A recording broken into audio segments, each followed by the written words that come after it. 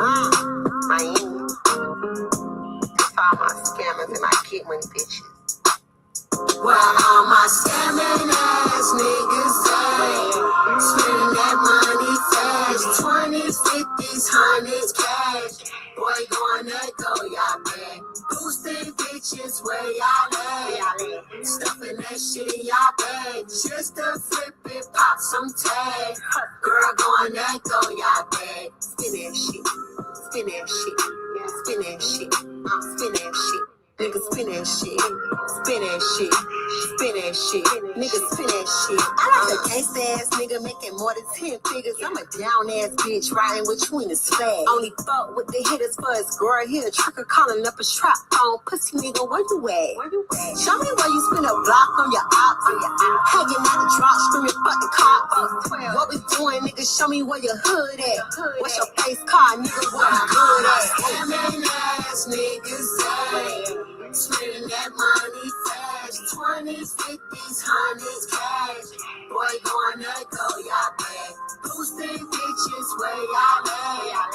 Stuffing that shit in y'all bag. Just to flip it, pop some tag.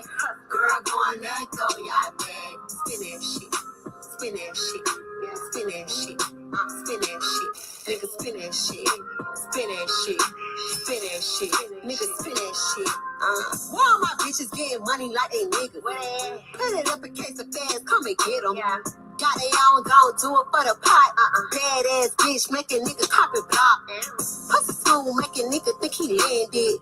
Bossed up, fuck nigga, who you playing with? Right, playing wrong, bitch, nothing average. Stressed down, petty, I ain't never been a plain bitch. Scamming ass niggas say. Let go, y'all back. Boosting bitches, where y'all at? Stuffing that shit in y'all bag. Just to flip it, pop some tag. Girl, going let go, y'all back. Spin that shit. Spin that shit. Spin that shit. Spin that shit. Nigga, spin that shit. Spin that shit. Spin that shit. Nigga, spin that shit. This for all my boss bitches and boss niggas all around the world. Getting off the muscle. That's doing the best they motherfucking can. I see y'all, I feel y'all. This for the hood, nigga. 305. Get money or they the fuck down. Yeah. Get money or die trying, bitch. Spin that shit. Dominique spent that shit. Spent that shit. She spent that shit. She spent that shit. Not apologizing for spending that shit. She done spent that shit. Embezzled that shit. She done moved that shit. She done sent that shit. No apology for shit. Ain't gonna repent for shit. She done spent that shit. Baby, she spent that shit. What's going on, Conscious crew?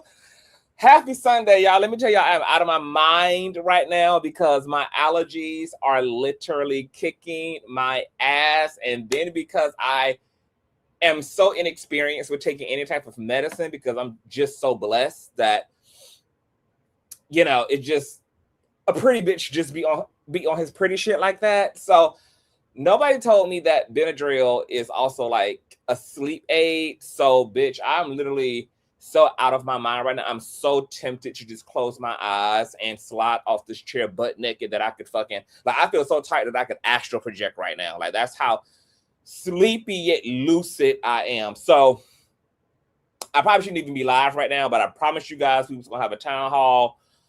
So now we here. Before we get into the thick of this stuff, go ahead and run them likes all the way up. You guys know that thumbing up the video not only helps with YouTube's algorithm, but more importantly, it triggers up YouTube's notification system. So don't play on my head top and smash and dash and bully the hell out of that like feature, baby. I need y'all to run to that like button the way that Dominique Morgan girl ran to the checking and savings and transferred all the motherfucking people money, girl, to a shit, girl. Okay, we on Dominique Morgan speed time, girl. Okay, so run to them likes the way that Dominique ran to that Chase bank account, baby, and transferred them motherfucking $100,000 coins, girl, and got to spending that shit. Okay, run the likes all the way up. Also, if you got it to spend that shit on me too. Okay, $ Consciouztv on Cash App and or PayPal.me/Consciouztv. All donation information is in the description box below.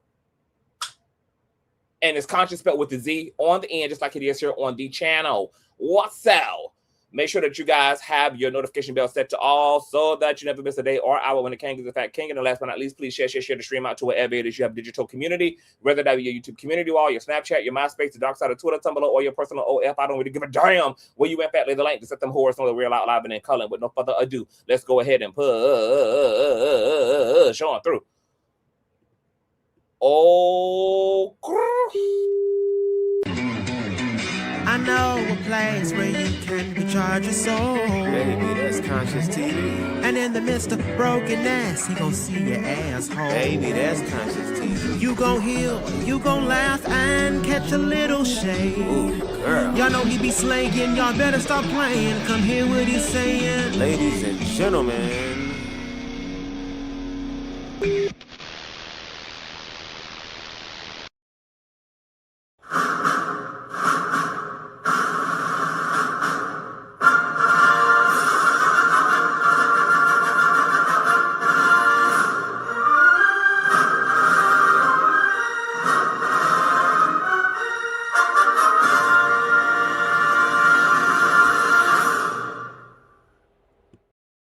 What's going on, Conscious Crew? This is going to be a town hall. I'm dropping the link. I am sure y'all have a lot to say. I would definitely tell you this. I'm a lot more clear on who I believe Dominique Morgan to be after this shit show of an interview. And it was a shit show for a lot of different reasons. Also, I sent Jaya the StreamYard link because she was in the comment section of the interview asking to be brought up since Dominique had her name in her dick sucker, but they weren't trying to let Jaya up for whatever reason, or maybe didn't even know that she was in the chat. So for those of you who followed Jaya, go and let her know that I'm out live and in color, and that if she wants to respond to what Dominique said about their recent melee, let her know that I sent her the StreamYard link. It's already in her DMs. She just got to check them. And if she want to come and speak her piece, she's more than inclined to do so. Dominique Morgan is also permitted to hit the link. You know, we're here, girl, to get into the things and to ask all the questions and have all the conversations from all the motherfucking angles. So anybody who need to be here, anybody, to all parties whom concerned, girl, if the feds are here, girl, y'all can hit the link. If the DA is here, bitch, the prosecutors, y'all can hit them motherfucking link, baby. If them Okra Project bitches are in the chat, girl, okay, where my scamming ass bitches at, baby? Y'all can hit the motherfucking link too. All right, all things are alleged and opinionated and or based on cited sources or black and white indictments, bitch, okay? So take it up with whichever one of them disclaimers you need to in all of this. Now, let's bring up my co-host, girl, to open up this conversation. We're going to be dropping the link, child. We got to do a little bit of traveling because it's kind of a lot that's been going on over the last 48 hours, bitch. Is it a full moon? They said that Brandy song Full Moon under a full moon, bitch. Is this part of her bitchcraft? Is this R&B witchcraft going on in the nation, baby? Because it's just a lot of knucking and bucking that's taking place. But speaking of knucking and bucking, hi, Bubs. What's going on? What's going on? What's going on? You tell me what the hell going on. You might know a lot more about what's going on than I do at this point. I feel like everything going on right now. No. I'm left with more questions than answers, just like everybody else. So I'm kind of curious to see what everybody else has to say in reference to this situation. Even though this is involving Dominique Morgan, a prominent trans activist, this is bigger than her. And like she said in the live, I'm not here to prove anything, which that we was hoping that would be the purpose of the live, to prove, but just gave information. So now we're just going to look at the information as if though we were in the court of law. So yeah, I'm excited to see what this is going to yield. What's going on, y'all? How y'all doing? Okay, tell everybody where you're from and where they can find you at before we get started. I gotta get my camera situated. Yes. Of course, I'm Bubs the Guy. Y'all can find me here on YouTube, Instagram as well. I would say Cash App, but I'm trying to get that shit together. So until then, Consciouztv. Yeah, that's where y'all can find me. I'm on here tonight. And yes, it was a full moon when Brandy performed it, okay? I ain't even gonna front. I ain't even gonna lie. When you get up in the club, I'm feeling one of those guys. Giving you the eye. Yes, God. Okay, what? Oh, I don't. Oh my God, I just want to throw my fucking computer out of the. Oh shit. Jesus Christ! What the hell be going on around here? God damn it! I'm not gonna restart it either. Fuck it. I'm gonna have to. As beautiful as I am, I hate being cammed down. But this ain't about being America's next top body boy. Body boy. All right, let's get into it. So, girl, let's start with Jaya, and then we're gonna work our way into all of the craziness around the okra situation. So, as you guys know, I reported to you guys earlier, girl. First thing this morning, child, sick and all, that it was a whole melee last night. You guys know that T.S. Madison attended a welcome home party for Dominique Morgan, trans activist who just served 27 days at Rikers Island for grand larceny.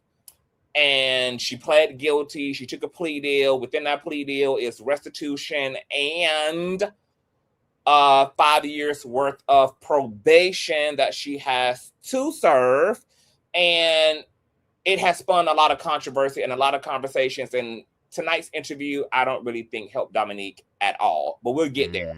So as a result of her getting out of prison or jail, no, she was in prison, but Rikers Island, girl, is where the hardcore lesbian bitch is at. She was in prison, bitch.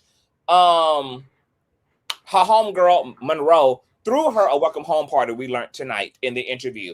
Now, you guys know Jaya. Jaya is T.S. Madison's hairstylist. She's mostly doing a lot of the videography for Maddie when Maddie be doing her reels and stuff. This is the woman who's behind the camera.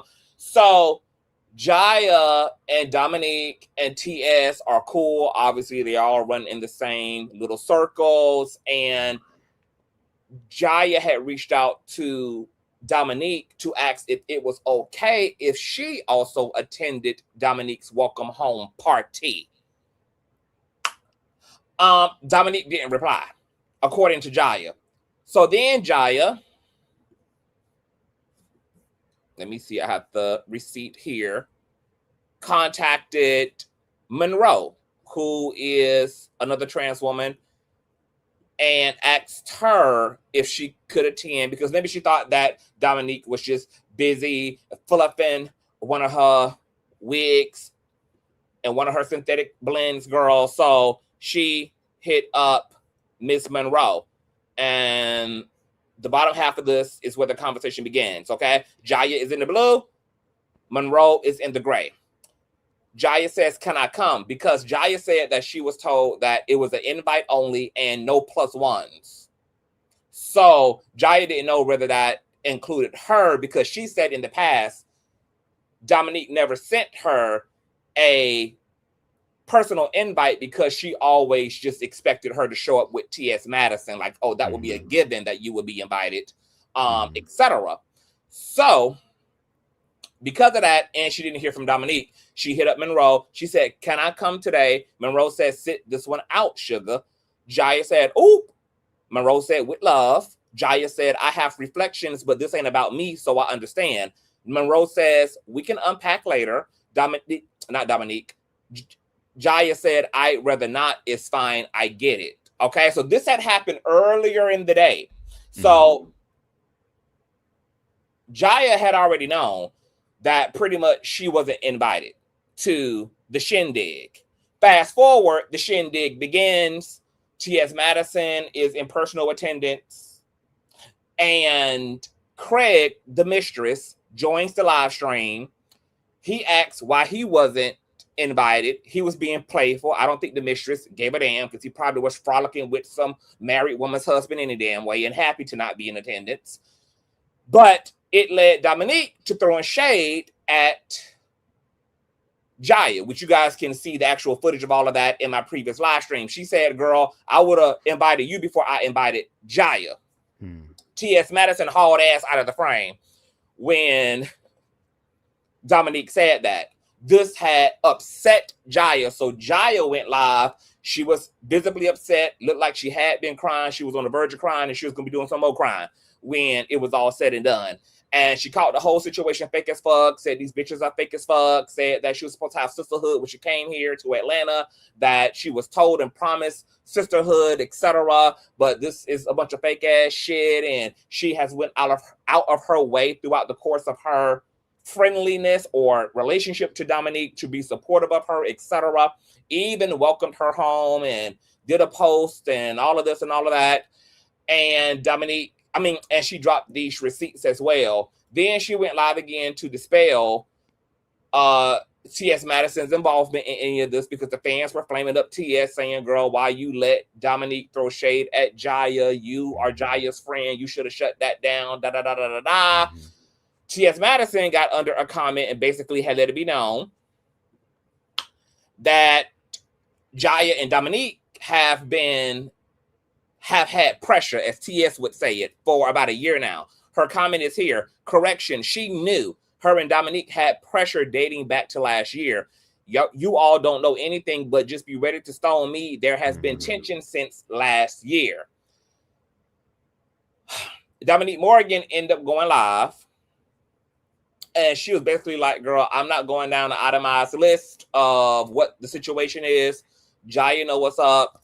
My phone works. It makes outgoing calls. It receives incoming calls, which I found to be contradictory, because Jaya had already said she had reached out to Dominique and was left on red. So I didn't know exactly what the fuck Dominique was talking about. And she was basically just like, girl, good night. Well, in the interview with, let me get the channel name right, with FQ Crazy Sexy Cool Tonight. Shout out to them. Dominique went into more details, despite telling us that she wasn't going to give us an itemized list of what the hell went wrong. So Jaya was also in the comment section asking them girls to drop the link, because apparently Jaya was told to not speak on Dominique, and apparently Dominique was not supposed to be speaking on Miss Jaya. However, Dominique apparently was breaching the injunction order and the terms and conditions of the gag order that had been agreed upon between the both of them. I don't know whether there was a middleman. I don't know whether this is something that T.S. Madison, had helped to set up. Like, okay, y'all, just leave it where it is. Nobody speak on nobody. I don't know who the middleman was, etc., girl, but apparently there was an agreement. Jaya said she was told not to speak on Dominique, so she don't know why the fuck Dominique is openly speaking on her. Well, this is what Dominique said tonight in the interview. Let me find my notes, because I took a few of them, girl, while I was dizzy and dazzled as hell. Because between, girl, these allergies and listening to Dominique Morgan speak in cursive, bitch, it was very hard to keep both hands on the wheel and drive a straight line for me. Let me find the Jaya portion. Y'all run them likes up, please. We need all of that. Okay, here we go.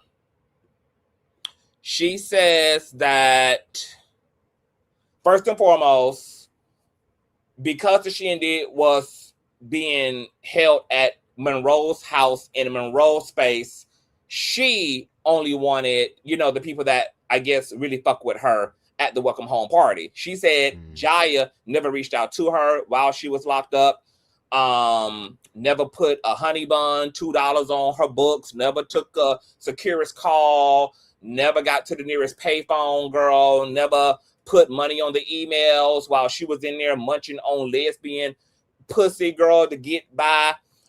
So she was just like, girl, why would I want you at my welcome home party when I haven't even heard from you the whole time that I've been stuck down here in solitude at Rikers Island? Then she said,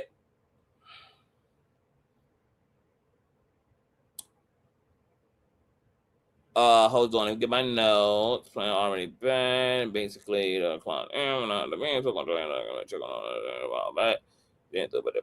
okay. Then she said at some point, maybe a few months ago, that I don't know who they all are, but they threw a birthday party for Jaya, and Jaya never showed the fuck up because she had smoke and had issue with another bitch, I guess, who was in the camp or who was there. So Jaya was a no-show. Dominique said that pissed her the fuck off because Jaya never apologized for pretty much, I guess, wasting all their time and have them, take time to show up for her, to celebrate her, and then you don't come to a celebration that your community is having for you because you're being petty and emotionally immature, etc. Then she brought it full circle and said that Jaya wouldn't even be working for Maddie if it wasn't for her, because she's the one that was the middleman between Maddie and Jaya.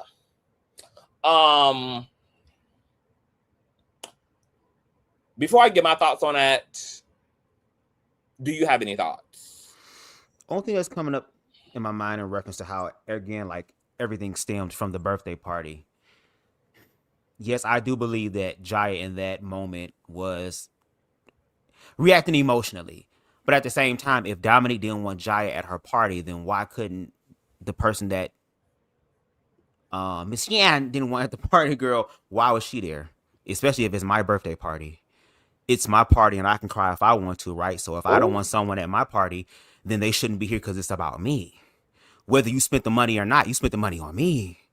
So it's interesting that that was the case. But then when Dominique had her release party, she didn't want Jaya there. So that's just very interesting to me. I mean, what's good for the goose should be good for the gander. You know what I mean? That's the only thing that stuck out to me in that situation. I do appreciate Jaya being able to say, like, look, do not put all your shit towards T.S. Madison, because it seems like everybody just wants to hate on her or to find some sort of alternate path to get at her. But like Madison said, both Jaya and Dominique had smoke. And someone else said in the comments, why would I want to come to your party if I got smoke with you? Why would I want to go? Wouldn't that cause tension or whatever the case may be? But Dominique did say that when she was doing that, she was performing. And I guess she just got to a place of where she just stopped the whole performance and pageantry and all that other type of pomp and circumstance. So, but that's the only thing that I can think of right now.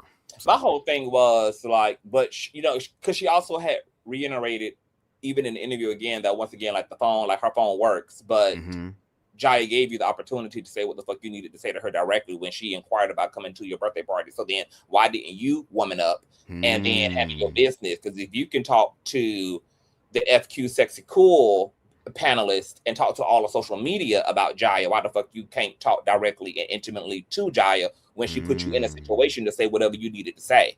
It's just given very passive aggressive, and it's kind of odd coming from Dominique, who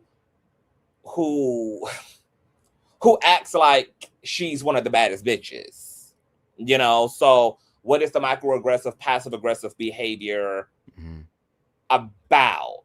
Now, obviously, whatever the fuck been happening, like I said earlier today, Jaya didn't translate it to be that whatever had been going on between them was so bad that she wasn't and wouldn't be invited to the shindig, However, to your point, Dominique, made an executive decision, and she didn't feel she needed to send Jaya a formal notice that the friendship contract had expired, and she kept it moving. But she did also re-gaslight Jaya all over again, because she once again was like, girl, you brought it to the internet, and now I really don't mess with you. But it's like, no, once again, Dominique, I don't know why you keep saying this. You said last night in your video that she had brought it to the internet. You brought it to the internet. You said today in the interview that Jaya brought it to the internet. No, you brought it to the internet. Like, when you gagged her and threw shots at her on that live stream, that's what solicited Jaya's response. Now, it's already a tense situation because they in a shared friendship circle, and now one person is kind of being ousted by another individual, and then you're going to light the candles of Hanukkah by throwing shots at her loud, live, and in color, and then blame her for her reaction and then tell her because she basically responded to you the same way that you responded to her, that this is why you don't deal with her. That's a very good narcissistic ploy and tactic right there. That's how gaslighting 101 works. I'm going to be microaggressive and passive aggressive, trigger you up emotionally, and then when you react, I'm then going to use your reaction to justify why I don't fuck with your crazy ass. So, that's unfortunate. However, if it's true that Jaya been throwing shots and talking shit behind Dominique's back, etc., it don't sound like it. What it did not give to me, it didn't. When Dominique says that the girl been talking shit, clearly she's talking about like that's third party stuff. Like, I've been told that Jaya been saying this, that, and the third. It doesn't sound like Dominique has directly confronted Jaya about any of that. Which, if that's the case, that Dominique just took people's word for it, that Jaya said this and Jaya claimed that, but she never gave Jaya the opportunity to be informed about those things and to speak to those things, then I find that too to be reasonably immature on Dominique's part, because she specializes in communications. So baby, let's get to communicating in this motherfucker then. Okay. I'm curious to know what Jaya would have said had she been given the opportunity to hit the link, because it's clear that Dominique got one story and Jaya has another, and she was ready, baby, to put it all on the motherfucking line had that link been dropped. I'm curious to know what she would have said, but you were going to say? No, I was saying Jay Inclusive's comment where it says who Dominique is today is who she's always been. I don't want to hear she's no longer performing, because that means you've been fake this whole time. That is very interesting. That is very, very interesting. I can see that. I'm trying to see what else. Oh, she's coming. Jaya will be here, girl. She just inboxed me. Yes, the queen is Shout out coming to Jaya. through. So we're about to get an exclusive. Jaya says she's on the way, girl. It's about to be the second coming in this motherfucker. So we're gonna be able to get down to some things, honey. So you guys run the lights up, girl. This is gonna be a real interesting show tonight. I told you guys before that we went live that I had sent Jaya the link and told her that she's welcome to respond if she wants to on my and here the queen goes. Hey. Okay, I see your camera on, but I don't know if you want to turn it off or not.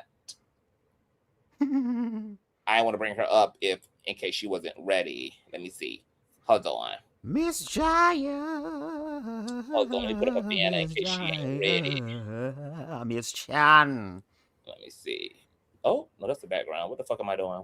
Why the fuck did I change my background? This is old school. Old school, baby. Old school. Okay. Hi, Jaya. Hey, can you hear me? Yes, ma'am. Loud, live, and in motherfucking color. Okay, good. Nice to meet you. Hi, nice to meet you. And shout out to you for all the fabulous art and work that you be doing on Mother's Head, child. Because you be laying the wigs, honey. I appreciate that. So, I didn't watch the full interview. Okay. I only came in when my name was mentioned. So had tagged me where it was like, hey, go look at this. And I went over to YouTube and I came in literally and I heard my name. The first thing I heard was Jaya. Yeah. And then I heard that Jaya was moving funny. Jaya from DC was different. And there was something else. Oh, and Jaya was a liar.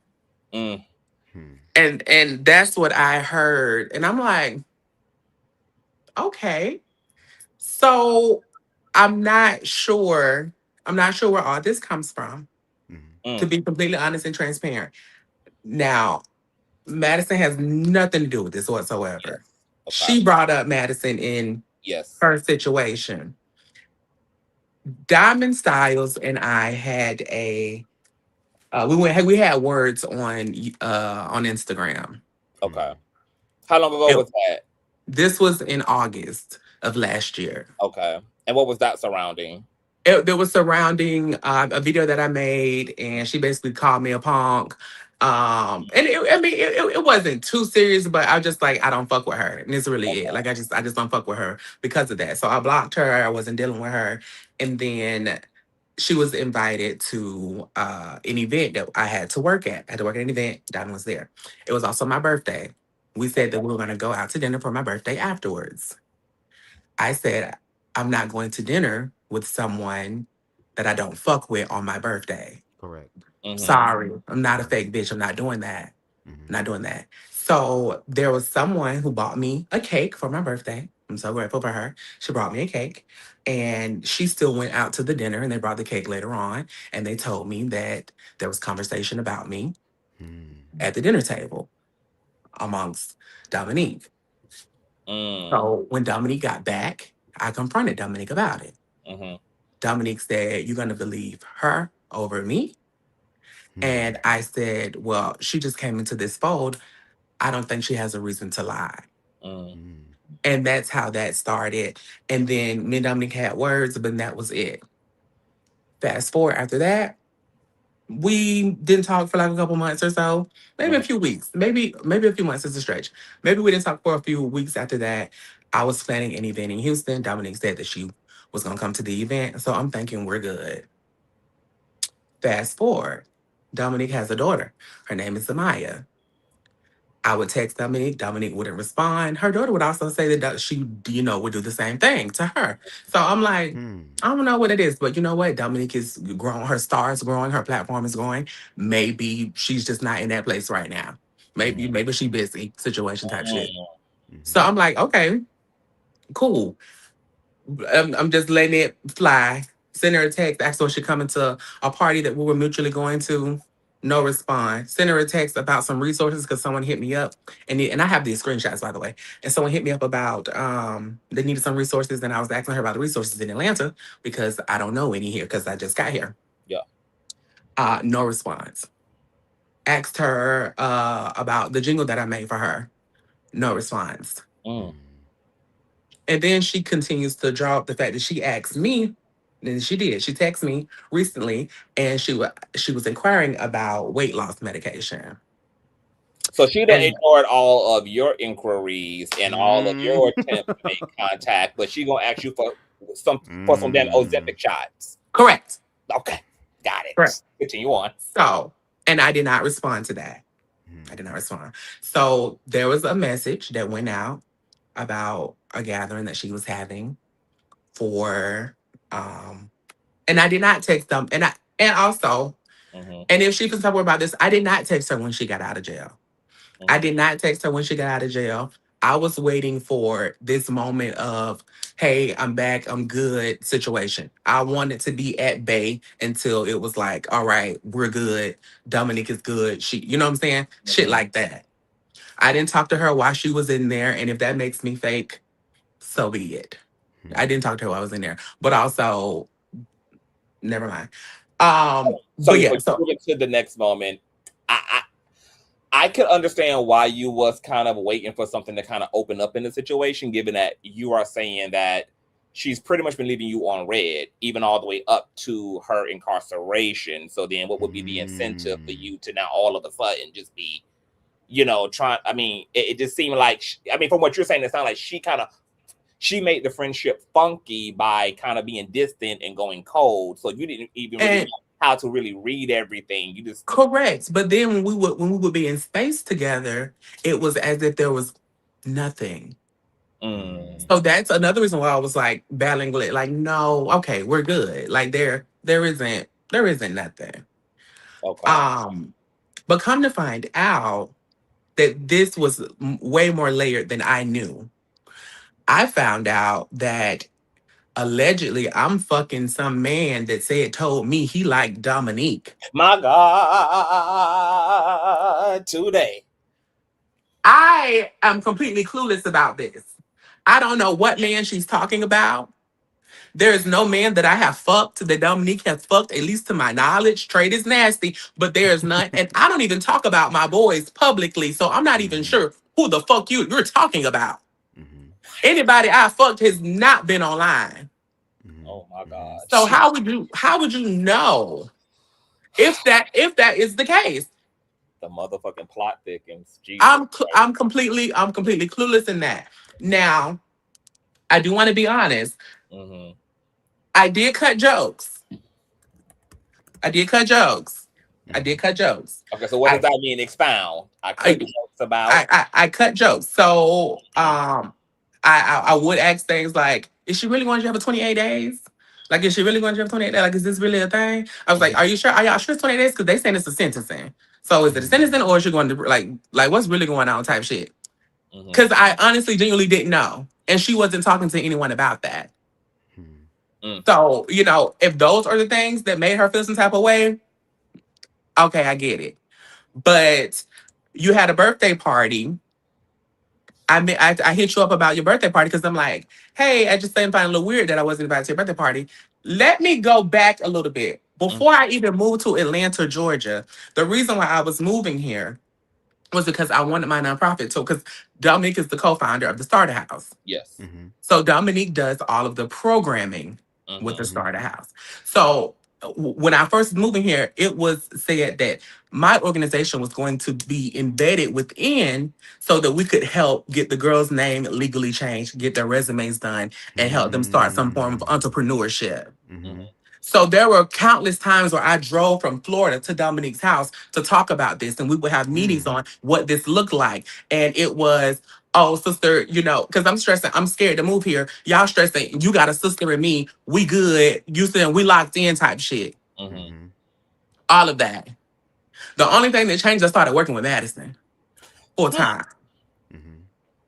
That's Is it it. true? Is it true that she was your contact and she's the reason, or yeah? Okay. So I publicly thank Dominique about this because I like to talk about my networking skills. Yeah. I like to say that I'm really good at networking. I'm really intentional with networking because when I build relationships, I build real relationships. I don't try to build things that don't have any substance. I'm the same way. I don't try to do that. Like if I'm going to build a relationship with you, I want a real, genuine relationship with you.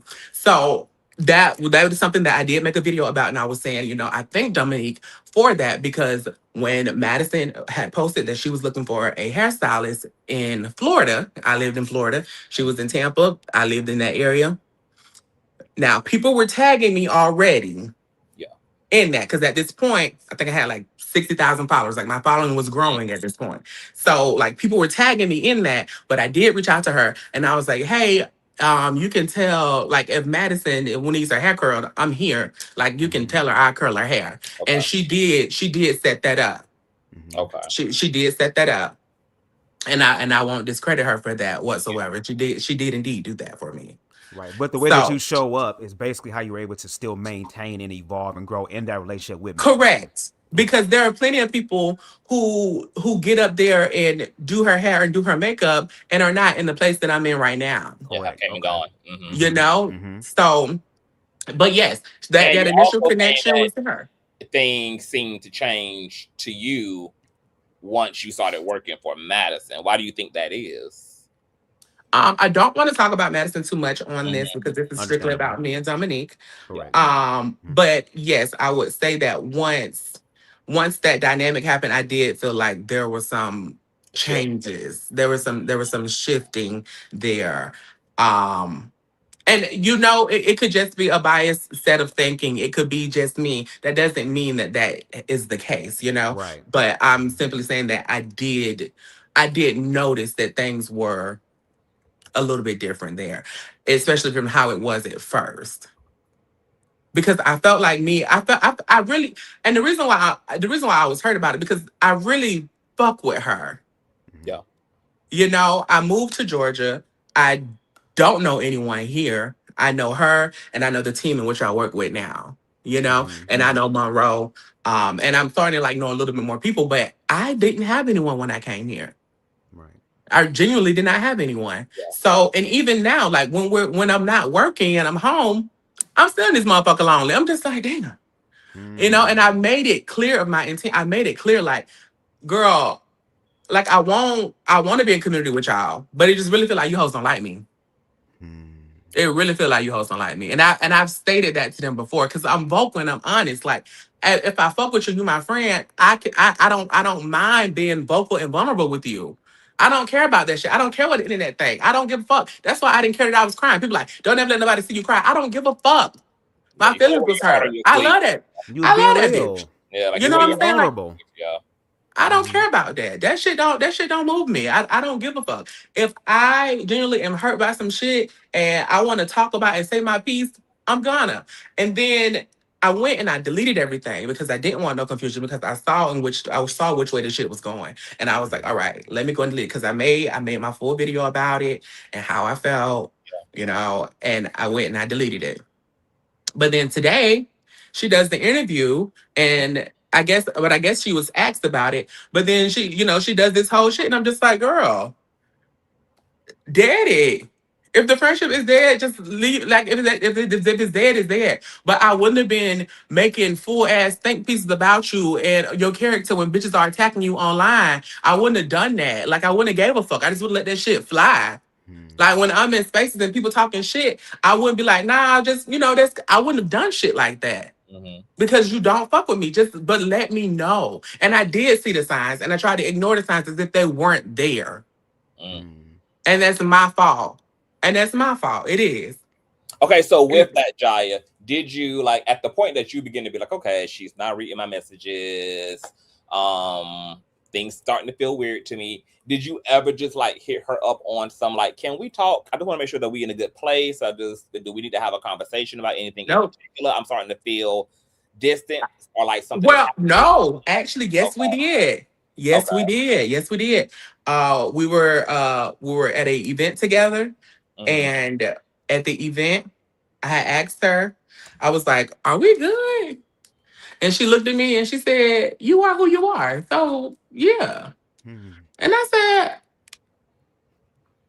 "Okay, okay, all right." And then, but after that, we had Thanksgiving together. I'm thinking everything is everything. But I mean, I guess it wasn't. I have a question for you. We have Tabby Gonzalez in the chat. We have apparently Monroe was in the chat too. Yes. Would you want any of these people to hit the link if they? I mean, it's totally up to you. If you No, I don't. I definitely don't mind. Okay. I love Monroe too. But I just don't feel like we are the friends that I thought we were. Okay, so I'm dropping the link for Monroe if she would like to come up. Tabby, if she would like to come up. Everybody else, hold your horses, okay? The link not for y'all. It's for to whom it may concern. Okay, so y'all did have a conversation. She kind of chucked it up to we cool, we good, etc. Things still begin to look weird. The interview then happens, and then last night obviously happens. So what was your understanding after last night happened? Did you get a call from anybody? Did you and her get to speak to each other? I didn't get a call from Dominique. I did get a call from Monroe. Okay. Monroe called me and I did not answer when Monroe called because I like Monroe and I do respect Monroe, but I was not in a space to have that conversation last night. Because it did hurt. And also I had spoken to Monroe a few days prior and the conversation seemed off as well, as if I was bothering her. And I was like, no, I'm tripping. And that's the thing, and that's the thing I need to stop doing. But I'm always like, no, it's me. I'm feeding into it too much. But I promise you, I have been vocal with these girls that I want to be in community, which I want to be in such. I love you girls, I really do. But it just don't seem like that's what. And everyone has their own lives as well. Everyone got their own life. So I don't want to make it seem like, but I'm telling you my experience and what I have personally dealt with and my personal feelings on these situations. And I can understand you. Go ahead, CTV. Go ahead, Bubs. Go ahead. No, I was gonna say I can understand you feeling that way because, like you mentioned, you came from Florida to Atlanta. You were told that there were going to be sisterhood here, so you're already coming in. You know how you show up in your sisterhood energy. As far as like, again, I'm a real ass bitch, so if something going on, I'm gonna tell you, what's going on. But the fact that you feel like you weren't able to do that, or if you were, to be honest, from what you're saying, it kind of rubbed people the wrong way to where it's like, there's this weird ass energy, and if we are sisters, why can't we work through this? Right. Yeah. Right. Yeah. So I can understand where you're coming from in that regard. And like I'm saying, like the part that really gets me is just, girl, you fucking knew. You fucking knew. Like I knew that it wasn't what I thought it was. And I still kept trying to finagle it or try to, you know what I'm saying, work around it. But the welcome home party just really, it opened it up for me. I was like, okay, this I don't may. want you to feel. I don't want you to feel bad or be hard on yourself for so-called looking past the red flags, because what you were practicing was something called patience, and you was willing to be open-minded and also like interrogate yourself and be like, well, maybe I'm reading into things. I'm willing to consider that maybe she's really busy, etc. Those are all things that healthy people are going to do before they come to the absolute conclusion that, oh, okay, this seems to be given what I was hoping it wasn't. But everything that you practice all the way up to getting to that point is what healthy people practice in relationships. You don't jump to conclusions. You do consider maybe it's me, maybe I'm overthinking it, maybe she's busy. Like, you do all of those things to give the relationship The benefit of the doubt. Correct. Yeah, to work out, to, you know, to restructure, etc. So when she said tonight, which, you know, in my last 2 commentaries, I've been getting on Dominique ass about her gaslighting you, because she said last night and said today in the interview that you brought it to the internet. That obviously was not the case. She threw the shots first online. That's what you responded to, was the shade that was thrown to you from the live stream. And she said because you brought it to the internet, that pretty much, you know, she's good on that. How do you feel about her perception of last night's BS? This puts me in a situation. This puts me in a situation. I'm standing 10 toes down that I didn't bring it to the internet. Absolutely. And we got to see that. I didn't bring it to the internet. I did not bring it to the internet. However, it was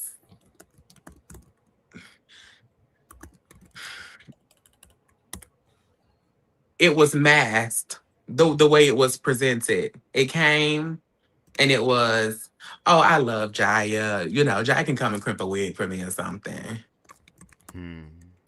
Like, I was like, okay, but you literally said in that clip, you rather invite someone else who you really were upset with over me. And that's what got me, because I had texted you and Monroe asking if I could come, even after the messages that went out that no, y'all, no, no +1 type situation. So it was very clear that, well, it seemed, I can't say it was very clear, but it seemed very clear that was directed towards me. That's what it felt like. So I just want to be very clear, and I'm really tired, but you know, I love you, Jaya. And you know, I would love nothing more than to see you and her rekindle. That's why I intentionally said that in the end, and I was very clear on some of the people who she named are people who are close to me, and I love them. So it was very difficult for me to sit back and hear her mention those names, including yours, because I do care about you as well. But I at no point can speak for her in your friendship. But I will say here, I wish nothing more than for you and her to resolve this issue. You know, the same way I would like for her to resolve the issues with every other girl. You know, but that's not how things go. And you can't force someone to do something that they're not interested in doing. Does that make sense? If she's not interested in I it, don't think then this there's is nothing I right. can do about it. Can you hear me? I don't think what's happening is supposed to happen. I'm sorry, I can't hear. Look, Something's happening. I was just getting us out the way. This is the lady. This is the Can lady. anyone hear me? I was I letting. can hear you. I was like, Be a wait. woman's business. I was letting. We just let the I women can't have hear their space, anything. honey. I'm like, wait, this how it's supposed to be? I didn't know what was going on. No, we just want y'all to have a private moment. A private, Oh, okay. private moment. Okay. Yeah. Are you there? But I can't hear Tabitha. Tabby? I think you got to stay here, because when you leave, I can't hear. She it works even without us here, because I'm still like in the live. I think something has happened to her audio. Tabby, are you there, Mom? I couldn't hear anything. Okay, so let me drop the link again for her. Nope, I can't hear. She got froze up here. I'm about to drop the link again for you, boo. Your I'm avatar not gonna had tell got my wheel frozen. was crooked. Okay, we're gonna get Tabby back up here. Okay, see, Hello? can you hear me? I can hear you. I can hear Okay, yes. Conscious. So we waiting on her. Okay, now she's back. Okay, Can so you we hear Conscious? I can hear Conscious. You can't hear Conscious, no? you can't hear me? No. Oh, What it's is going I can hear oh Conscious or Tabitha.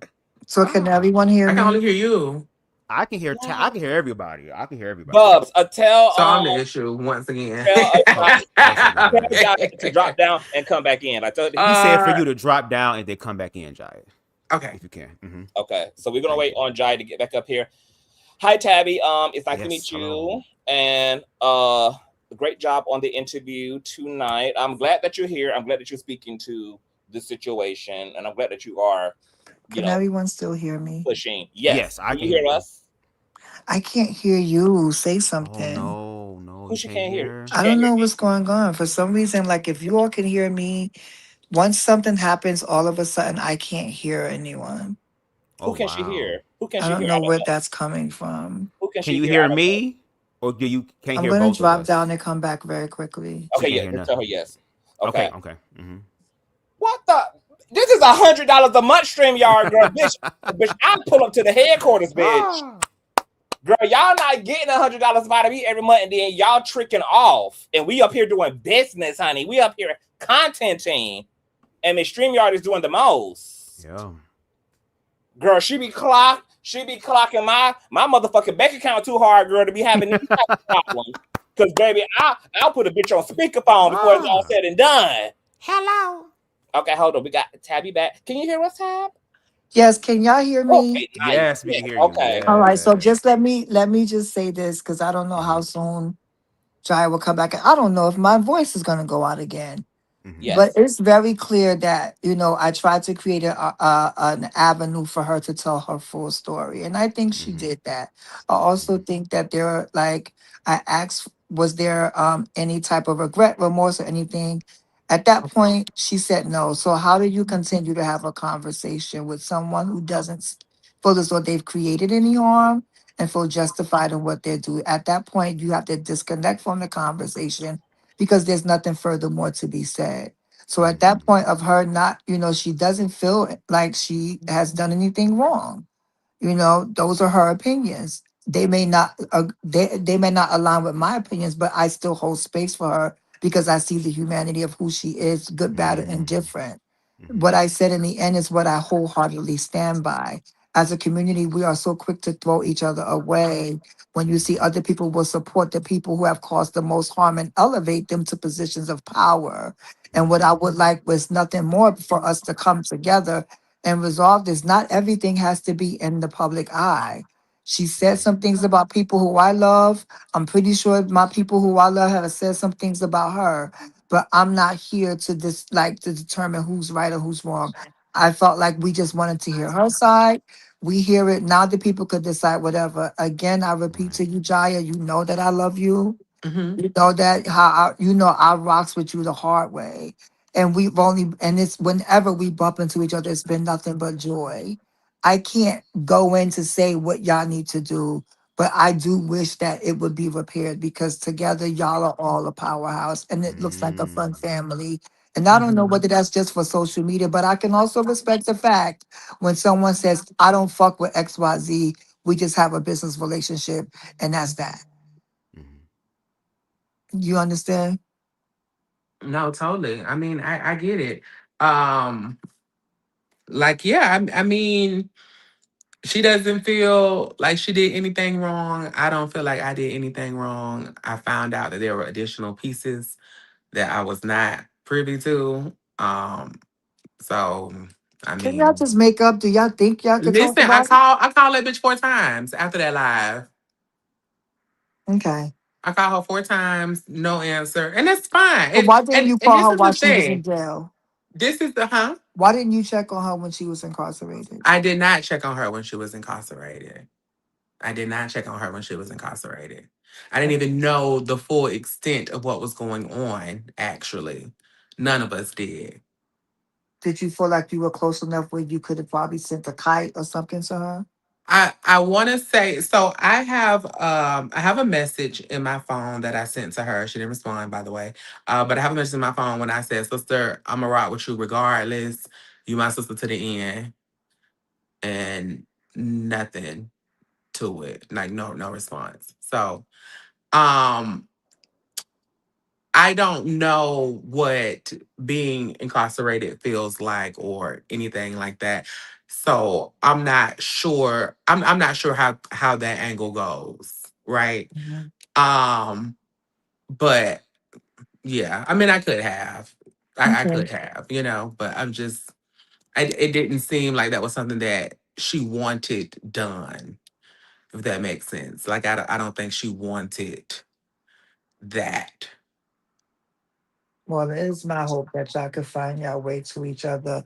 Um, is there any questions for me before I take it down? Because like I am so tired, and that was like I don't think people understand. Like maybe the moderators here understand how difficult it could be to sit on the platform like this while comments are coming at you. Yeah. Some of them favorable, some of them not.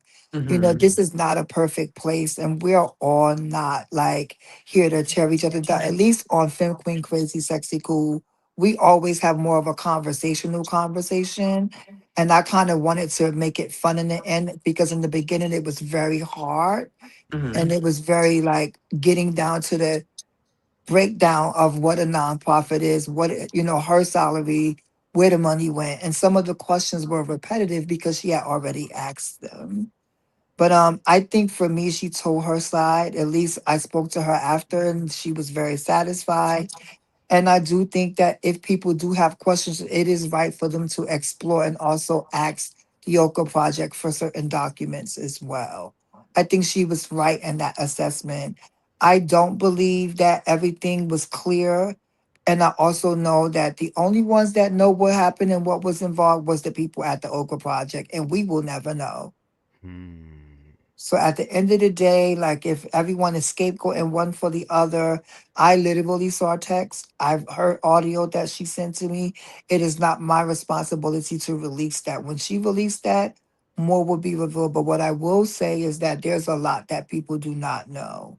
Okay, so I have a Hmm. And question for you, Tabby. mhm, So with that being said, because I think that was because I personally didn't know what Dominique wanted to accomplish in the interview between y'all, but mhm.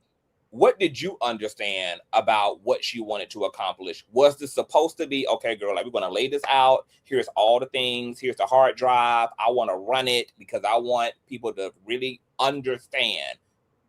That what's all happening here, or was it like what did you understand this was supposed to be about? She wanted to come on and tell her side of the story. This was not a thing about guilt or admission or innocence. She just wanted to tell her side. That's what she said. I want to come on. I want to tell my side. I want to let people hear it straight from my mouth, where it's not remixed. And I said, Hmm. okay. And before we even got on live, I said, "Are you sure you want to get on the live? Because if you get on the live, will we say anything or question you that will impact your case?" She said, "No." I said, "Understand that we have nothing to do with this. We're not coming here from a biased standpoint where we picking a side. Because if it was a side, and I was very clear, if it was a side, I would not even be having this conversation. Right. Because you have already mentioned some of my friends. So what people didn't understand was this was just an opportunity to tell her story. That's it. That's all in a nutshell. My goal was to try to see was there any accountability or any remorse. Mhm. And she told me Hell no. no. Hmm. So at that point, what are we talking about? Okay, so let me ask you about this then. So when she had sent you the audios and the text messages, did she either clarify to you that you could show those things if you wanted to, and did you ask her if you were allowed to show those things and share those things to the public? We're waiting for that now, right? Okay. I Hmm. know that I'm not going to do it, but I would like for her to take the lead on it. I do know that she is going to release them. Hmm. And I would just say this, and I've said this to her, and I'll say it here, even reading it and going through it, I felt like I shouldn't be reading this stuff. Okay, because that was gonna be my So next. it made you feel like that, like, oh my God, what the fuck is this? Which makes me feel as though that there's a whole lot more to it that people don't understand, which is why I wish people stop putting think pieces out there or whatever. But since it's already public, people will form their opinion one way or the other. There are people who believe she's a thief.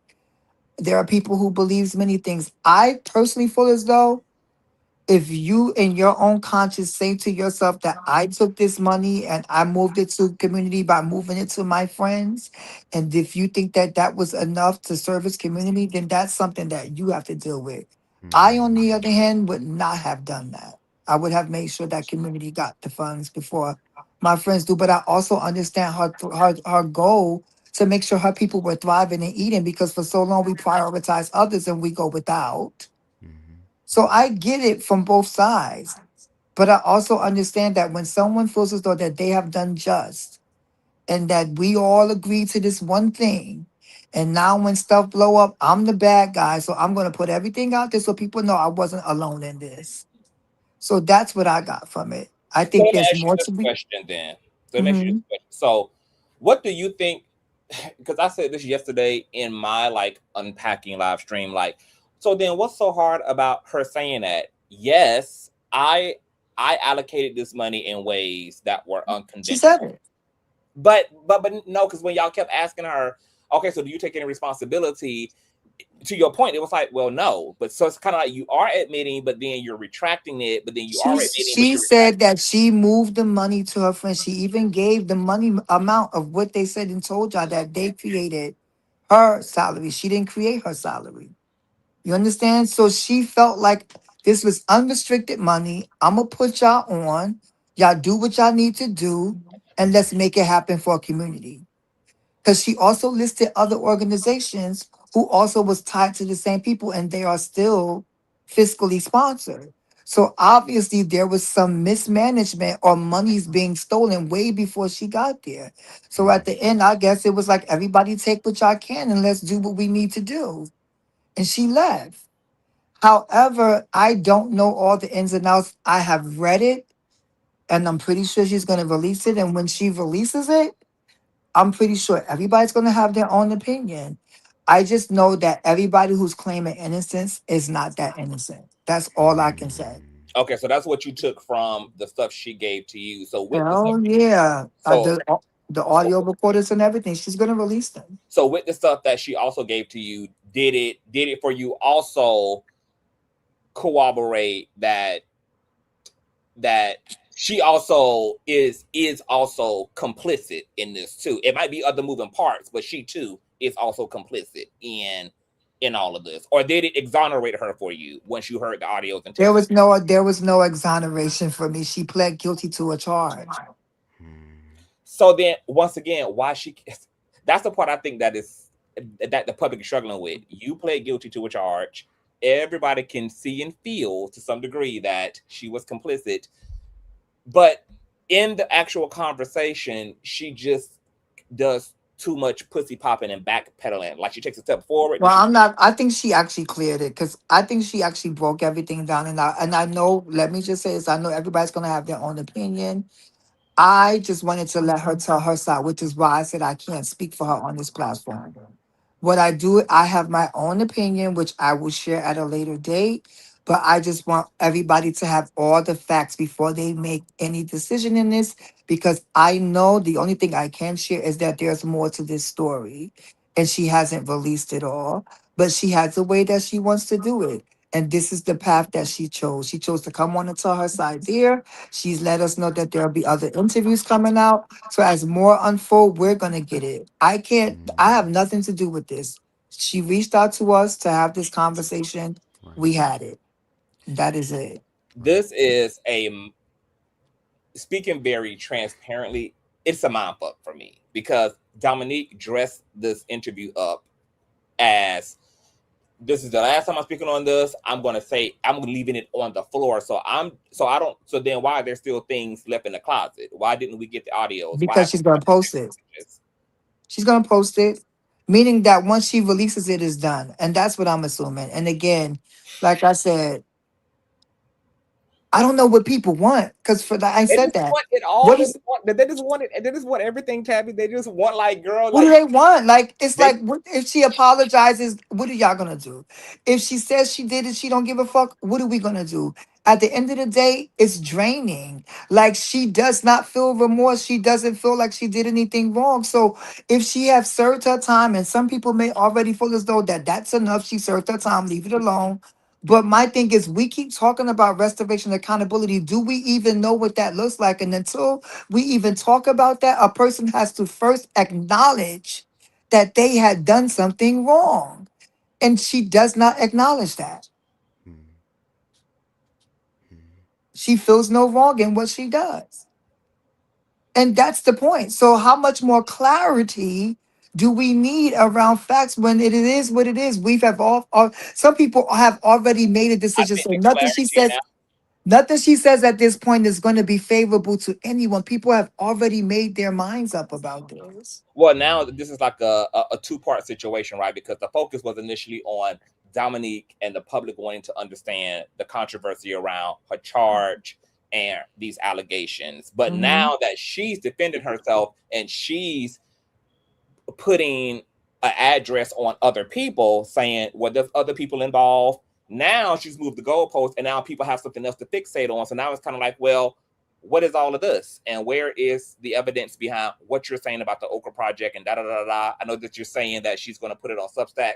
Once again, it seems a little bit because I've done social media for a long time. I've helped celebrities, I've helped popular YouTubers with PR and navigating PR. I know that it's best to put all of your shit in one space rather than compartmentalizing it and doing something over here I and doing think she something over did there. that. I just And think that people saying want. I think she did that. I just think that people want more. And for me, I don't know what but else that's to only do. because she keeps promising more. She's the one saying, I'm going to tell all. She's deciding, I'm going to do interviews. She's the one deciding, I'm going to upload here. You I'm going don't to. think she has the right? No, I think she has the right, but I don't. But the All public ain't right. wrong for expecting her to come through with what No, I she. don't think the Yeah, public is wrong, but I think also I said in the very beginning, like I don't know, like I love Jaya, but I don't know Jaya's personal life to speak about Jaya. When it becomes public opinion, people are going to accept and take what they want. At Mhm. this point, I divest from it because, like I said, she came to us, she wanted to tell her story. We wanted to hear her story. Um, and that's that. Like, I don't have any ill towards her or anybody else. I wish we all could figure out a way that is digestible for community to have the closure that they want. And we could move forward and figure out what we're going to do to either work towards correcting this wrong, restoring the justice, or just move on. Like, I don't know what to do at this point. so what you hearing from Jaya that Dominique has pretty much been evading their friendship.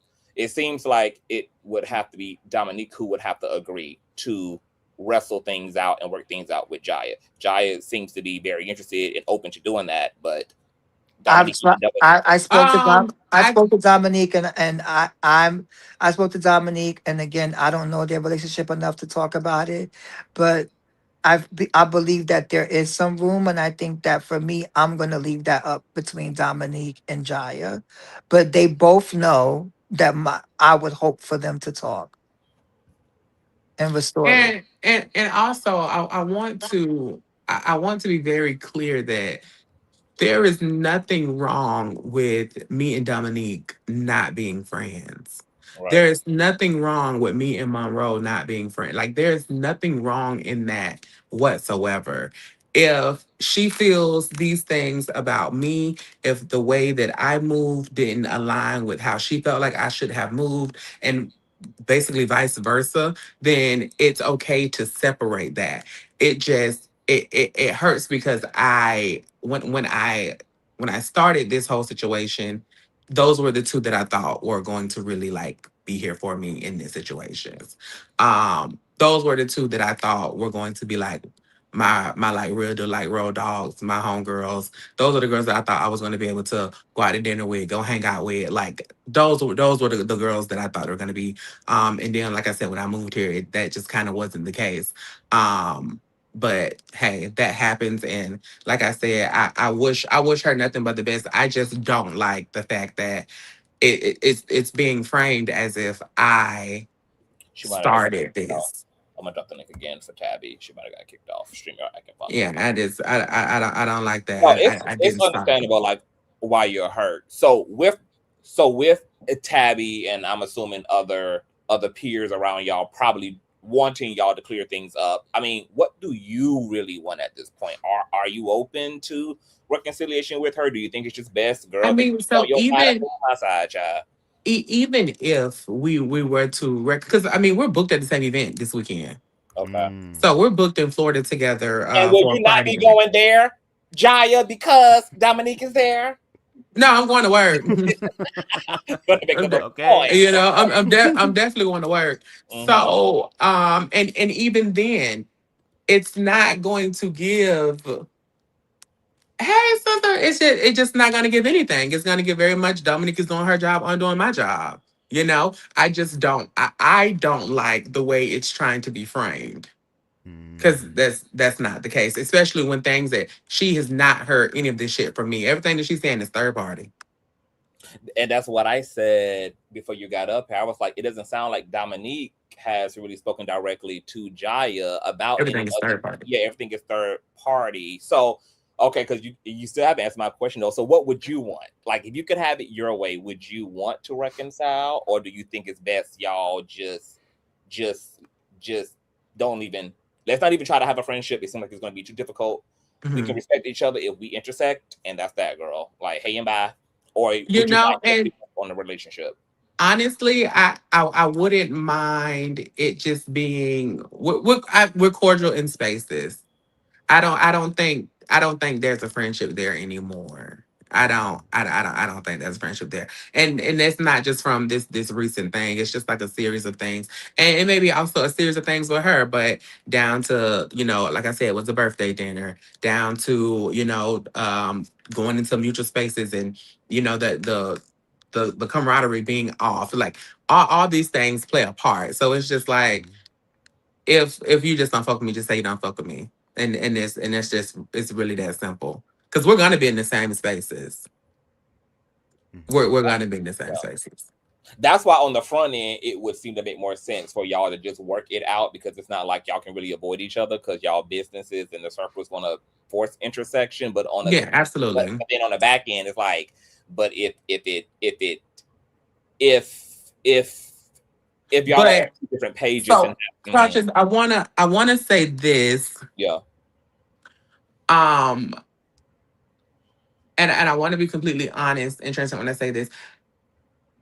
It already gave that the friendship was done. I just wanted clarity.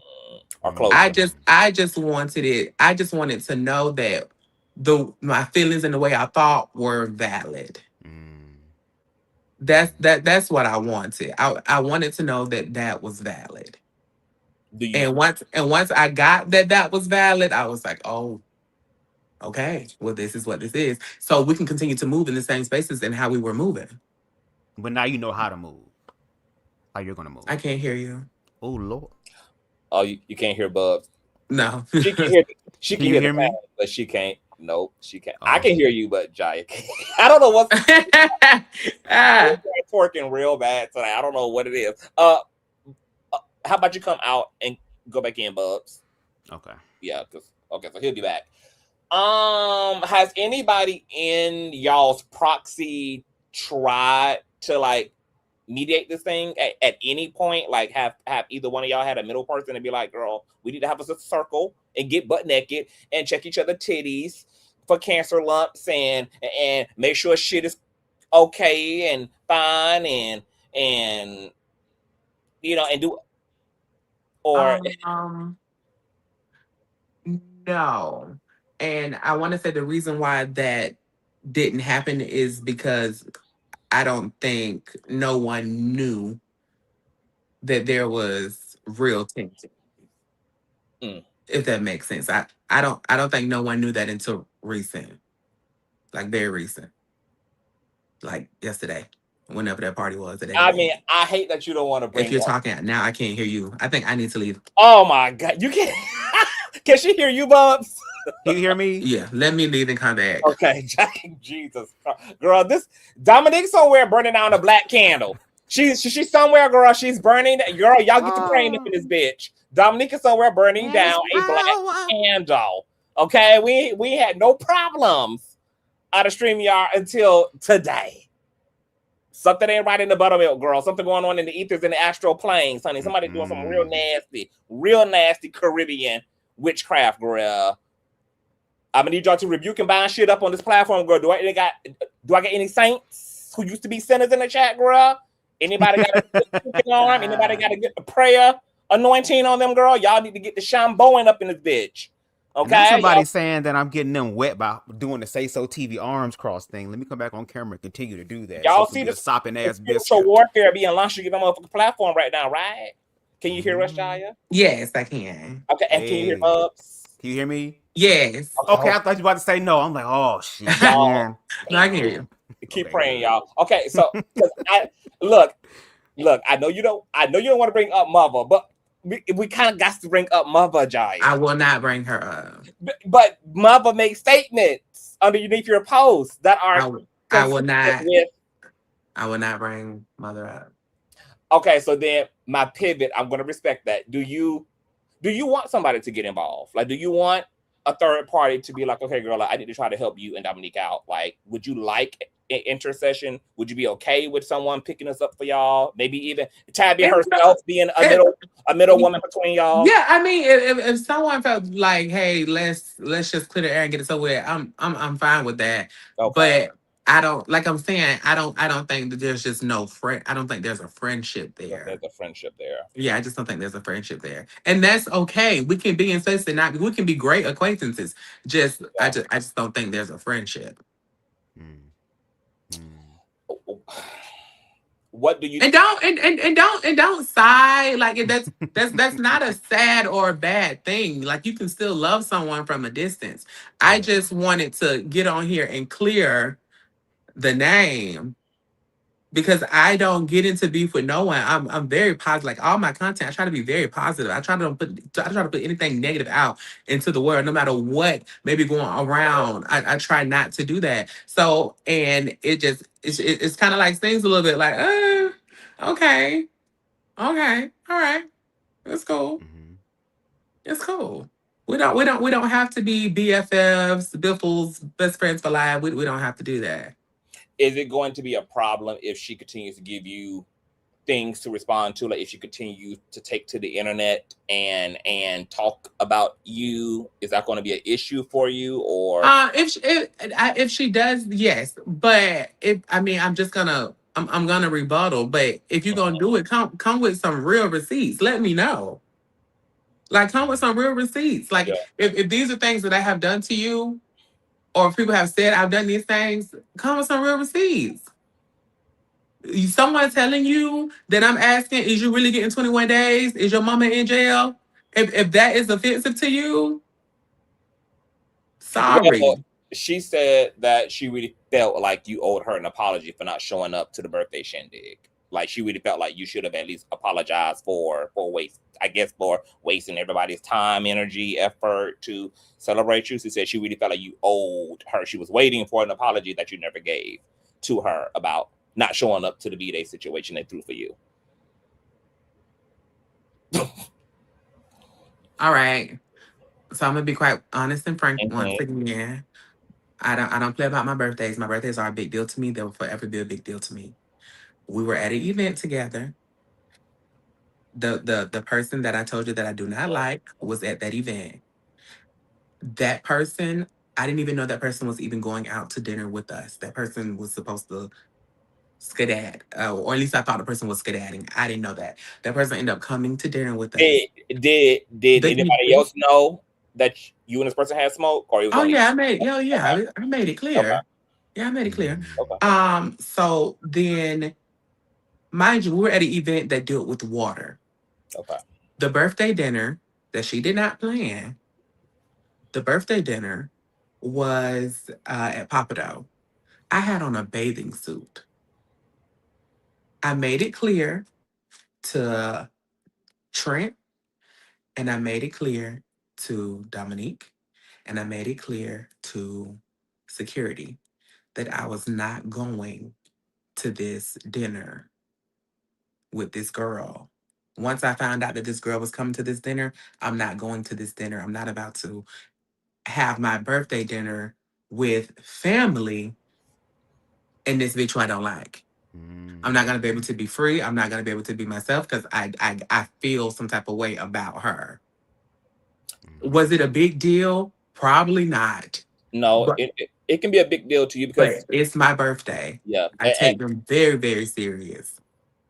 We were out and we were in Houston.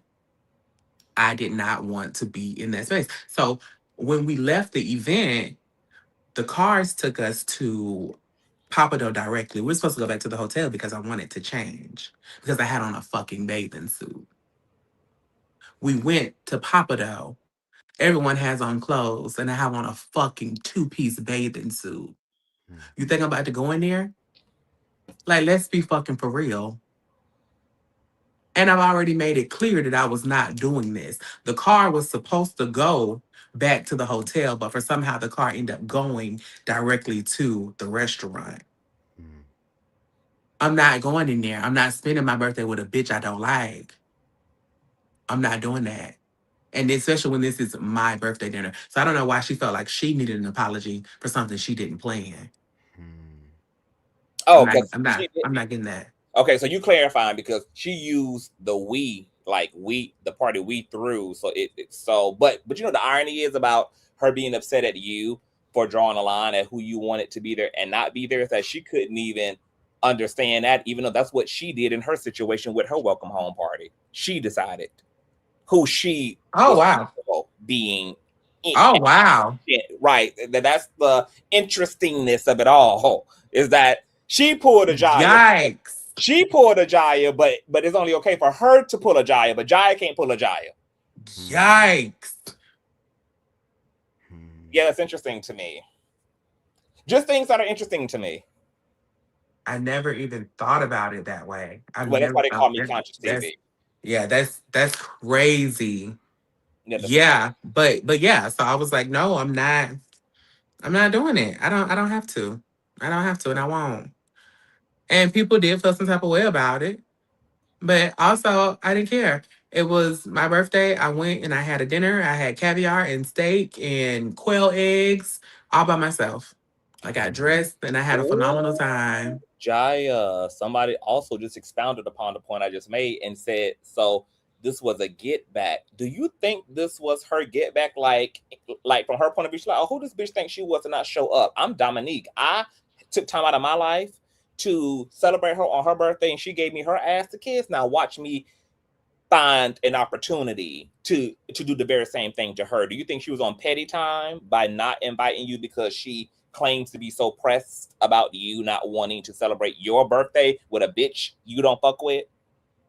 I wouldn't think so. Here I go again, trying to give the bitch the benefit of the doubt. But I wouldn't expect so. But then again, like I don't know. I don't know. I can't really say. I can't really say. I wouldn't want to say she did that shit on purpose. But then now when you explain it and you start thinking about it and you start divesting and tearing the shit apart, it's like, oh my God, was this intentional? I don't know. I legit don't know, especially with the fact that she wants an apology for it. Like, yikes. Yikes. No, I apologize to the person who planned it. I said sorry to you. I apologize to you because, you did go out your way to, try to plan this dinner for me. I appreciate you so much. But I'm not, and I told her, I'm not spending my birthday with a bitch I don't fuck with. And nobody would have. Nobody in their right mind would have. Yeah. Nobody in their right mind would have. Absolutely not. And then there was a discourse around, you need to know how to be professional while in a work environment. But I want to include that at work, I was fine. The only people who knew that I had an issue or that I wasn't fucking with her was the people that I mentioned earlier. I wasn't showing any type of, I just didn't speak to her. She was on one side, I was on another side. I kept it completely cordial. That same person came to a show recently. She was on her side, I was on my side. I kept it completely cordial. She even came, backstage and said hello. to the people, I kept it cordial because I'm working. Yeah. You know, I don't mind. Like when I'm working, I'm going to give what's supposed to give. But bitch, I'm off the clock. I don't have to go eat dinner with y'all. I'm not going. Like, this is my personal time. This is my It's personal correct. And I'm space. not just my personal time. I'm out here in Houston. I want to have a good time for my birthday, and I'm not about to spend it with somebody who I don't Oh, want to spend it with. absolutely.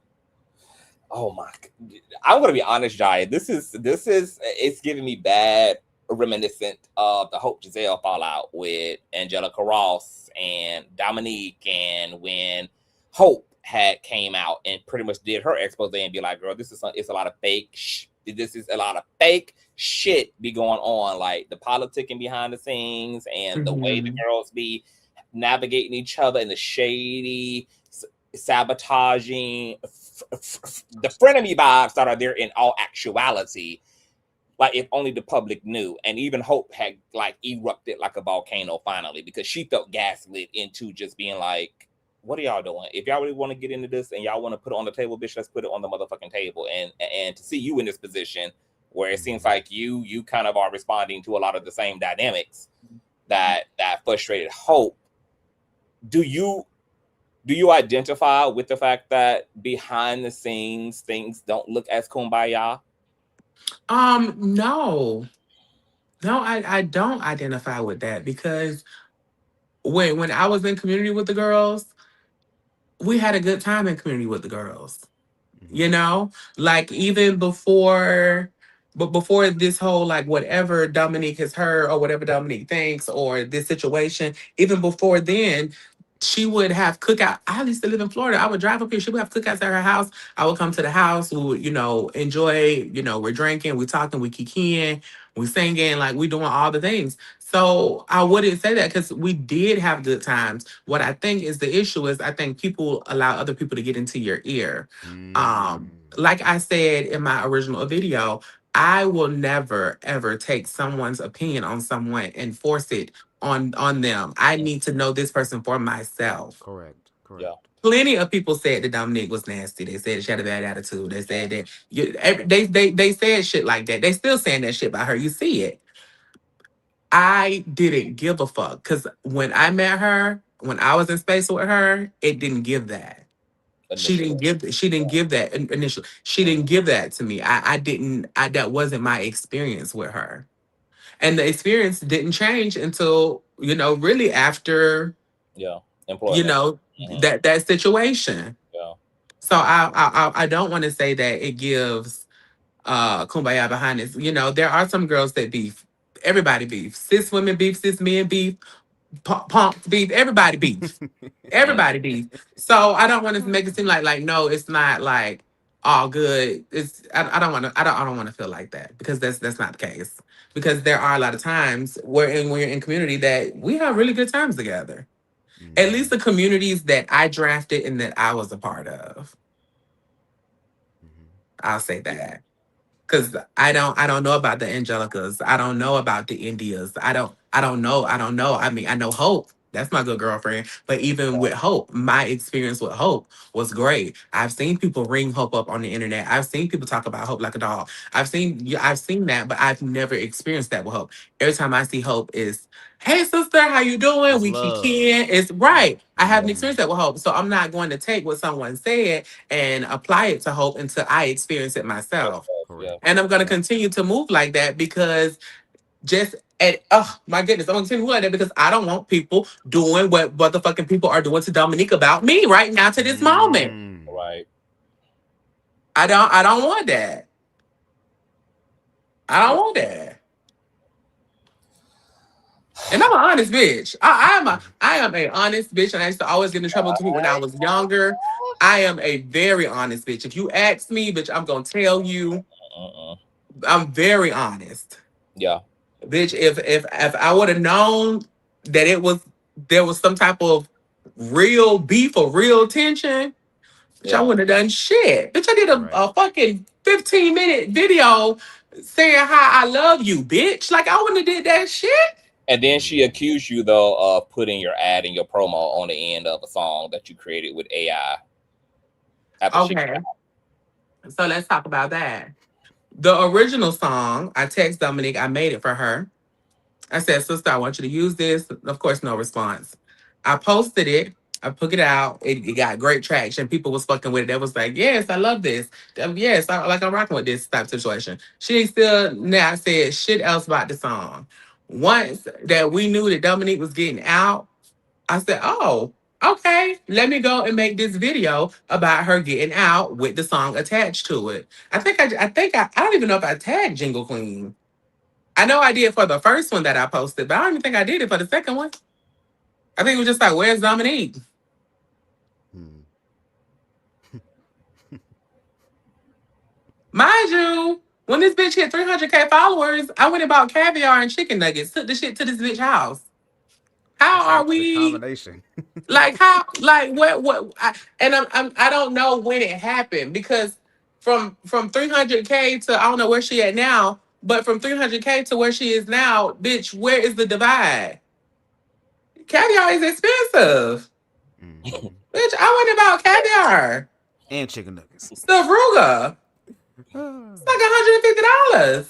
Wow. And some nuggets. We had a whole kiki about the caviar. It was a good time. It was her first time trying caviar. It was me celebrating her. So that's what I'm saying. Like, I don't know where it happened because me getting her caviar after she hit 300K, that was after Houston. I'm Hmm. having an event in Houston this year for my birthday. At one point, she said she wanted to come. I was going to include her on that to come to Houston. Like, so this is what I'm saying. I don't know where the disconnect lies. I mean, if we're taking what you're saying at face value, it would appear that the disconnect happened on Dominique's part with not communicating with you honestly. You Yeah. said that you did do a check-in on the friendship and she gave you the okie dokie and the green light that everything was cool when clearly, obviously, things were not. So it would seem that, the disconnect was Dominique just wasn't communicating. Even this thing that you just heard about you fucking off on the same trade piece as her, like you never got to speak to that directly by her. She never confronted you directly about that. No, I don't even know Yeah. which man, I don't even know what man she was referring to.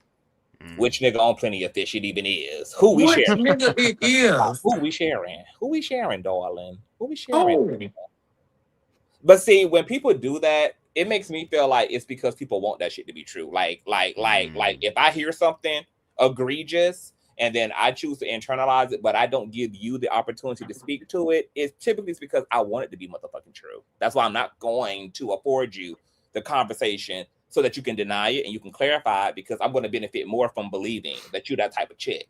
I'm going to benefit more from believing that you on that type of time with me for whatever reason that may be. Is it some type of jealousy? I know a lot of time people be like, actually, you know what? Uh-oh. Let's talk about it. let's talk about it. Let's talk about it. Let's talk about it. The boy, I don't know who the boy she's talking. I do know who the boy she's referring to.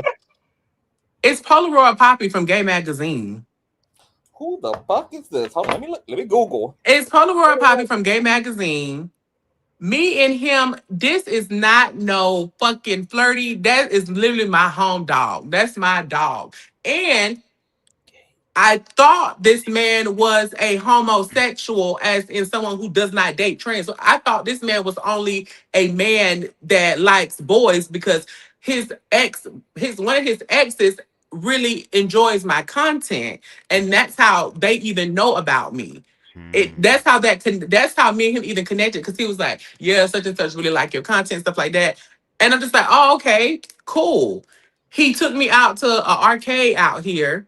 We had drinks. We was on live the whole time, kikiing and she-sheing. And I'm just like, girl, me and this man did not fuck. That is a punk. He don't want me. He don't want no Did you want to fuck? tranny. No. Ah. Yes. That is my homeboy. That is my homeboy. So who He is he? does the videos for Gay Magazine. He's the videographer. So who is he supposed to be to Dominique? I don't know. That's what I'm saying. This is the Maybe that One man. of her picture. freaky dancers dancing. Is this one of I her don't. freaky dancers? I don't know. I don't know. But this who the smoke is supposed to be over. It's Polaroid I Poppy. don't know. I do not know. Me and this man like boys.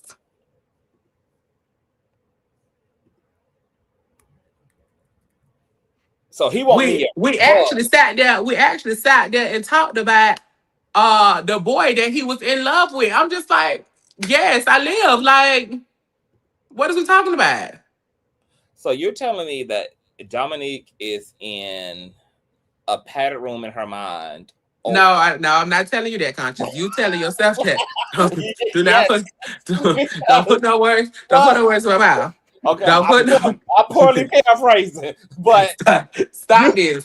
I'm not saying that. But I guess the what? live and I guess the live that when we was Uh, together at the restaurant, this it is was like taken as a real date. Like it wasn't like that. It's just, I'm new here. I ain't got no friends. but but Mm. but but as male centered as Dominique claims she's not, it's weird that a part of her tension with you, according to what you've been told, would be centering a motherfucking man. As male centered as she claims she's not. A series of things.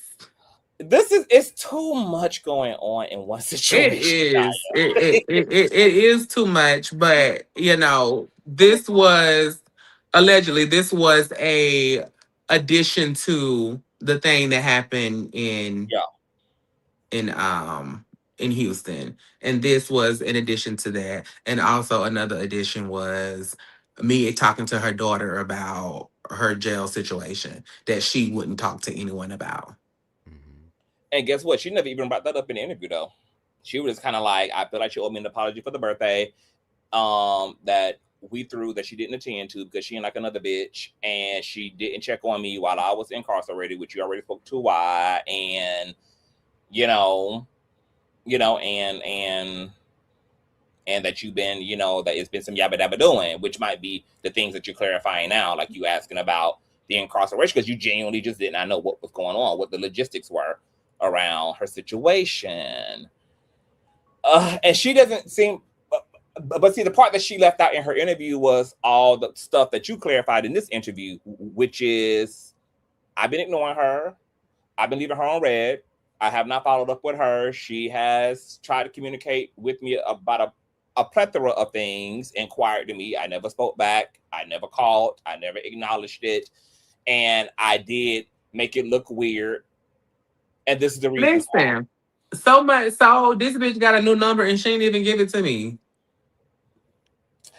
At this point, Jaya, I wouldn't even really want y'all to make up because I would be scared to be friends with someone like like like Dominique, given what you are. But also, I want to say that it didn't give this in the beginning. Yeah. Mhm. But that's the scary part, is that it kind of seemed like It didn't give love this. bombed a little bit, and then something else became the reality.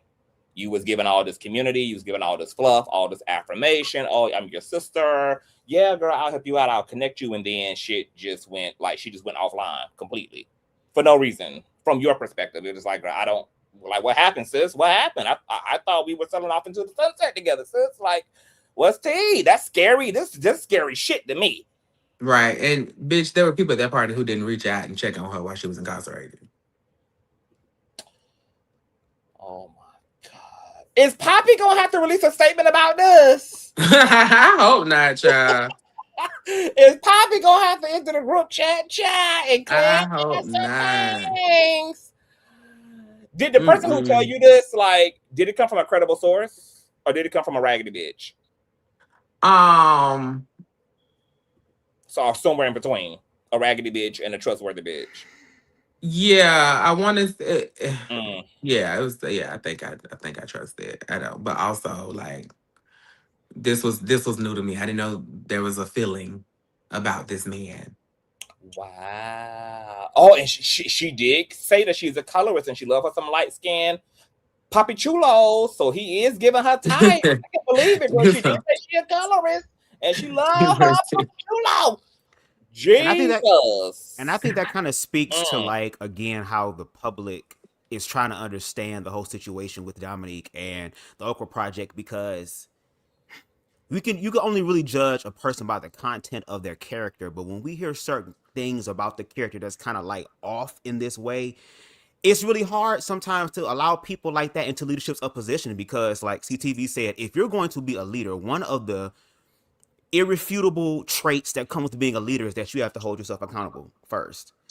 You know what I mean? So there were some things that she said in the interview as far as when she got into it, she had this inkling on the inside that I should not be doing this. This shit don't look right. This shit all fucked up. This is not professional. And instead of coming in to rectify the situation and to kind of get everything on board, there's all these allegations. But then when we hear about the backstory things, you know what I mean? Especially like behind the scenes where the camera and the glitz and the glam and the politics don't really care. It's just like, wow. And no shade, like as a person who I would consider myself as a novice advocate, I also am learning more about the trans experience with my trans sisters and trans brothers. And I like Dominique. I support Dominique. But then it's like when all this happened, it's kind of like, and then the bigger thing is that because of all this miscommunication, the ignorant bitches, the jealous bitches, and I mean the cisgendered ones, are going to sit here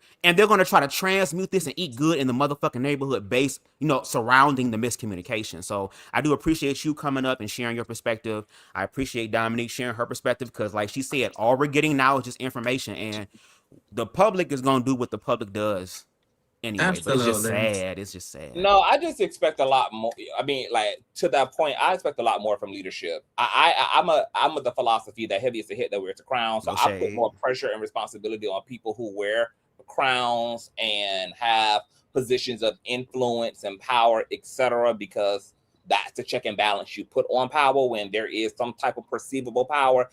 And I feel like because of who Dominique is, she's a public servant, aka she's an activist, a community organizer, etc. That she does have the added burden of burdening herself with being as emotionally intelligent and mature and integral about things to her fullest extent. That is her burden as an advocate. And if she really understood the assignment and all this drama around her, she wouldn't be blaming the public for believing in a plea that she pled to of guilty. And two, she wouldn't be having none of these conversations about Jaya without Jaya in the motherfucking room. The responsible thing is, sis, since I can talk about you, I can talk to you. Let's go live and clear this up for the fans. We owe that. We both have to follow us if we want the mess to die down. And even if we agree to go our separate ways, that's what grown-ass people can do. But since I made it public and it created a domino effect, let's just go ahead and deal with it publicly. Let me bring you into this conversation, give you the opportunity to be a woman about your shit, to speak to whatever. I speak my shit, and then we can agree to whatever makes sense to be agreed to at the end, whether it's to move forward and to take it slow on working towards something better, or whether we're going to say our goodbyes here and keep it cordial in the streets when we have to intersect. But that would have been the responsible thing to do, is to bring you into all of this. Because not to her. But see, this is the thing. I know Miss Dominique don't want to rendezvous with a bitch like me, because see, she knows how I work. Like I'm not naive, for one, and I'm very informed about what's going on around her situation. And I'm going to have to clock all the things, but with the intent to make it all better, to help her out, to help the public out, to help so really the reality is that you should have been on that interview, and Dominique should be here right now speaking to you directly about your feelings, your concerns, and vice versa. I don't know why someone who creates such an air of prominence and adulthood and competency around herself would be behaving this way. It is very unbecoming. Also, I'm gonna say this and then I'm gonna get off of here. But I really think that my good sister, I think her head has gotten really big since the great Dominique Gate. Like, I just feel like her head has gotten really big. I feel like she probably thinks that she doesn't have to. I feel like she probably thinks that I'm less than because I am a hairstylist and she is who she is. I feel like that also plays a part. It's just like she feels like she's not like, girl, you're the help. You're supposed to, you want something, you know, type situation.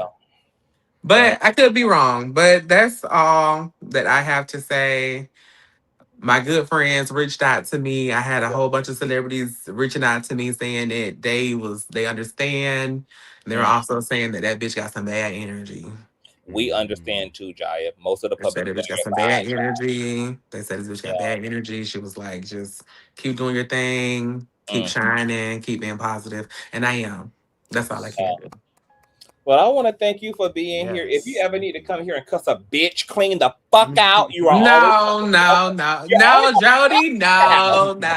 If you ever just need that, But I do want to say something real quick, and I just thought about it. I think the first time that I ever saw Jaya's video is, I think she was doing something, and she was saying something about like, now you know this cis woman, she be topping the boys and stuff like that. Wait a minute, she coming down the steps. Hold on, and she was typing, and she was like, you be topping the boys. Ooh, that's when I was like, I like this, and you are entertaining, and to your point, like I want you to continue to do what you're doing. You were able to go out on a limb and walk by faith by saying, I'm going to move from where I was to this place and make it work. And even though maybe the people that you thought were going to be family around you with particular people is not going to be the case, you are a talented person, you are blessed. The ones that are meant for you are going to come into your life. You just got to get rid of the other ones that's taking up space. So that's it. That's it. I love her. I don't wish no ill towards her. Dominique, if you see this bitch, girl, it's fuck you, but I love you, girl. And I see you this weekend, bitch. Bye, Jai. Thank you, Jaya. That was Jai. Oh, my girl, the plot. Only on Consciouztv. The shit like this fucking happen. Only on Consciouztv. Look, and here it is. Everybody's welcome over here, including Miss Dominique. Like, we would give her a fair sit down, let her tell her story too, like speak to whatever. Like, it's we're just dealing with what's being put out to us, and and refining our perspectives based upon what's being revealed. I haven't internalized anything to such a degree that I have a personal issue with anybody. But I am going to be honest about the way I see things as I see them. And if more information is afforded to me, I'm always willing to refine my train of thought and to introduce that information into my perspective. Girl, I wasn't even expecting Jai to be here. We already almost been here for almost 2 hours. I mean, should we just like end it here? We haven't even gotten into you done promised the people a town hall. So it's up to you. But if it's a town hall, it's gonna have to be limited. It ain't gonna be like all fucking night unless y'all gonna bless both of us in the Cash App. Then we'll stay the hell up for all the stuff, because I know some people want to get into the mess and share their thoughts, but it's up to you. It's your platform. I know they want to. We haven't even gotten into our thoughts on the actual, on what Dominique said in the interview. And I mean, that's kind of what we're here to do. Then I wanted to drop the link and let the people pop off. It's just so much. Maybe we can do you know what? Let's drop the link and let the people up for a little bit, and then maybe come back tomorrow and do or maybe we can just, I'm just going to drop the link and see what happens. I mean, let's see what happens. I'll drop the link. Okay, so everybody who got something to say, girl, bring your ass on up here. If you're get on up. If you're pro Dominique, if you're pro Jaya, if you're pro Okra Project, if you're pro the feds, if you're pro Georgia County Police, wherever you at, baby. Pro Rikers. All right, or Rikers, whatever it is, child. So as we see if the people are going to come up, let's who Who we got here? Okay, we got Jonathan. Hey, Jonathan, pop all the way up. Conscious, hey, Bubs. I was about Hey, to what's say, going don't on, you do me like this, Conscious. Huh? I said I was about to say, don't you do me like this and cut this live off. Ooh. Look, it's a lot going on. So, what is your? I can't believe.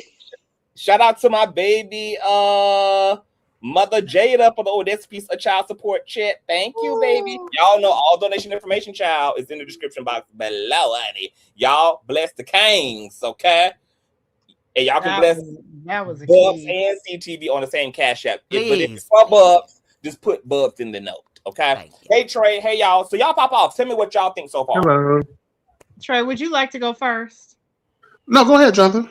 Okay. Well, yeah. I mean, Conscious, I already know you was watching that live stream. You was watching that interview and swinging at the air like this bitch. I already knew.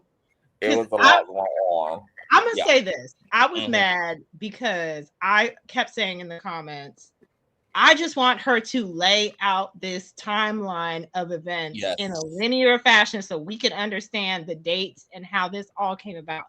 And they started that shit in the motherfucking middle when she got asked the question about her sentencing. I'm like, no. We need to start this book at chapter 1. Right. We was all so damn over the place. But here's what I've garnered, and y'all can correct me if I misunderstood anything. How she laid it out was that she was working for the other nonprofit at the time when she got pink the call. Is it a blue and pink or something like that? I think. No, I think it's black and pink. Black and pink. She was working for Black and Pink, and making a 6-figure salary there. And obviously, she didn't do nothing funny with their money because Black and Pink declined to help Okra when they apparently went to them and said, we want to file these charges against her. Do you want to help us or nah? And they told her nah. So it's odd to me that she worked for 2 other nonprofits and there was nothing like this coming at her except for at this one. That's a little odd to me. And basically, like she told us, she ain't got nothing to apologize for. She don't have no regrets about nothing. She has regrets, but she has no remorse. And, basically she's saying she walked up in there, saw it was a hot ass mess, knew shit was funny, and against her own better judgment, stayed and then somehow got herself caught up. But there are other girls that should be facing the same charges that she was facing because they stole more money than her. And yet they got off scot-free. Okay, so let's just go through but she doesn't feel any type of way about what she did, nor did she take any money. According to her, it was all a scheme that Todd set up. It just, and none of it made it. Just it's still not adding up. According to her, whatever monies that. And hold on for a quick now. Hold on for a minute. Shout out. Hold on for a minute, y'all. Shout out to my baby daddy Lyric for the old nasty piece of child support check. Thank you, baby. Go ahead, y'all. I mean, according to her, she never actually really she might have misappropriated some funds, but she never stole nothing. So this is what she said. But see, that's what I really hated about that question. She never stole any money because the money was already there to be allocated and there wasn't really no oversight. So they could do what they wanted to do with the coin. So no, she ain't steal shit and she ain't do shit wrong. And here's the thing. I can completely buy that you walked up in there and saw these people didn't know what the fuck they were doing. And that there was obviously lawlessness and bedlam. But again, might I just ask, if you felt like shit was funny and you wasn't sure that you wanted to be in that situation, why did you go against your better judgment and not only stay, but then not actually do what you knew that you should have done, which was to get shit straight? Because there were no rules, quote unquote. Because with them not having any type of structure laid down, she knew that she could do whatever she wanted to do. Because clearly Black and Pink was not letting her walk around and pay for her her Mercedes car note, and Black and Pink wouldn't let her remodel her rented apartment closet. But I think if So we go ahead. no, I'm go ahead. sorry. I'm sorry. No, go ahead. Go finish. You can go finish. Go ahead. I'm sorry. Go ahead. It was just odd to me, the entire. And I really want to give respect to the young ladies that interviewed her. But if I'm being honest, I do believe that she picked them because she probably knew that she can talk circles around them and continue this air of confusion. I mean, I'll say this. Tabby tried to hold her to the fire a few times because she's worked in nonprofit, and she kept saying to her, "But that don't make no sense. Why wasn't there specified rules around what this money could be? Like, why didn't they have no business accounts?" Like, here's the thing. I'd have never fucking worked for a company where I would have to be transferring money or paying for things out of my own account and then waiting for reimbursement like that. Like, or I would have to be transferring to my account and then providing receipts. I would never, because that is exactly how you would end up in a situation like that. There ain't no business account. There ain't no business card. Like, I'm not just out here getting stuff and then bringing you back receipts for you to pay me out of petty cash. And what killed me about that was because she made a comment when you went through all of this process to be put as the head of this particular organization or what have you, and yet you made this quip about, oh well, yeah, I didn't talk to any of the board. I don't really talk to them at all. So you mean to tell me that you was around there with your own bank account and waiting for funds to come back, and there was not one point where you said, hey y'all, why don't y'all have a bank account for us to use these funds? Well, why don't we have any type of structure here? And I'm going to be honest, I'm used to. I'm going to be honest, Trey, and I mean, and this is what makes me lean more toward why she accepted the guilty plea, because Dominique, it seems that Dominique knew that she knew that she was guilty on some level, even if the guilt is, I came into a system that was raggedy, and instead of really fixing it, I just chose to benefit and exploit the fact that it was raggedy.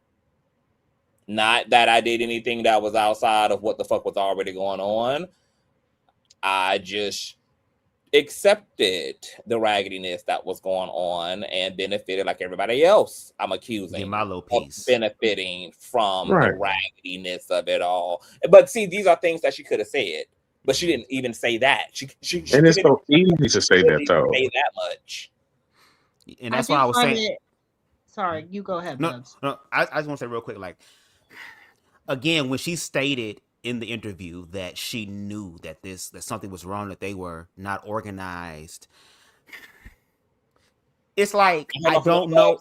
Hold on for a minute. I just want to shout out to my baby father, TM, for the old nasty piece of child support check. It says, well, hey, handsome, thank you for tonight's mess. You're welcome, baby father. Okay, go ahead.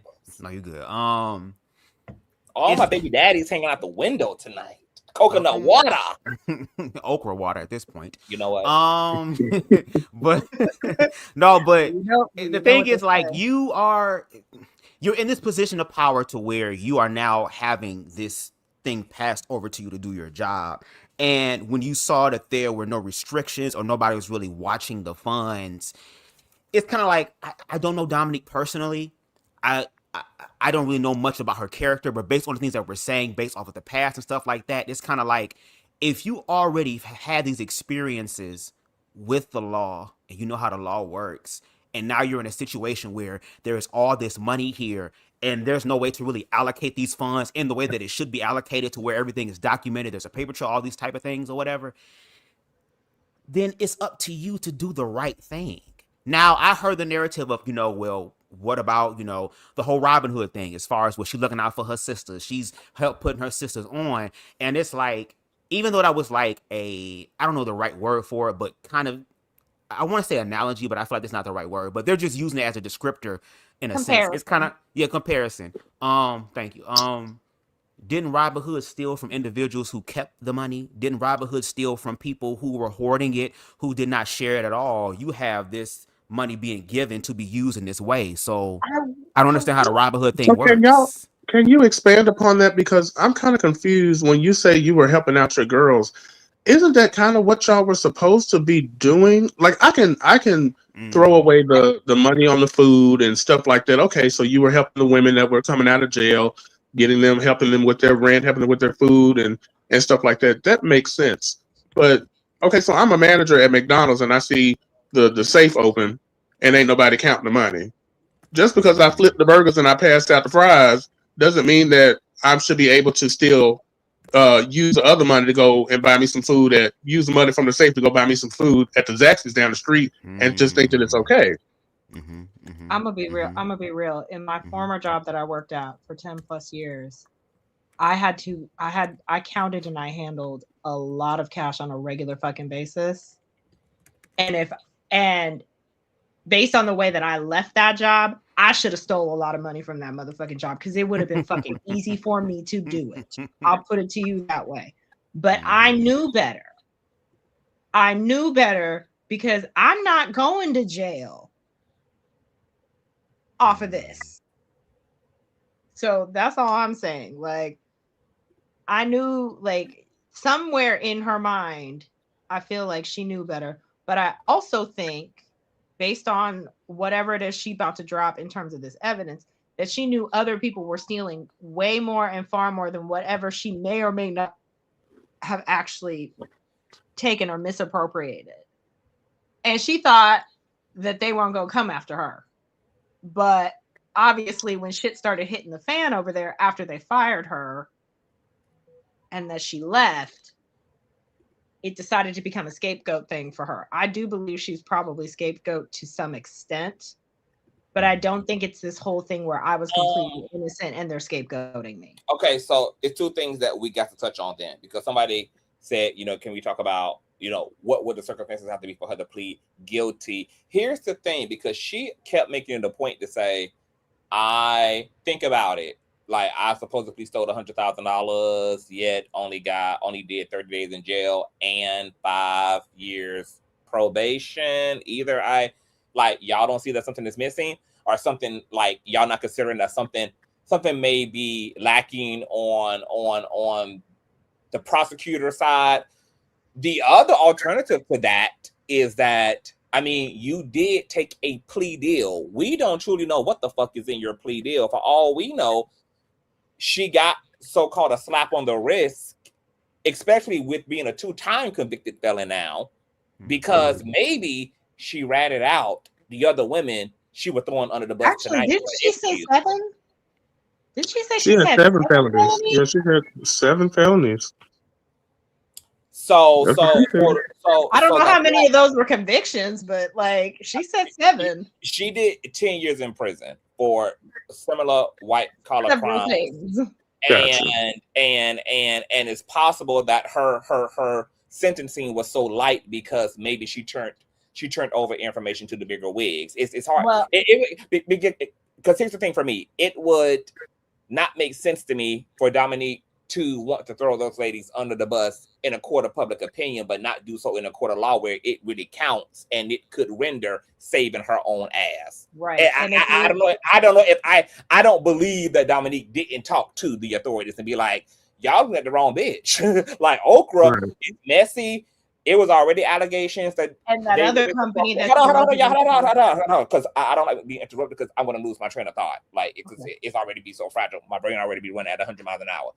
Because she was already saying in the interview tonight that the Okra project was already moving fugazi as fuck, and that there were already allegations that funds were being misappropriated and allocated inappropriately, etc. And then when I got there was like oversight, but really no fucking oversight. I never even spoke to the oversight because that's just how non-reinforcing the infrastructure that was there really was. So it allowed us to do as we will, which is like the little technical part that she's clinging to that I think helps her to convince herself that she didn't do no wrong. It's almost like if you find, it's almost like, how Dominique is behaving. It reminds me of like a man who finds a really drunk, inebriated woman in the bar, and she's like toe up out of the frame, and he takes her home anyway, knowing that she can't truly consent to the experience, but because in her drunkenness, she's willing to go through with it, he's going to be an opportunist about it. And then if that woman turns around and wakes up from her slumber and sober and be like, wait, I didn't consent to this. This is great.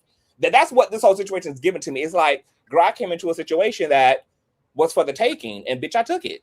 and that's why I don't really feel guilty, because it's not like I was doing anything that anybody else wasn't really doing. And what am I supposed to say to that? Like, what am I supposed to say? Like, I mean, it was for the fucking taking, and we took it. I mean, I took it, and I'm telling y'all that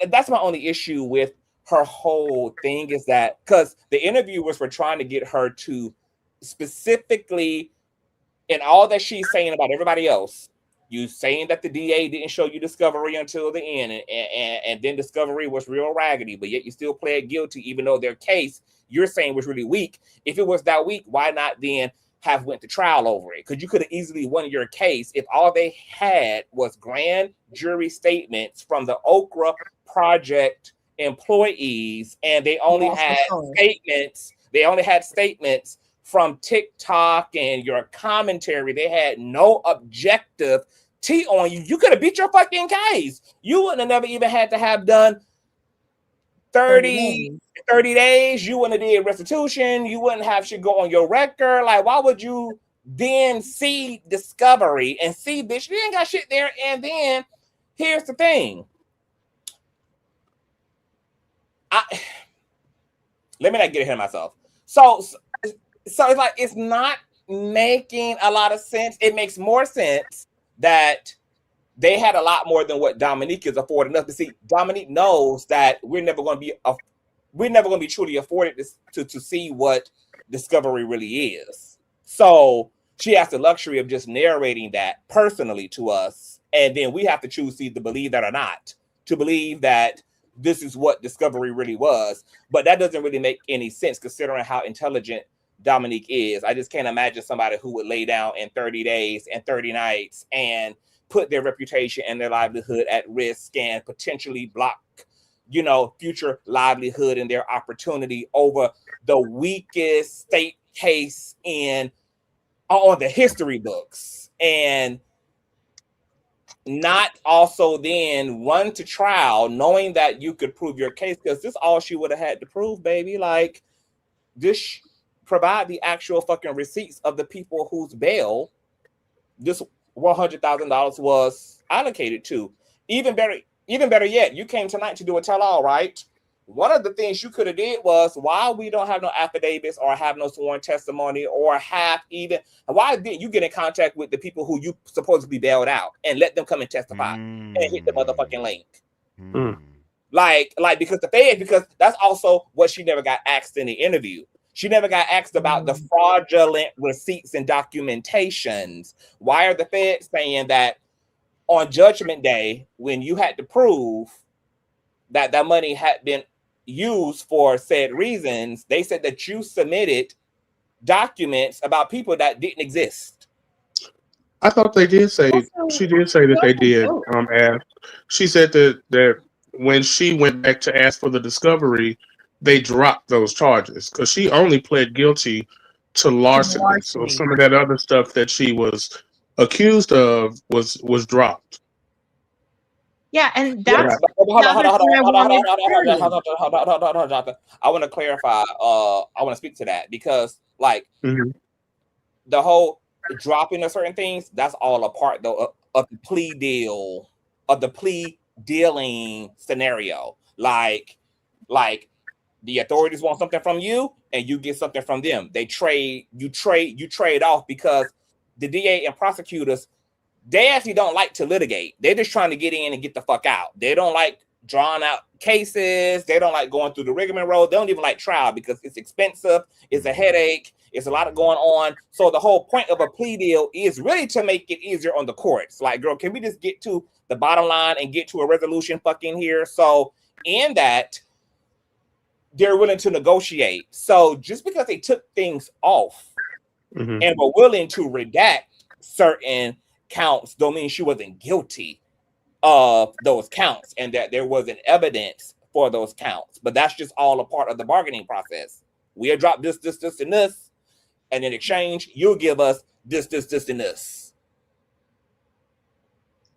So the dismissing of certain things doesn't per se imply innocence. Is all the point that I'm making. Like, it doesn't imply that there wasn't that there weren't reality to those other counts.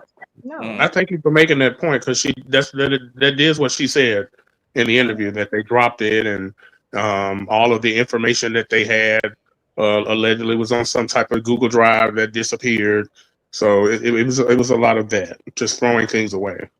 And once again, these are also like her claims. You know, it's not like Right. How do we know that that's really what really happened? You know, all we have is her word. You already being accused of creating fraudulent paperwork and shit. So now we have a huge credibility around Dominique. Her situation is so complicated.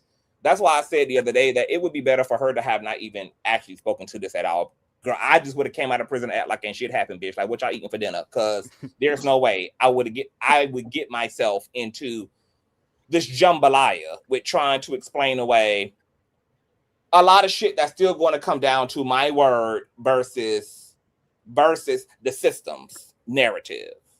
Now, she claimed, now I know that the interviewer said that there are receipts.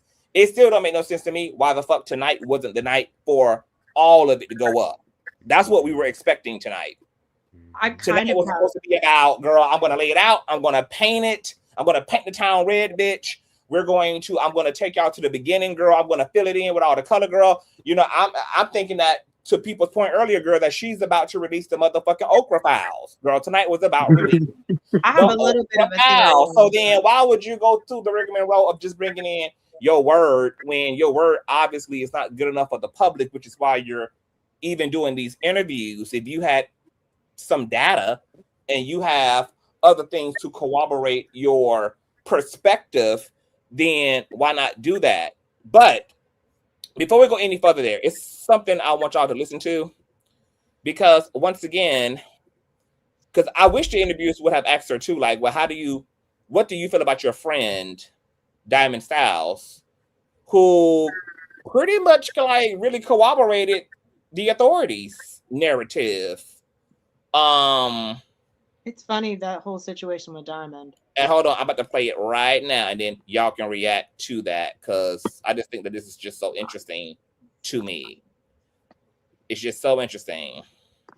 Like, I'm biased. Ditto.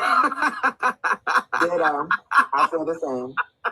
So I feel like I'm biased. Like, I can just lay that out there. Dominique is my friend.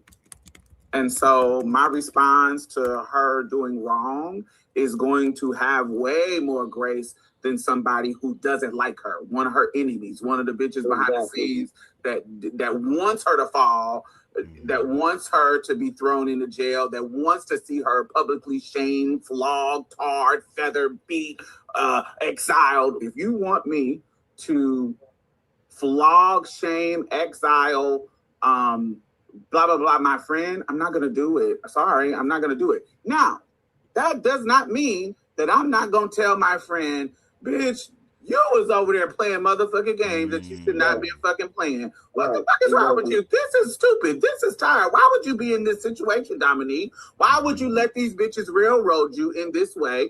Why would you be helping these bitches when you know bending the rules like that can come back and bite you in your ass? Because this is another thing.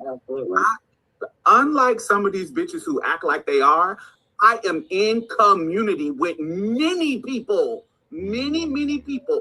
I'm one of them people. I'm not a celebrity, but I know every motherfucking body and many in my community, and many of them know me. So while y'all getting this information right now, I got this information 4 years ago. Not just from the DA who put something out 3 years ago or 2 years ago. I don't know when it came out or whatever. I was having these conversations about this particular situation with the fiscal sponsor of Okra Project. So I'm not just coming from a position of, oh my God, this is what they said, and this is what I heard, and this is what they told me. This is what the DA said. I'm talking about from before it even hit the public, I knew what was going on. And had to say, bitch, what the fuck is going on, baby? You need to get this shit together. What is going on? This is gonna get you in trouble. This is looking real witchy. If you got yourself in this situation, this is good. This is looking like blah blah blah blah blah blah blah. Can I ask you a question? Organization that didn't have the infrastructure that it needed to happen. So they had a physical. They had a fiscal. I'm sorry, not a physical. wait. And how many? Dominique? Yeah, it's not a one person thing for something like that. It's not a one person thing, but you are the leader. Yep. You are the leader. You are going to take the fucking fall, which is conversations that her friends had with her. Hey, whatever is going on, this raggedy, you need to get it together. I know that you're having this beautiful moment. You're the Grand Marshal. You're having this visibility moment, and you want your staff to be fab. You want the staff to look fab, and so you spending on Airbnbs, you spending on this, and you spending on that. And I know they got a raggedy system where everybody who is spending money on their own dime from their own accounts are having to do the reimbursement receipt and blah blah blah. So now we don't know, what is it on the company account? Is it on your account? Was this we don't know what it is because it's all gray. And so now when these motherfuckers throw you under the bus, it's gonna look like it's you. It's gonna look like you were intentionally trying to swindle people out of their coins. And maybe you were, maybe you wasn't. I don't know what's going on, but I know this look weird, bitch, and it's gonna nip you in the ass. And here. Okay, so her good friends, Diamond Sal, said that girl, her friends, that Dominique's friends were on her ass early on about all this shit before the public even knew about anything, and they were trying to tell her, girl, you better get your shit together because you out there on good faith, girl. You know, you got your heart in the quote unquote right place, but you bend in the rules as a result of your heart being in the right place, and that shit could come back and bite you in your motherfucking ass, and now your ass has been bitten. And it looks crazy, and it looks crazy, and we're not able to really to defend you because you are bending the rules, and it being for the right reasons don't justify the bending, since there are rules in place for a reason. And that's why she said she had regrets, because when people were telling her that, she didn't take it seriously. The fact that her friend who started off her comments with, I'm going to give her all the grace because I am her friend, can speak more clearly to the conversation or to the experience than even she can, it speaks volumes to me. Yes. That's because a diamond ain't speaking in cursive, because the truth don't need cursive, baby. It's plain English. It's plain old English. I want to welcome Making Our Lives Easier to the chat, and I also want to shout out to one of my baby mama daddies, Dante, for the ordinary support check. Baby, y'all really showing out tonight, girl. Y'all making it rain on the long hair king. Bless y'all, honey. All donation information is in the description box below. Hey, Making Our Lives Easier. Can you hear us? You're on mute. Making Our Lives, can you hear us? You have to take yourself off mute. Going once. Going twice. Going 3 times. Okay, you might got to go out and come back in. Y'all were saying? What was I saying? I was saying, I feel like this is part of what Diamond just spoke on. I think that was one of the things she said she regretted.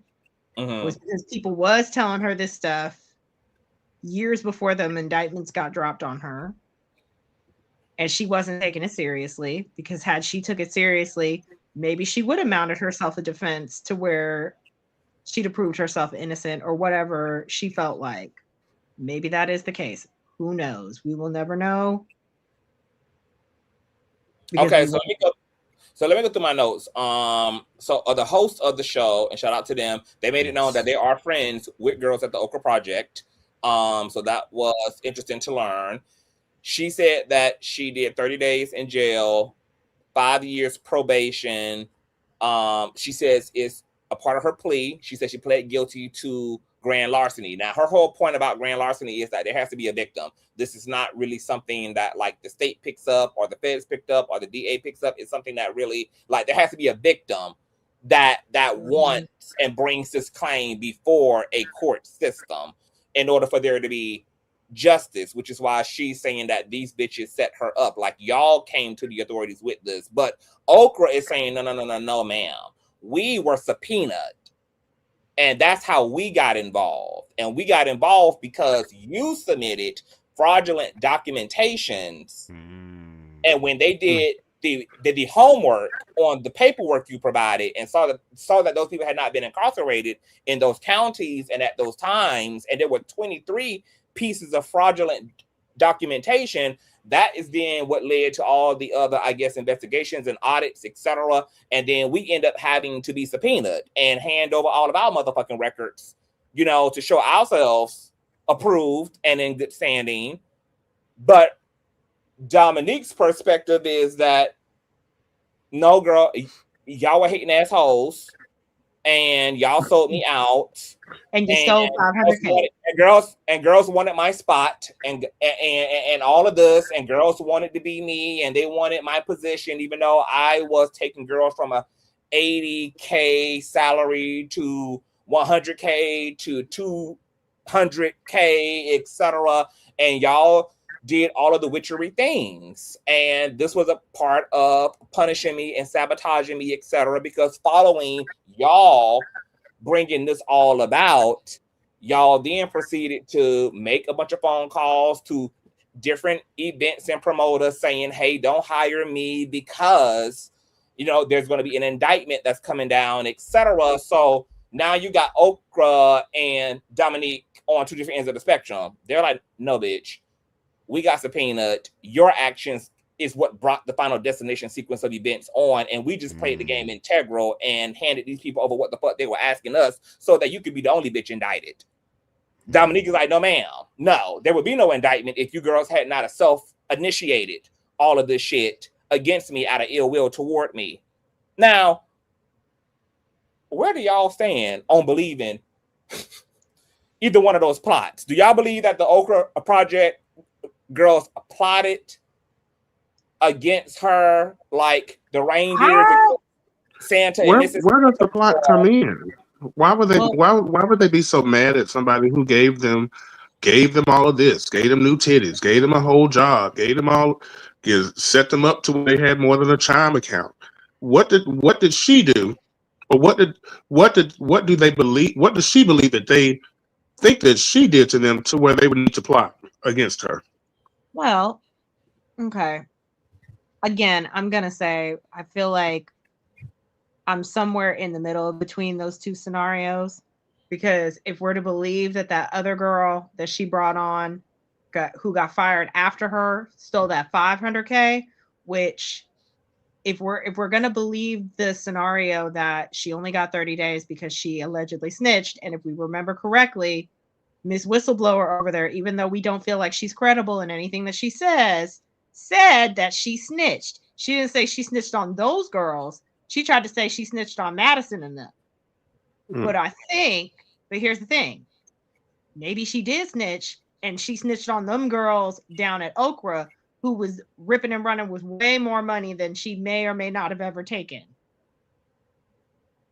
I'm just saying, if we're to believe that her charges were so little and low because she gave the state some sort of evidence, maybe it was the evidence against the other girls who stole 500K and up, and this other fiscal company that was supposed to be over their finances that she's alleging stole $3.8 million. And so maybe that's why she's sitting back here being like, I don't owe y'all no motherfucking kind of apology. So what if, because you know what is given to me, in all honesty, it's given to me that the truth is somewhere in the middle of Okra having fault and Dominique being fault. This is what seems to be the most logical thing that actually is the case, is that to Dominique's point and other people's point, Okra was already moving funny, allegedly. They were already moving funny. It was all, it was a bunch of fuck shit you know, so-called corrupted shit going on. And even she turned a blind eye to it. And then she gets brought on because another woman was stepping down and wanted her to step up in her place. So she took on the position. Then because of this initiative that she created that was supposed to be allocating money toward, you know, people incarcerated, etc., girl, other trans women, other queer people. Then once that money had to be accounted for, you know, she has been accused of scamming her way out of accountability by producing the fraudulent receipts and documentations.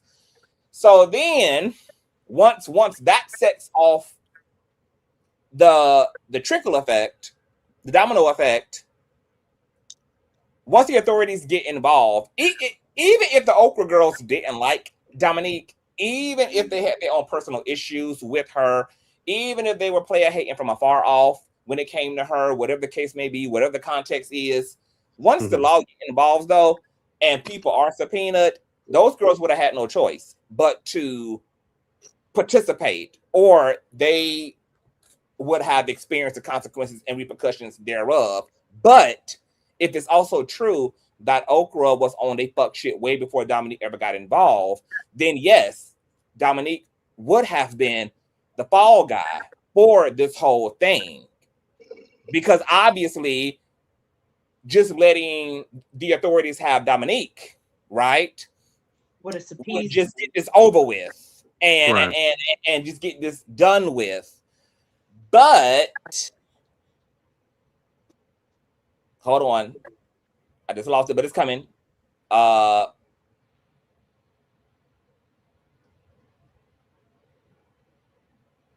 damn it, fuck it. Okay, so I'm just gonna round it up by just saying that it could be possible that yes, there is foul play on both hands, and that this is what I was gonna say, and that Dominique was used as a fall guy, fall girl, but she is not also absolved of the foolishness either. Like you, like, it's kind of given possible Rico, like, girl, this was organized crime on y'all's part. That's really what she's practically saying. Like, them bitches was already fraudulent prior to me coming in, but then she also admits that she turned a blind eye. And once again, this comes down to me for, like, Dominique is saying a lot of stuff, but I think what people want to hear, because she ultimately is the one that suffered the consequences, her celebrity, her clout, her popularity, whatever the fuck you want to call it, like, she's the one under the spotlight. Therefore, nobody, it's not that people don't care about Okra, it's not that people don't care about if there's corruption there, but it's just that the people that know you, the people who are caught up and invested in you, the people who know you as a public figure, the people that know you as an advocate, the person that pled guilty to this, like, they want to hear a little bit more about you than they do about Okra. Not that you can't throw Okra under the bus if there is something to throw under the bus as it relates to them. But I think what the public is kind of missing and feels void of is a heavier emphasis. And the host did ask her that. They did say, girl, what did you specifically contribute? What was your contribution to the Ricoing of it all? If you're saying that that's what it was. And you know what she said? Instead of her saying, girl, I was just as exploitative too, I just wasn't the only exploitative motherfucker in the situation. Instead of just saying that, what she said was, my only wrongdoing was taking a job. Exactly. Girl, that's just not gonna work. I'm sorry, babes. Like you literally, have you forgotten that you said you turned a blind eye?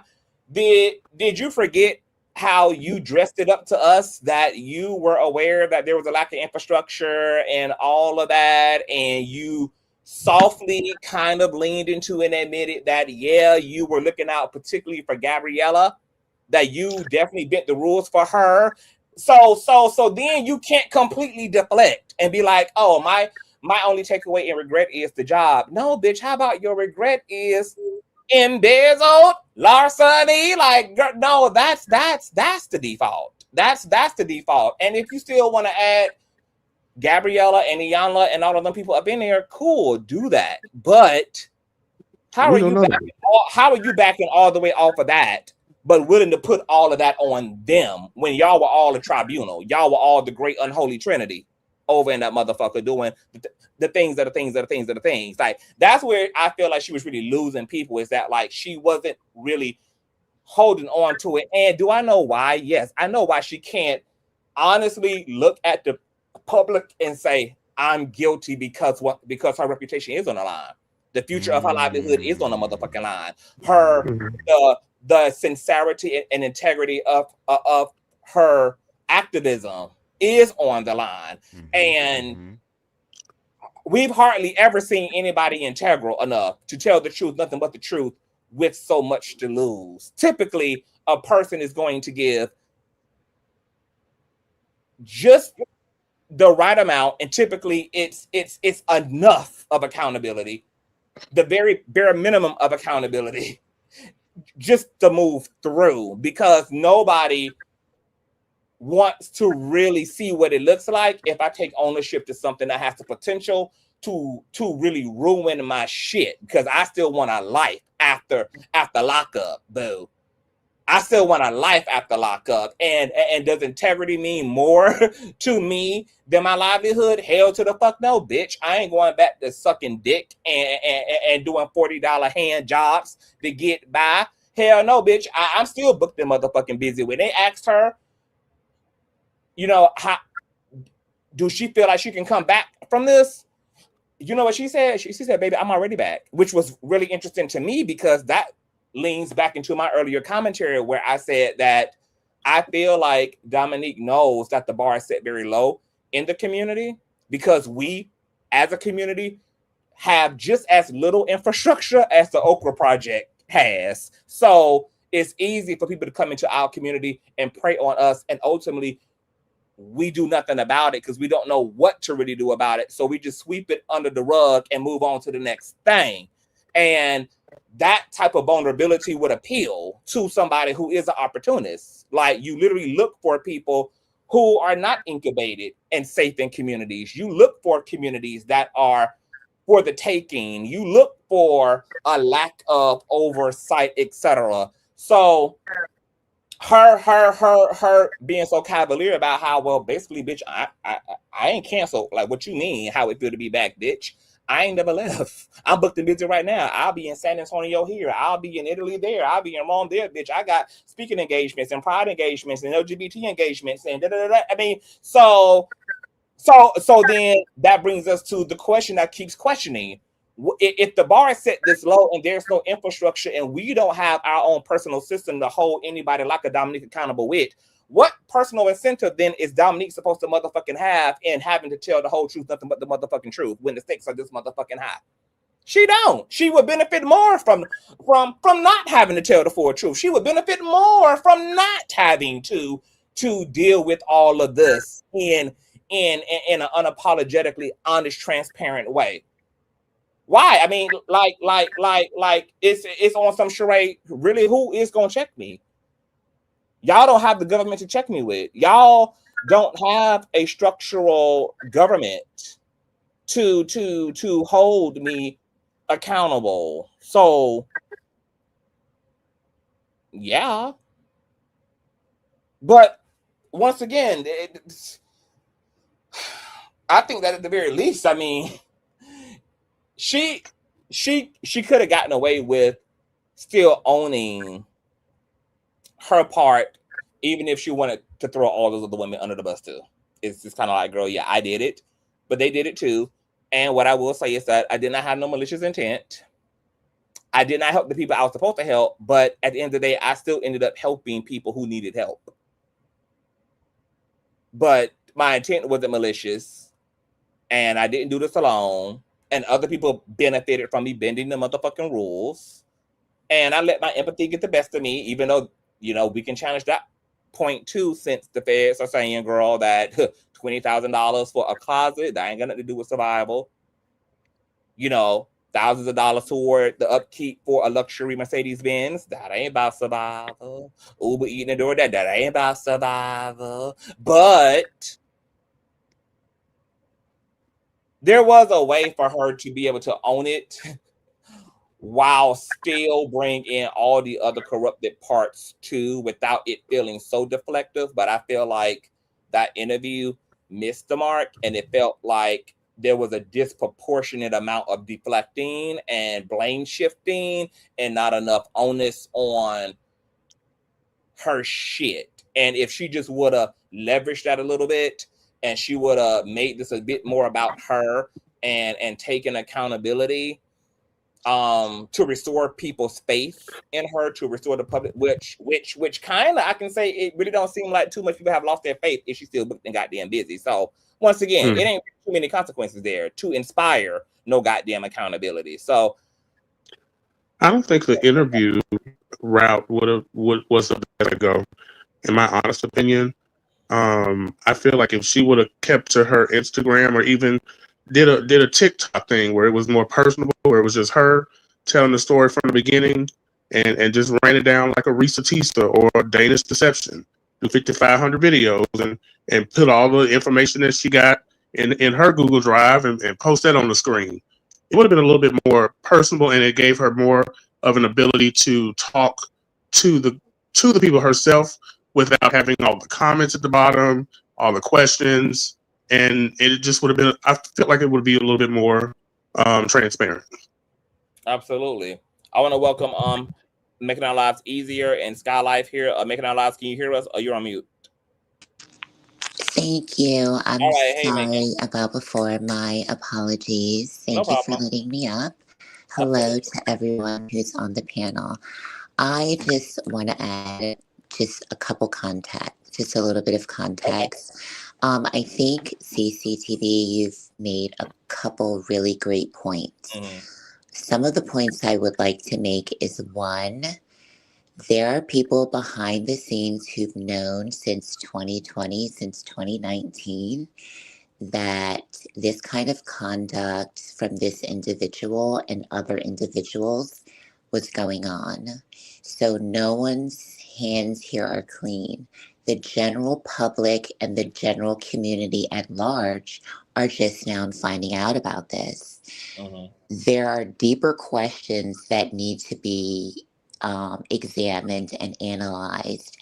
Why is it that people who lack integrity and accountability are being held up as a role model, a voice for a marginalized community? The fact that there's so much discourse going on around this type of conduct and behavior is actually what's concerning. The fact that people are not allowing their morality and their ethics to step in and say, you know what, I like you, but not only what you did was damaging and harmful to the general public, like you pointed out, CCTV, but it also damaged people who were actually incarcerated, who that program was specifically for. Everyone's looking past the fact that this individual intentionally forged business documents and submitted them as authentic. Yeah, it's pretty heavy shit. People are ignoring the fact that this individual, and I believe in redemption. I believe I've made mistakes. People make mistakes. I believe you can make mistakes and you can come back stronger and you can restore your own self-respect. I believe that. However, people knew that this individual had a history of fraud, a history of human trafficking, and they decided to give this person fiscal responsibility.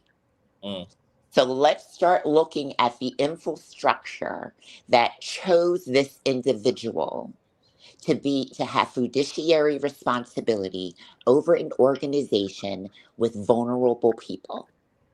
And I land. Wow. I mean, Look, making our lives easier is asking the exact motherfucking questions I'm asking and highlighting the very things that do appear to be going, you know, under attended to and non-prioritized. It does feel like Dominique is being prioritized over the program, and no working, functional, healthy system can exist when people are treated as bigger than the program. When proxy and relationship is prioritized more so than principle and righteousness is. And as I always say, when we choose relationships and proxy over a principle, that's how we open the door to corruption, because that's what creates the motivation for the bending of the rules. And when you start the bending of the rules, you end up bending the entire goddamn letter of the fucking law. And then before you know it, the whole system is upside down and out of fucking control, because everybody is accommodating relationships rather than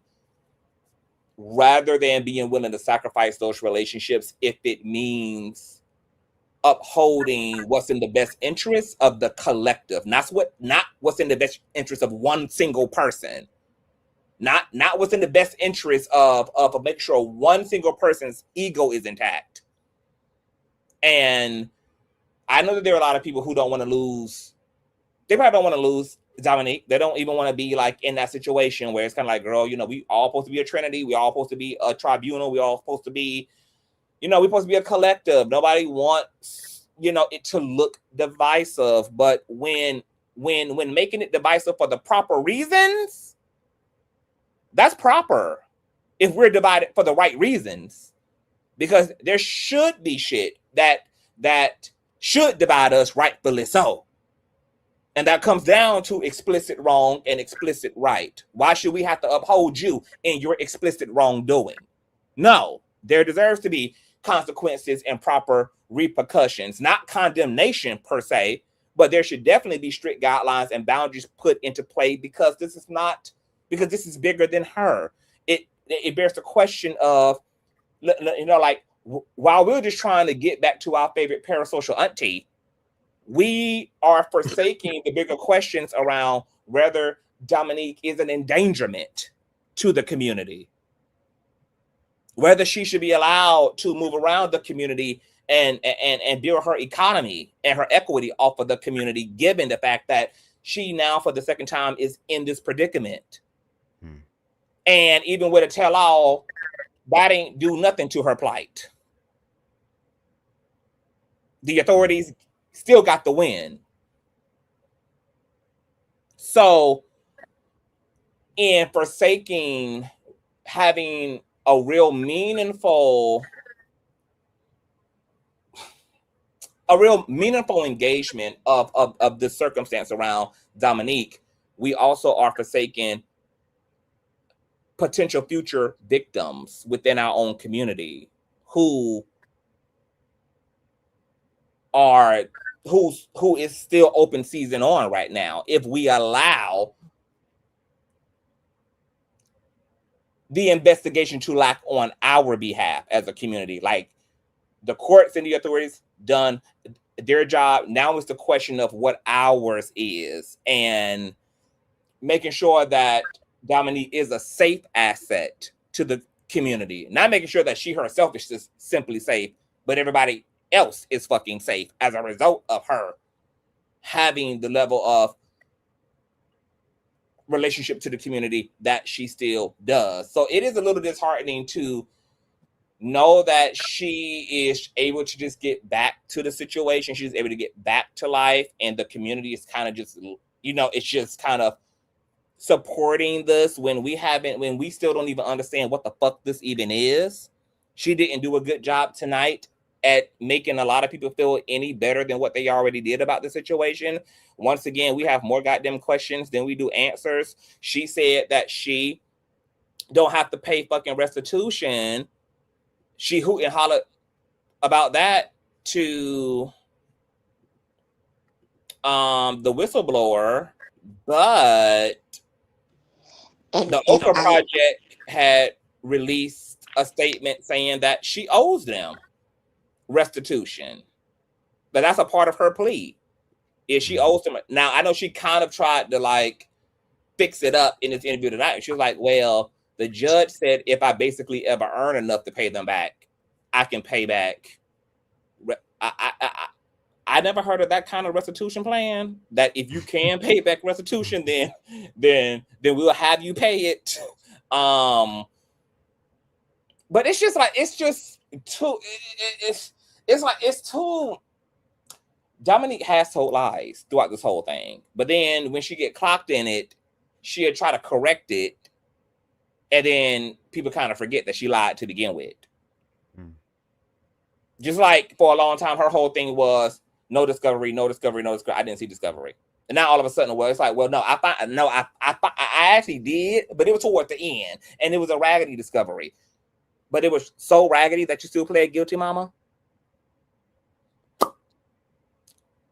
Because I've kept up with all of this. I was there. I am on my business page. Tabitha was on your show earlier. Is she still on the audience? She knows my voice. And I'm sure there's some other people who are watching this live stream who also know my voice. I was around during that time period when this individual showed up on social media. Everyone behind the scenes were like, why is she on social media? Everyone knew these organizations are organizations that are anti-state violence. They understand. See, this is the dichotomy of this whole situation. People want to hold Dominique accountable, rightfully so. How do you do that when your politic and your philosophy is anti-state violence? That is what makes this situation so predatory and opportunistic. Because if this were any other organization or any other organizations or any other community, this would not even be discourse. And I'll land. And that's why I kept asking the questions, like for the abolitionists, like what is the alternative to the current system? Like, what does restoration look like? What does what does accountability looks like? It could definitely look like her not being able to have any gainful fucking employment in this goddamn community for a certain amount of time. Whether that's a year and a half, whether that's 2 years, however it is, whatever the community decides. These are supposed to things, but the whole thing of abolition work is to put the system in the hands of the people. Is to put community behind the wheel of deciding what this looks like for those who don't believe in the conventional method of accountability, which is to lock people up, cage people up, have their ass serve time, restrain them, and basically put them through another capitalistic system where they're bound to be re-traumatized. And that's why most incarcerated people end up being repeat offenders, because the system isn't also making anything better.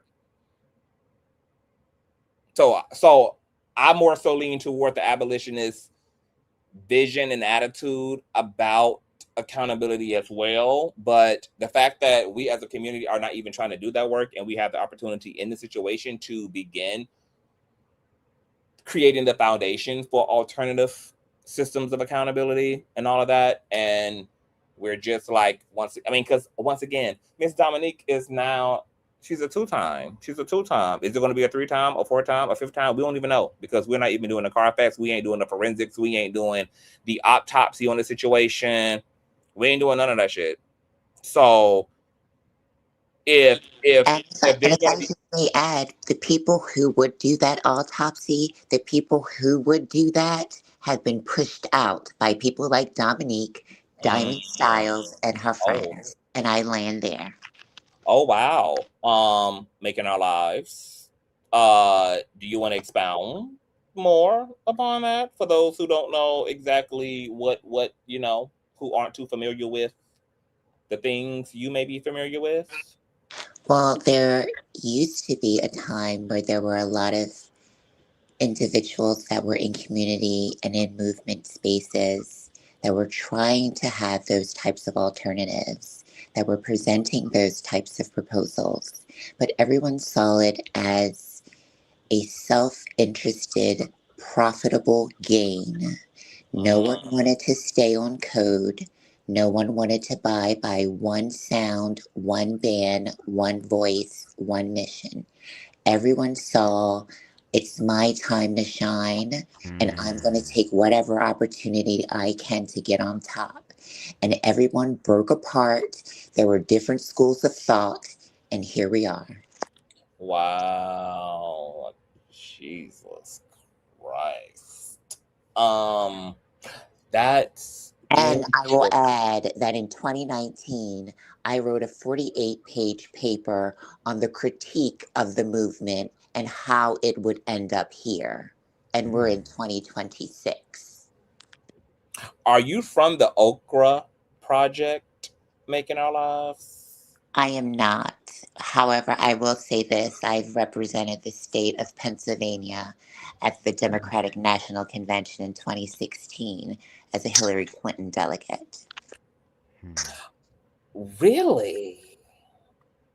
So we can assume that this is not your genuine voice. Or oh no, this is my genuine voice, and anyone in this audience who hears my voice knows exactly who I am. And if you ask Tabitha behind the scenes, she'll tell you who I am. Oh yeah, because this is a very distinguished voice. This is definitely not a voice this is a unique voice. You cannot not know who this is if you know who this is. Okay. Okay. Put a pin in that. Skylife, are you there? You're on mute.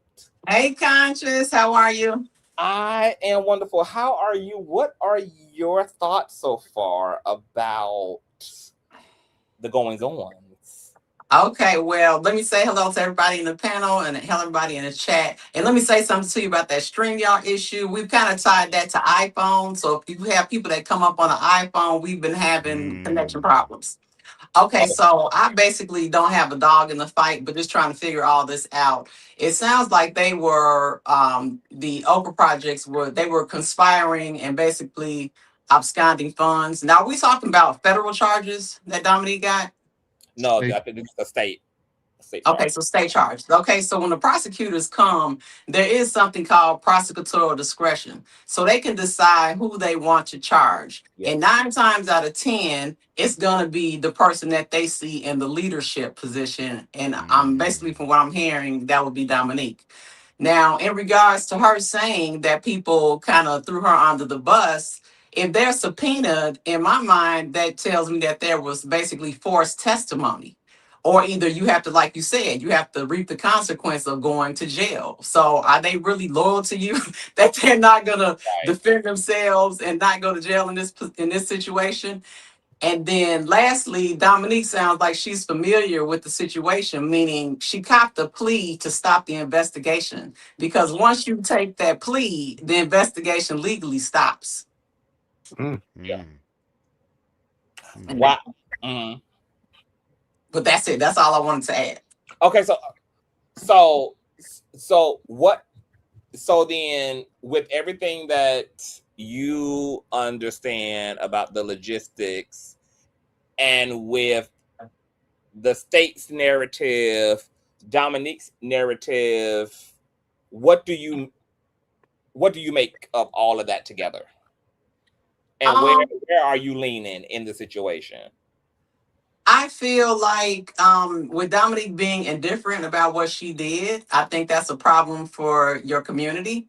And she did do her time. You know, some people look at it that once the person does their time, that's the end of it. But within your community, I feel you all should go further and hold her accountable. But not just her, the entire Okra project. I don't think anybody should be exempt from what happened. Just because they didn't necessarily get charged doesn't mean that they aren't guilty.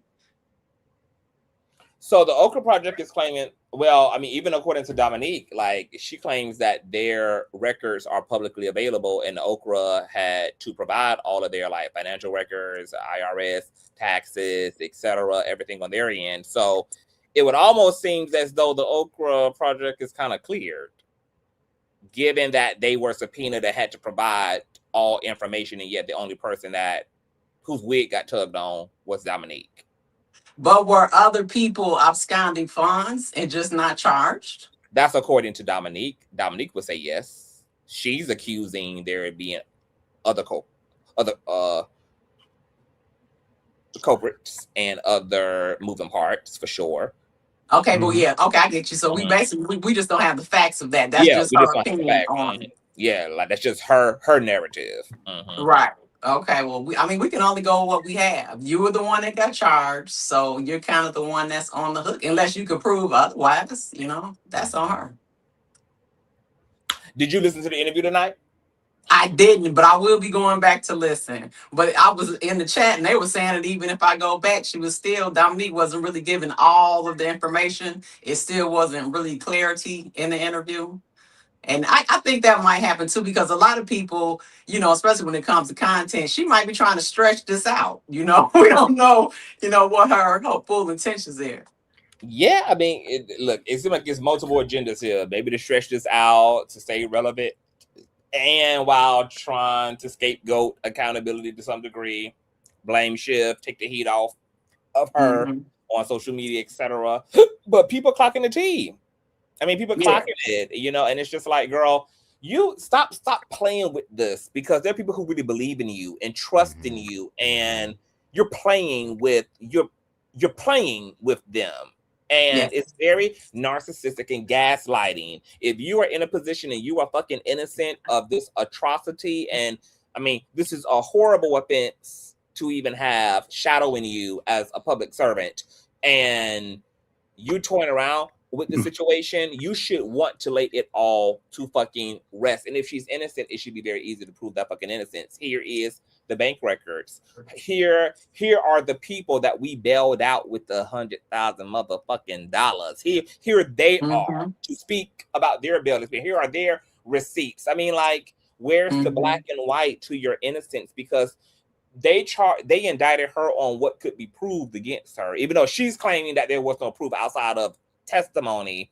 But I highly doubt that to be the case. I don't believe that that's all the authorities were working with was testimonials from employees from the Okra project. That just don't even make no fucking sense to me. And the fact that she leaned in and pled fucking guilty after she saw that they really ain't had no case, let her tell it.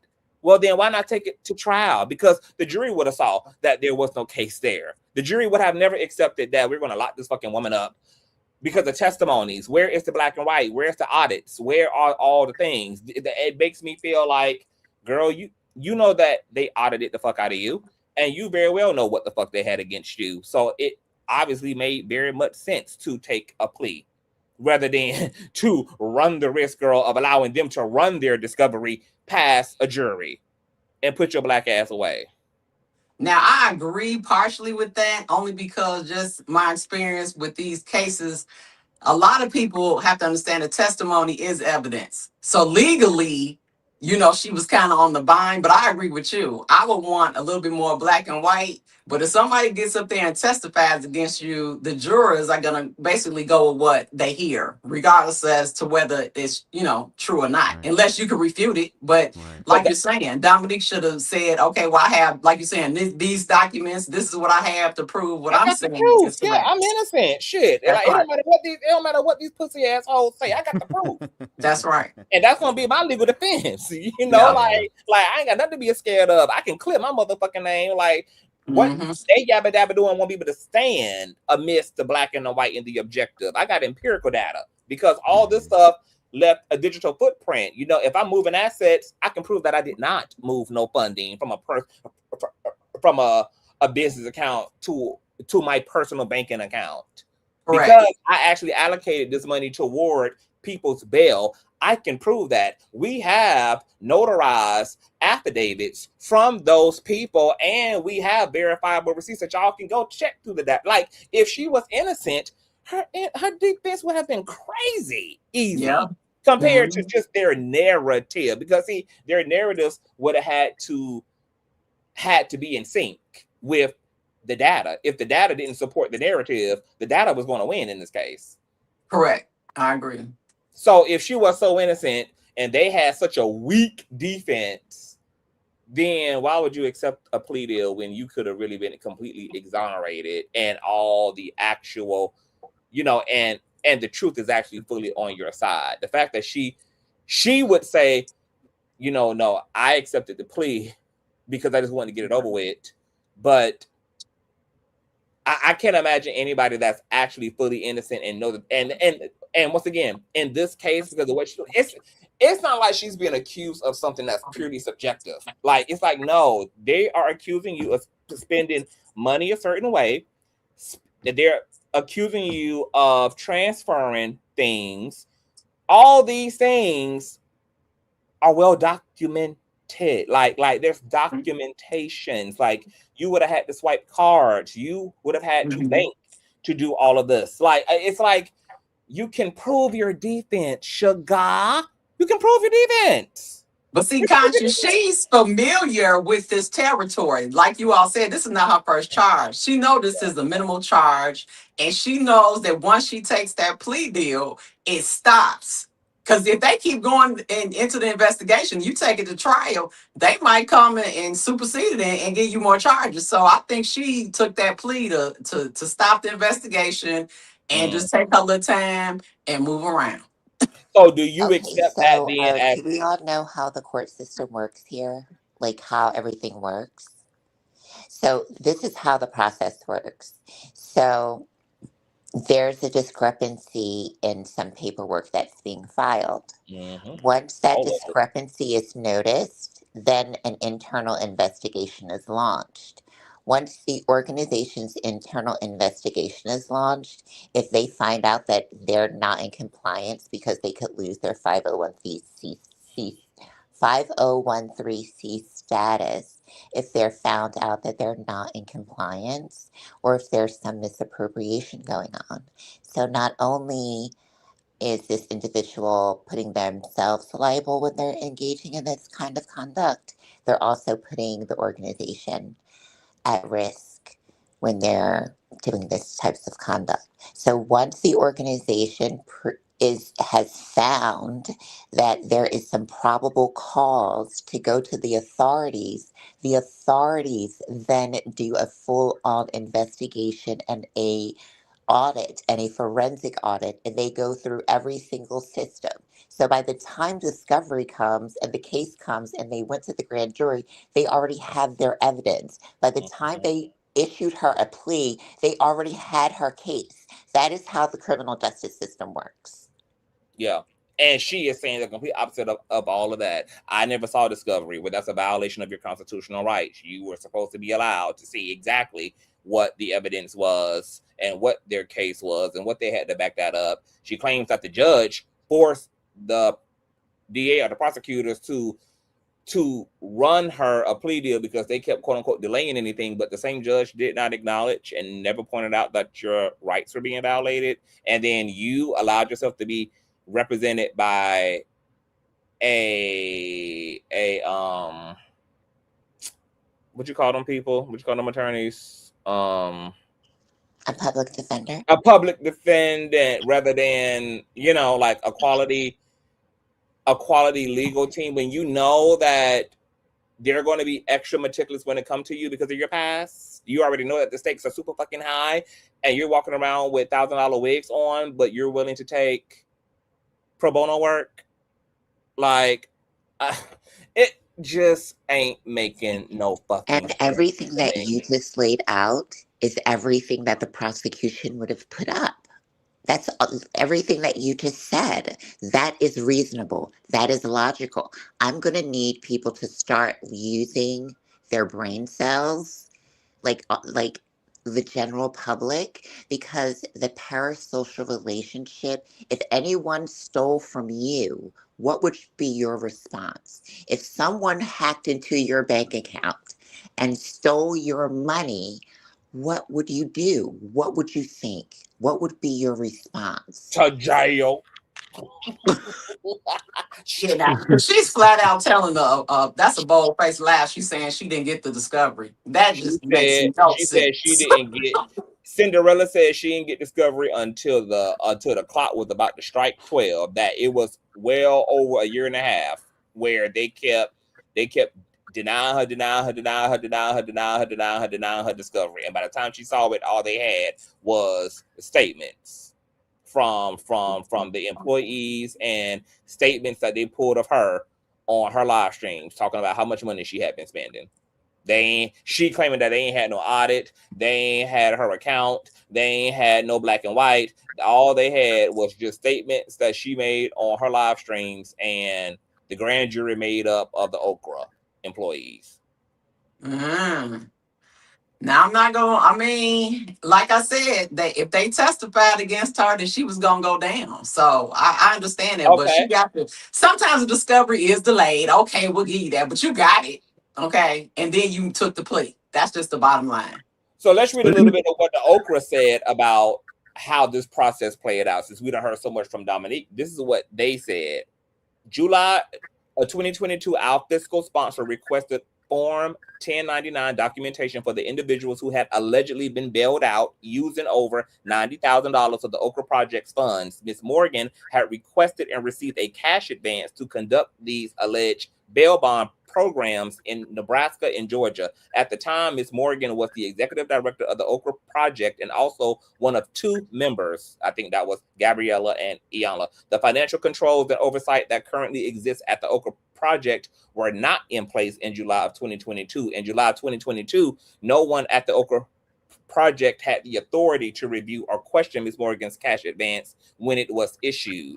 After receiving the fiscal sponsor's request for the Forms 1099, staff learned that this documentation was not in the Okra Project's records. Staff was internally notified of missing supporting documents. Internal conversations and questioning began. Documentation to substantiate the expenditures were requested from Ms. Morgan, and she provided receipts purportedly issued by the two sheriff offices in Nebraska and Georgia, identified by Ms. Morgan as having been involved in the release of the individuals who were bailed out. These were inconsistencies noted by staff related to these receipts. Specifically, officials in both Nebraska and Georgia stated that the receipts were not bona fide. The individuals' names on the receipts were not in the court databases. There was no records of the bail payments noted on the receipts, and or the format of the receipts did not align with the receipts for bail payments that are issued by the courts in Nebraska and Georgia. For example, the receipts for the bail payments supposedly made in Georgia included a sheriff's signature, but officials in Georgia informed legal counsel in the Okra Project that the sheriff does not sign those receipts. August 3rd of 2022, a formal meeting was held with the former executive director, staff, and legal counsel. The opportunity was given to explain and either return the diverted funds or provide bona fide receipts to account for the expenditures, as well as the Forms 1099 of those who were allegedly bailed out. Ms. Morgan did not explain the discrepancies in the documentation and did not provide any further documentation despite repeated written requests. This was also the date in which Ms. Morgan's contract was absolutely and utterly motherfucking terminated.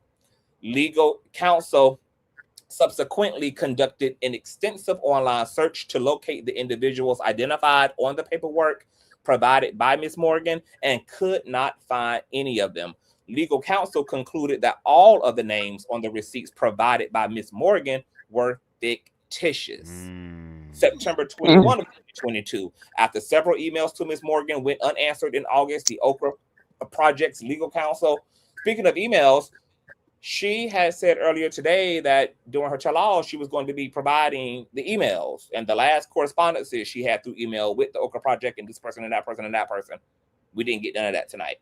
Nonetheless, the Okra Project's legal counsel sent a formal letter to Ms. Morgan outlining in detail the funds that had been unlawfully diverted and offering an opportunity to repay the funds or provide legitimate documentation to justify the funds. The letter included the legal consequences of failing to report to the IRS requirements. This communication represented a final good faith attempt to resolve the matter. Ms. Morgan failed to respond. September 22, the Okra Project engaged a transformative justice practitioner as an additional avenue for resolution. That effort, too, went unanswered. January of 2023, we were subpoenaed by the Brooklyn District Attorney, and we cooperated fully because we were legally obligated. Y'all have anything? Y'all have any thoughts? Well, based on what you just read, basically, her information was not vetted. Okay, so you have it right there. It's very clear. It provides a timeline. It's very linear. I don't know why there are some people who don't understand. And you see, we're in 2026. You see how far back this goes? So I'll land there. Jesus Christ. I just wanted to say, it sounds like her information was not vetted. The Okra Project made the attempt to communicate with her regarding what she submitted, and she couldn't verify it. So to me, it doesn't sound like the Okra Project had anything to do with it outside of her. Now, unless she provides something different, that's my stance. Mind your business says, oh my God, this dummy thought that she could forge state law receipts. I'm screaming. Girl, this is a mess. Oh, okay, so then they go further to talk about the subpoena situation, because her narrative is that no, these girls brought this on because I pled grand larceny, and that means that they would have had to start this. The Okra Project says, yeah, no, a subpoena is a legally binding court order. Refusing to comply with a subpoena is a criminal offense that can result in contempt of court charges, fines, and potential imprisonment. There was no legal basis upon the Okra Project could have. I done lost my damn spot. It is also important to clarify that a common misconception, the Fifth Amendment right against self-incrimination protects individuals from being compelled to testify against themselves in a criminal proceeding. The Okra Project and its staff was not a suspect in this investigation. The Fifth Amendment was never applicable to our situation. In addition, the Okra Project's 2 board of directors and officers were under a fiduciary duty per state law to exercise their best efforts to support the recovery of the funds. As a registered 501c3 nonprofit organization, the Okra Project has legal obligation to the IRS, to the state of New York, and to its donors to maintain financial transparency and cooperate with lawful investigations into the misuse of charitable funds. Refusing to cooperate would not only have been illegal, it would have been a violation of our fiduciary duty.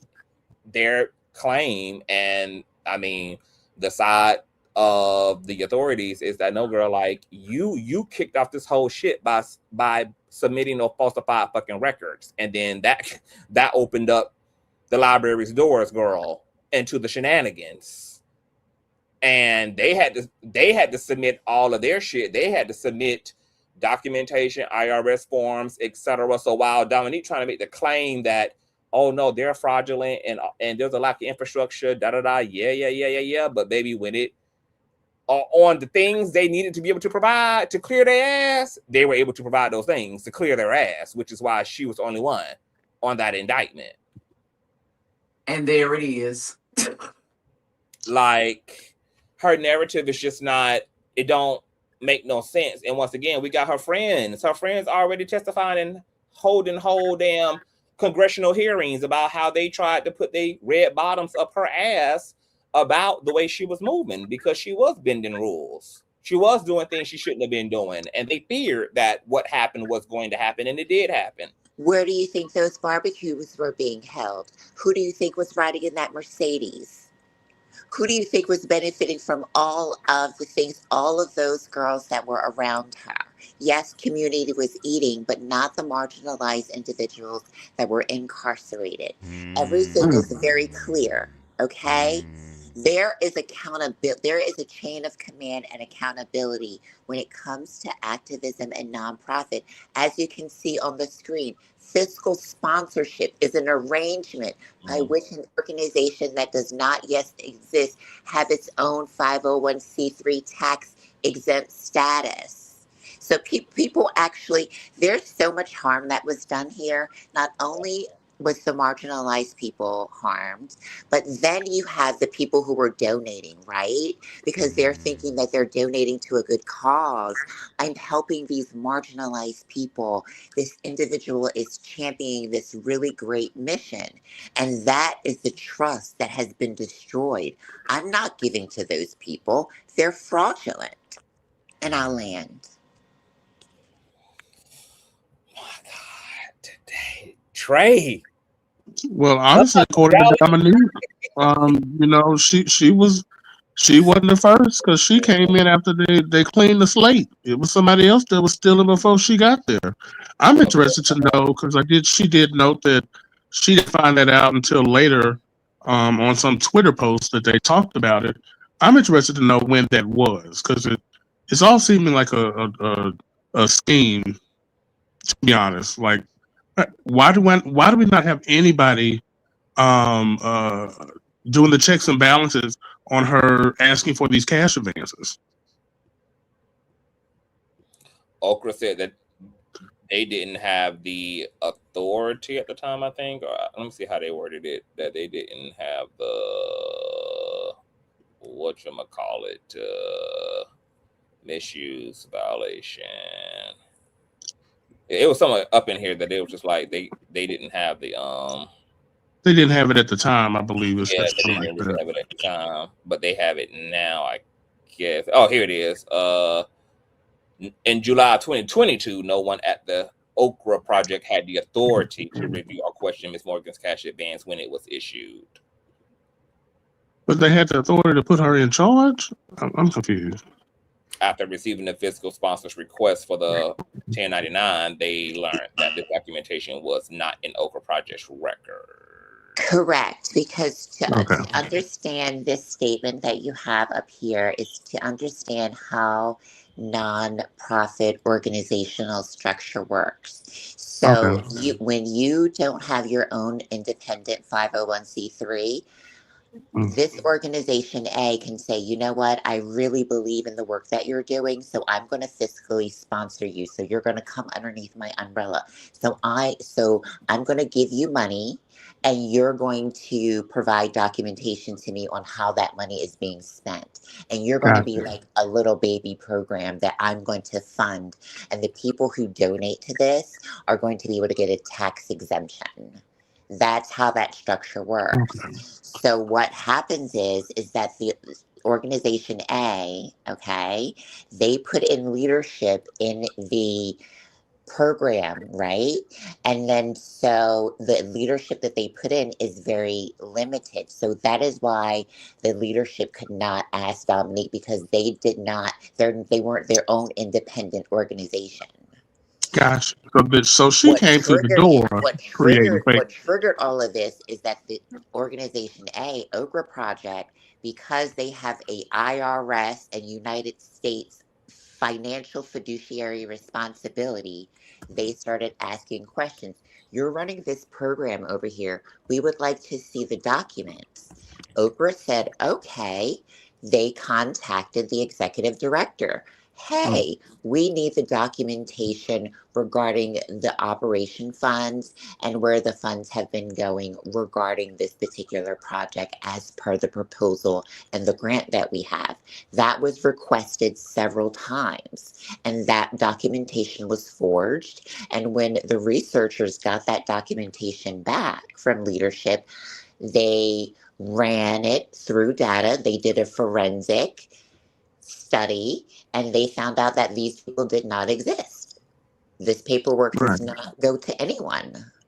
Where has this money been going? So then that has triggered another investigation. We have one over here. That's why there's several counts. Right. So that's what this is actually speaking to. Documents. She stepped through the door making fake documents. She said Okay, these my two girlfriends. We finna pull ourselves up and pull a few stunts. That is insane. That is exactly what I'm hearing. Let me add this too. Basically, what you just read is self-explanatory, and it Right. also comes down to when the money is taken, on whose behalf, behest, and benefit is it um, of the money that's stolen? And then you have the name of Dominique coming up because it appears that the money she was using was it sounds like given to her personally and some people that were close to her. So she was the one that was benefiting from the absconding of the funds. This is some wild shit. Because But let's remember, okay, what was happening back in 2022, 2020, 2021. There was a lot of white guilt that was going on. There was a lot of let's help marginalized people. There was the P word that was going on.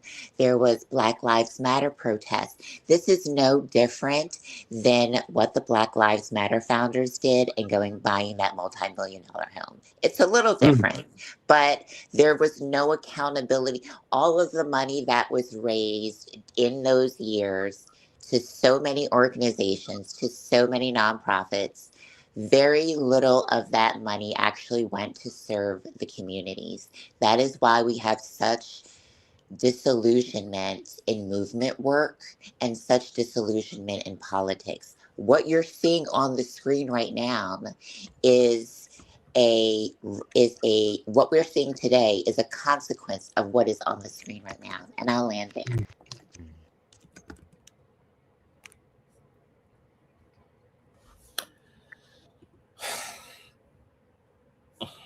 let me ask you this, making our lives,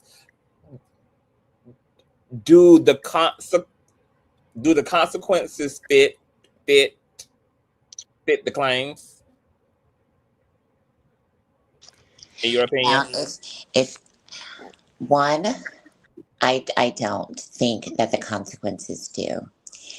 I think there are several things that has to happen in order for redemption. I feel like there needs to be accountability, right? I think the person has to genuinely show remorse, right? Genuinely show empathy. And I think when you are asking the public or when you're in a public position, you have a greater responsibility. I was listening to your live, which made me join. And I agree with what you're saying, CCTV, when you say people who are in leadership have a greater responsibility. And I think when you are in leadership and you are in the public and you're asking for people who donate their hard-earned money, because let's be clear here, these are people who have 9-to-5 jobs. These are working middle-class people, working people. Okay, these aren't billionaires donating these money. A lot of this money was raised through small dollar crowdfunding. 100 here, 200 here, 500 here. So when money and funds get misappropriated in programs like this, it's very damaging to marginalized communities. And then when people who are educated, and I'm not being educationally elitist, I'm saying when people who have the knowledge, the experience to be able to operate and run things like this, or when people call for accountability who are in community, who call for accountability of people who are in these roles, they're shut out and they're told to be silent. They do the same exact things that they are saying that the white supremacist, white cis heteropatriarchy is doing to us. So it's very always interesting to me how the public is now coming to bat for someone who has repeatedly broken the law, broken public mistrust, has no morals and no ethics. But all that shows us to me is a reflection of society. Society has no morals and no ethics because it's no reason that someone who has done so much harm like that has millions of followers and is being platformed and no one's pushing back. Tabitha, I'll land there. Oh my God, today. Baby, we putting addresses on it, child. Okay, so people keep bringing up T.S. Madison in this whole thing. I agree with a lot of people. I think that I don't believe in quote unquote throwing people away. I mean, I do, but that's nuanced. I think if you want to hold on to people because you love them, they're fine. But I feel like Maddie, given who she is and all that she has worked toward, Dominique will have to be my friend in secret, baby. She couldn't be my friend out loud. I would have to demote her, girl, to a private friend, girl. We can't do, girl. There ain't gonna be no type of nothing on the forefront at all, bitch. Cause a lot of what Dominique got going on has definitely bled over to TS, and her reputation is being clawed at as a result of the shenanigans around Dominique. How do y'all feel about how TS should navigate Dominique at this point? I know that that's a trans sister and she respects what Dominique has done and they have, a personal relationship and everything. I get like all the interpersonal stuff. And I know Maddie I know she would prefer, to just keep, all of her sisterhood intact because of what they do and how valuable they are to these communities. But given the circumstance, what do y'all think? It's This very is clear the where she slippery. stands. I'm sorry, go ahead. I just have small note. Given it appears, because I did watch Madison's live, and I'm not sure exactly what Dominique does in the community and how valuable she is, but it appears that TS is definitely trying to separate herself by saying like she's not in it, but she's trying to like for some reason maintain that friendship. I don't know why. But to my understanding, she is like verbally trying to separate herself from this young lady. So, because she knows she has a brand to protect. And if people know you're friends with this young lady and you're looked at from what everybody's saying, you all call her mother. So she kind of does have a responsibility to the community to say, hey, what she did was wrong. And, I think she would be the one that would have to stand up unless there's someone else who also has a position as strong as her. I think it's a tricky situation in the sense that with Maddie, I feel like there's a level of peerness that she sees in Dominique. Because even in that same live, when her and Craig were talking, they were both trying to draw some camaraderie with her because they have that notion of we all did wrong or we all did something that people don't like. So I think that's kind of where T.S. Madison kind of is with that, where she's going to continue to be her friend. Me personally, I do believe that she should be a private partner. We really don't need to see her too much for the time being. But that's just my opinion on it. Yeah, she would have to be demoted to a shadow friend, baby. Like we got a shadow government, baby. Shadow friendship group, girl. Love you in the dark, boo. Baby, we got about to love you in the deep parts of the dark above. I mean, I share the same sentiments as because what's going to happen if she does it again? Is everybody going to have, be indifferent and say, oh, she just did it again? There does have to be some type of responsibility on Dominique's behalf. She spent $20,000. Doing it right now. She spent $20,000 on a closet. So love her from inside that motherfucker. Put her ass in there. She's literally doing it right now by not taking any accountability and gaslighting all her followers. Like I would have so much more respect for the situation if it was like, hey, I messed up. I did this. Okay, It hold is on. what it is. Before you say that, make him, to that point, tell us exactly what would have satisfied your ears out of Dominique's mouth. Like, speak as her in terms of what this would sound like in terms of accountability.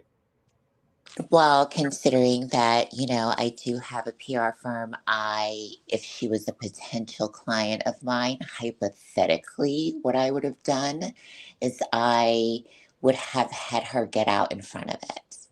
I would have had her issue an apology statement, take full accountability, and move on. But what's happening here is that there's more money to be monetized off of the ambiguousness of it all, the constant discussion of it all. So if your end goal is to be profitable and to monetize off the conversation, of course you're going to drag it out. If she had a real product and did real work, she wouldn't have to do that. And I'll land there. Bubs.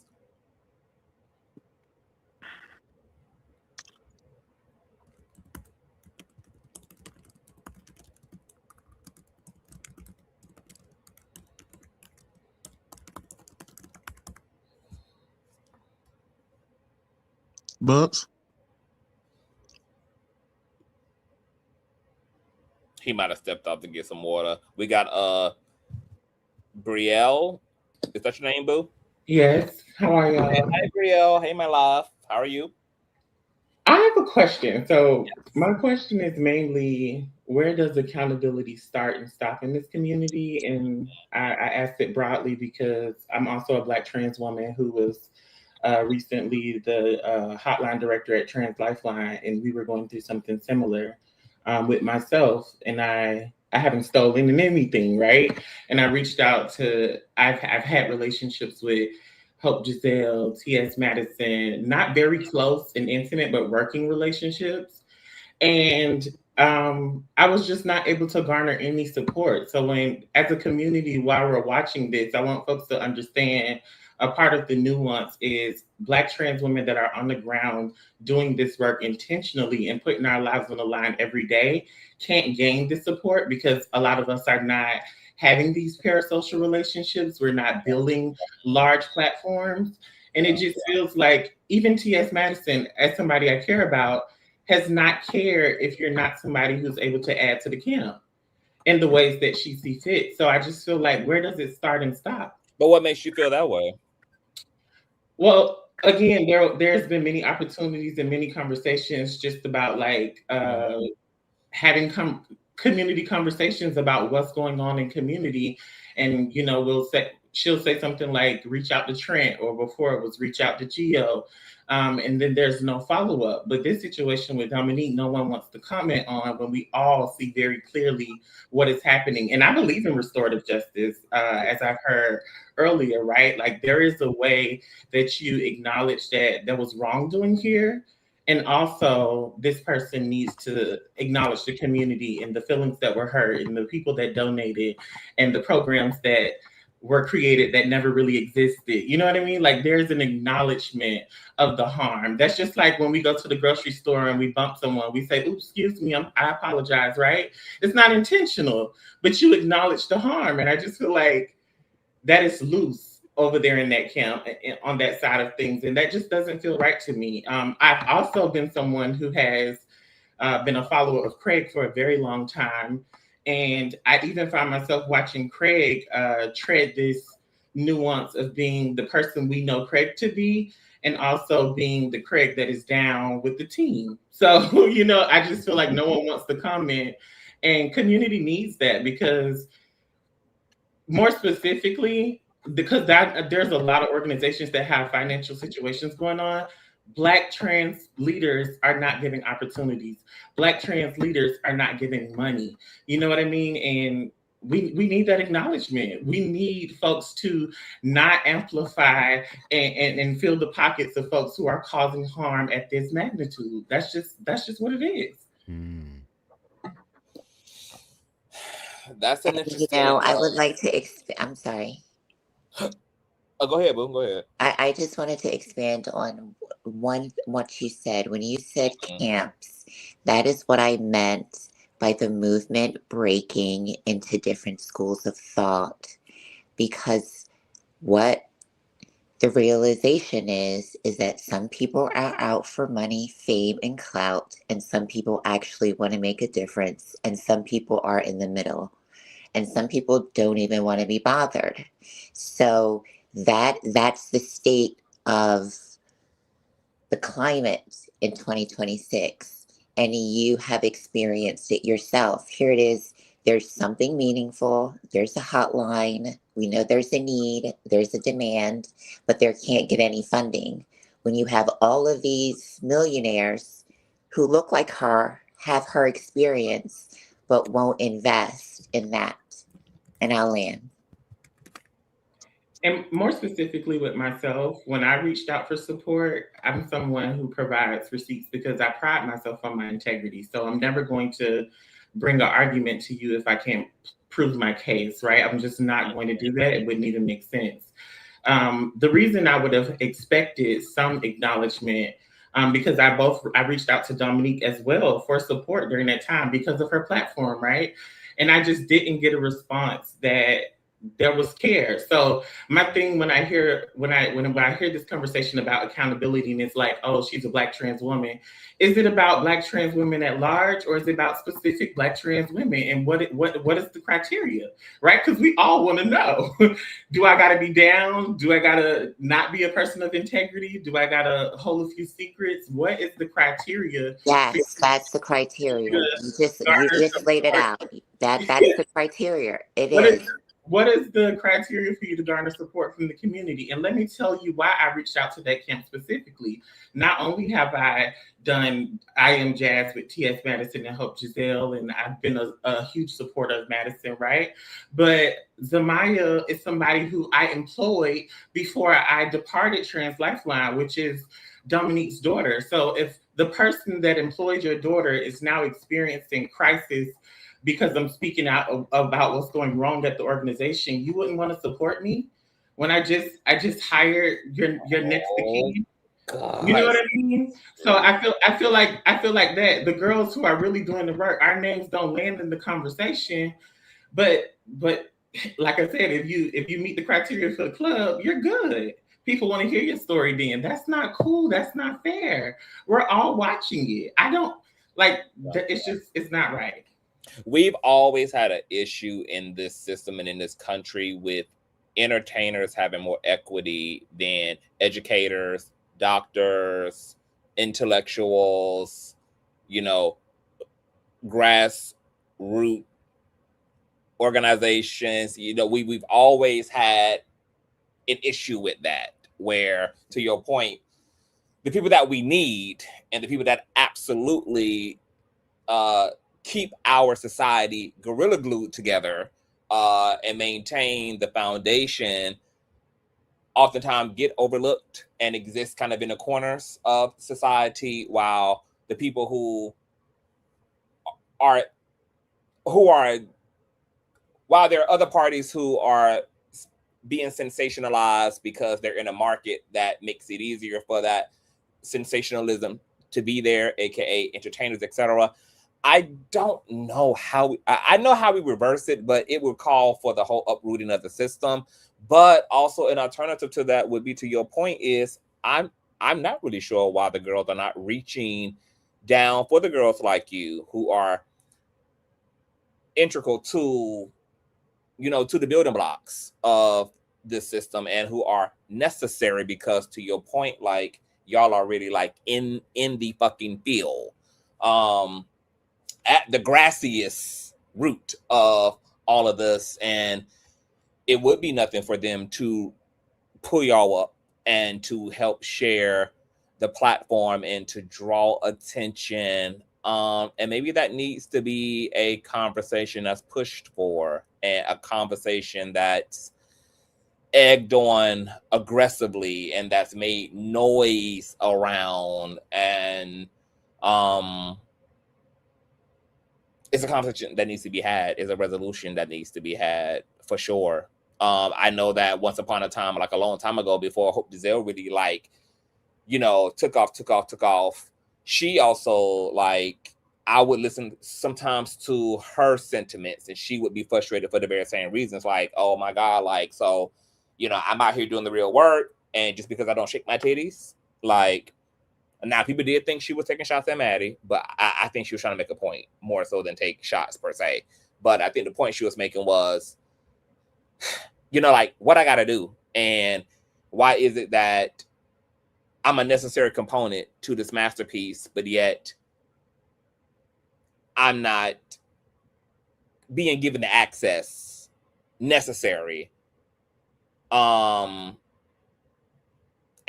I shouldn't have to cut rugs as a necessary component to do what's necessary, because it's necessary. But, you know, y'all got the system upside fucking down at this point. Y'all got the people that y'all need, you know, existing at the bottom with the least.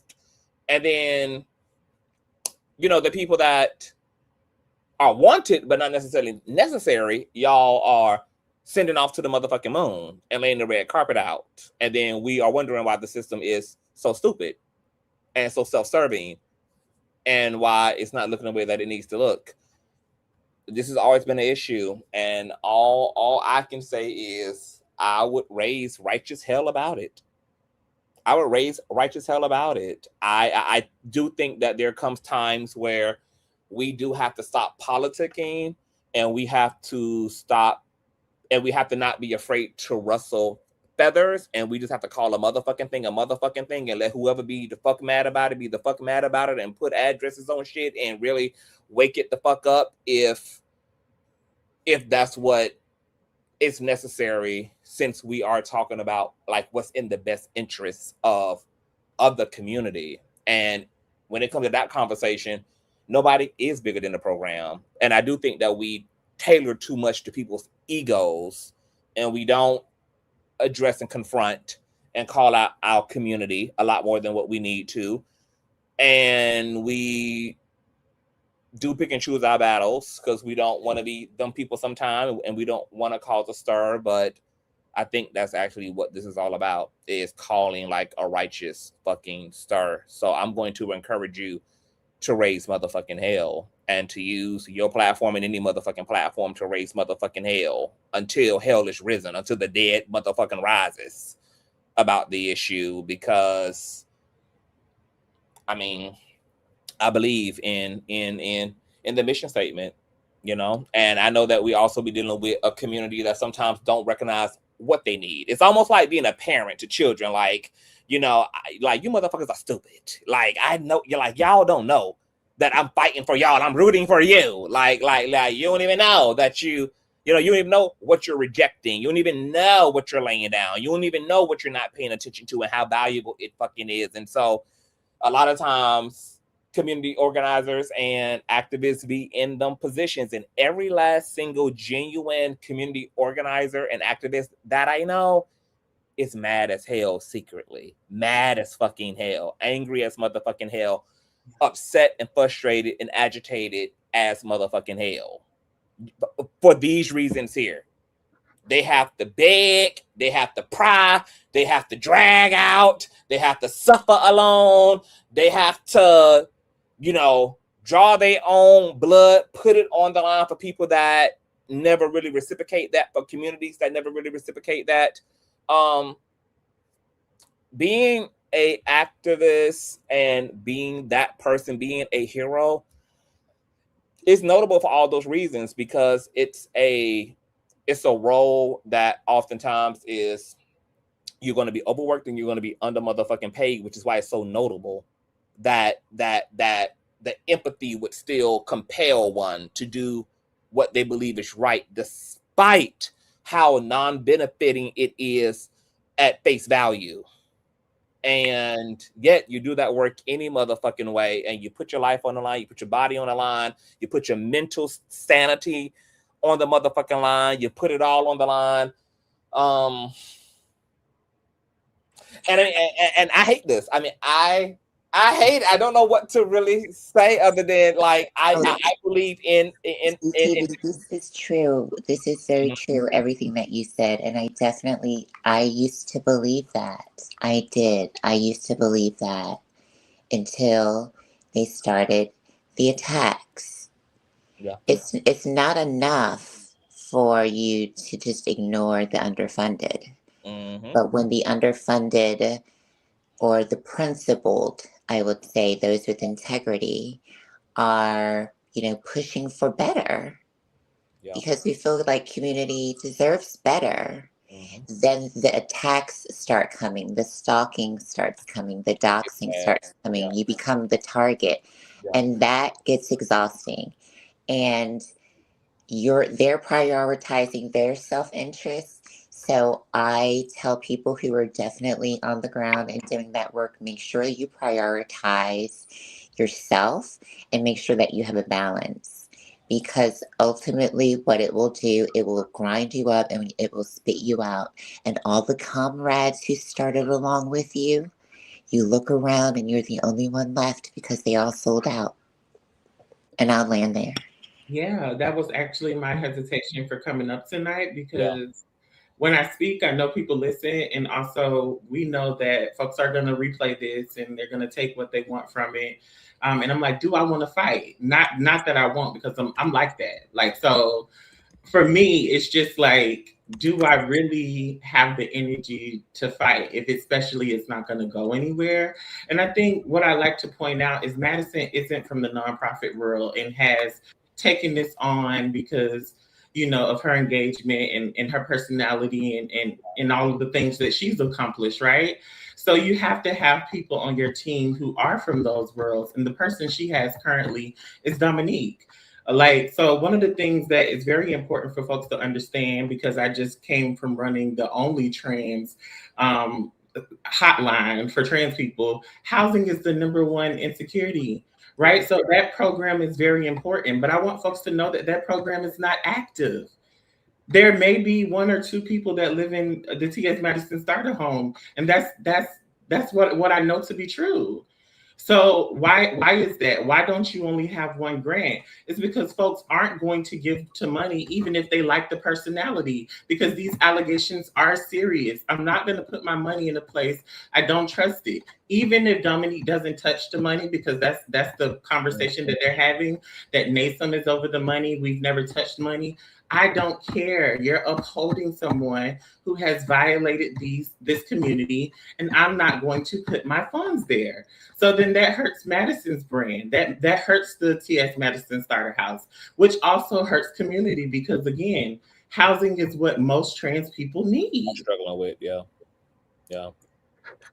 Can I ask a question? The statement, well, 2 things. What is the current status of the Okra project? Is it still active and moving, or is it Yeah, kibosh? it's still active. They had to file for bankruptcy, but they're still active. Okay. Now the statement you had on the screen stating that the director's actions were possibly trauma rooted. What trauma?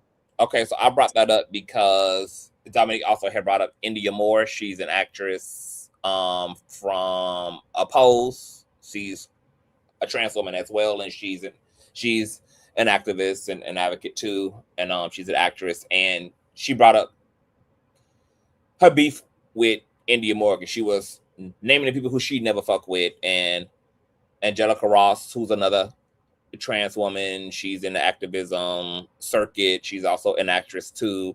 I think she worked on Pose, I think too, maybe. But yeah, so she had brought up the pattern here, the activist to actress pipeline. I'll land there. You know what? Yes, the girls don't like each other. Let's just call it something, baby. More ever making our lives is not, baby. She's not letting her foot up, girl. Not the actress to activism. But oh my God. So yeah, so I had brought this up because I never really got into India Moore's like what she had to say, but Dominique obviously is like very upset about, I guess, India's commentary around this indictment. So I'm gonna read a little bit of this in case y'all don't know either, because I've never heard of this. And then I want to get back to this conversation that my boo is talking about regarding activism, because that is a conversation. Maybe I'll even call T.S. Madison before the week is out too, and kind of, you know, like maybe see if I can have a conversation with Maddie about her thoughts around all of this, and maybe, you know, get her into conversation with you. Is it Brielle? Yes, it's Brielle. Yeah. Cause yeah, you know, especially at a time like this, like we need everything that we can get from everywhere. India Moore says Okra Project's former director's illegal actions were likely trauma-rooted. In a joint statement released on Sunday, trans activist and actor India Moore and nonprofit The Okra Project issued a joint statement expressing sadness and sympathy for its former executive director, Dominique Morgan. In 2024, Brooklyn District Attorney Eric Gonzalez indicted Morgan on a felony fraud charge stemming from misappropriation of funds in 2022 when Morgan was leading the organization. Morgan eventually pled guilty to the charges, which included 1 count of second-degree grand larceny and 23 counts of falsifying business records. In a hearing last Tuesday in Brooklyn Supreme Court, Morgan was denied bond and remained in custody, but was not yet sentenced. The funds Morgan was accused of embezzling, which amounted to just under $100K, were part of an Okra Project initiative intended to help incarcerated Black trans individuals. However, Morgan illegally allocated $99,000 of the funds into her own bank account, allegedly using it for upscale car payments, clothing, meals, and a $19,000 closet renovation and a rental at that, my God, today, according to Gay News. On Sunday, Moore and the Okra Project posted a lengthy 20-slide joint statement on IG that recounted the details of the scandal, as well as expressed empathy for both Morgan and the org's current director, Gabriella, who they said, quote, is being mistreated for consequences of harm to the organization that was caused by a negligence that she was and is not responsible for. Quote, Dominique was executive director in the past and is facing legal consequences for impulsive and reactionary choices that are likely trauma-rooted and likely to cause more harm to her, the post stated. Quote, her choices were made during a period she did not have the support she needed and was instead given a position of power over an organization that people depended on to survive. She was and is struggling without adequate support. The statement added, quote, responding to moments when people cause hurt publicly can cause an immense amount of hurt to the person depending on how it's done. I recognize the dynamics of privilege. I hold it in this scenario. I am choosing to speak up on behalf of the Okra Project and the larger issue of our community's failure. Carry sincerity because the cost her rhetoric has on an organization that is supporting people's lives is far too great. It is my intention to underscore Dominique's achievements, struggle, and the care, protection, and support she deserves, plus must also be extended to the organization and its leadership that her state has impacted. I think she meant to say, or they might have did a typo. It's not meant to underscore. The Okra Project also posted a financial. So, okay, so, you know, basically, you know, India was pretty fucking honest. Like, girl, I believe she did it, and I believe she did it because she didn't have the proper community support and her own trauma, and that she made ill decisions, not well emotionally and mentally, and immature, and she was too immature for the position that she was put in. And see, this is why I push back on portions of India's statement, because I would also like the audience to remember that in that role paid $200,000 a year. Yeah. Which is a lot of money. And one could see the thing about this whole situation and the larger conversation about community and these movements is people are not healing themselves before they decide to go help other people. They're trying to use the work to heal themselves, and that is not in alignment. That is the problem. Yeah. So Dominique had resources available to her. She had this project that she was heading. She had access to the economic capital and resources. There were tons of things that she could have been very proactive in managing herself so she would not allow any of that trauma that she's had to spill over into the work that was supposed to be done, because you're dealing with marginalized communities, and when you're in those spaces you're dealing with people that has a lot of trauma. So you have to have people who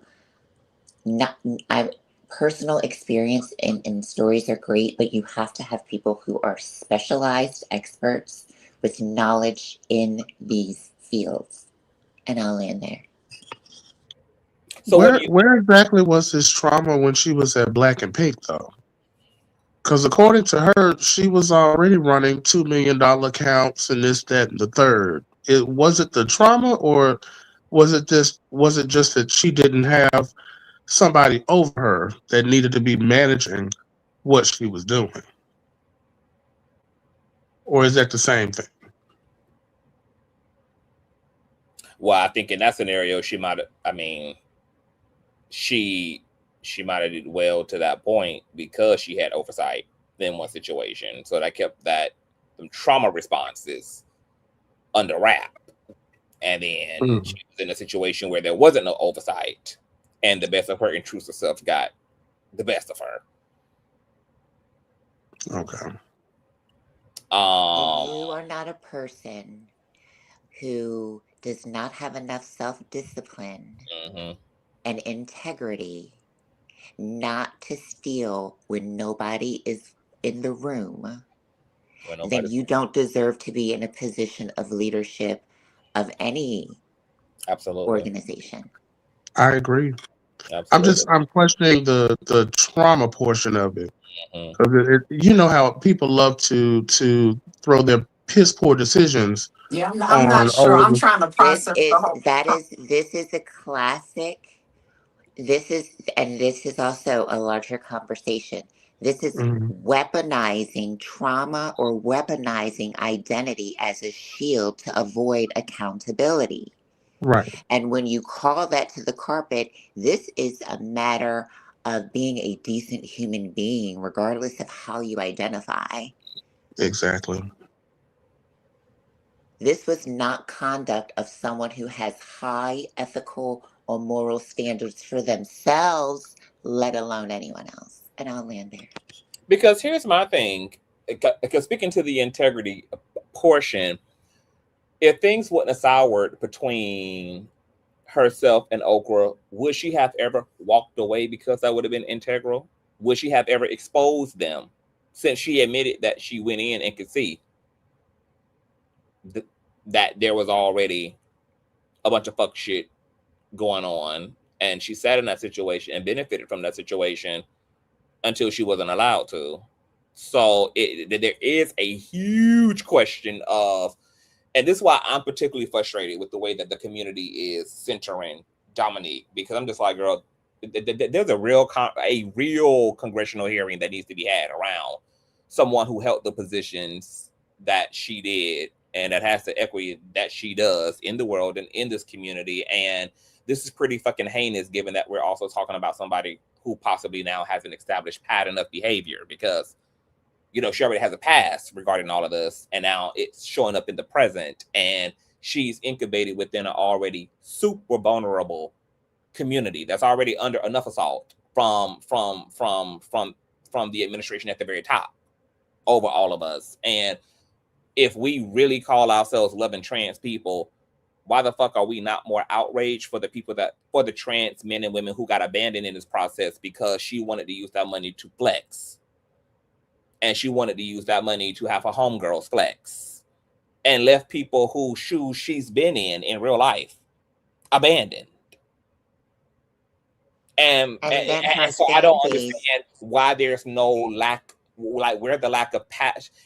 And I know that there's a lot of that it's a lot of shit that's kind of like blinding everybody's rearview mirrors, because on one hand, the Dominique Morgan storyline arc is happening alongside the DL Whisperers arc, and then there's a war and a stand war that's waging, and so that's being prioritized, and we're using and pedestalizing and upholding Dominique to gag the opposition and all of that, but it's frustrating, and like that same vulnerable people and class of people that require all this activism are being abandoned by their own fucking community because of bullshit and people proximity and people wanting to preserve relationships. And I don't agree with any of that. I do not agree that Dominique is bigger than the fucking program, and this should be taken seriously by our fucking community, if no fucking body else. We already know, and our whole claim as a community is nobody gives a fuck about us. So then can we?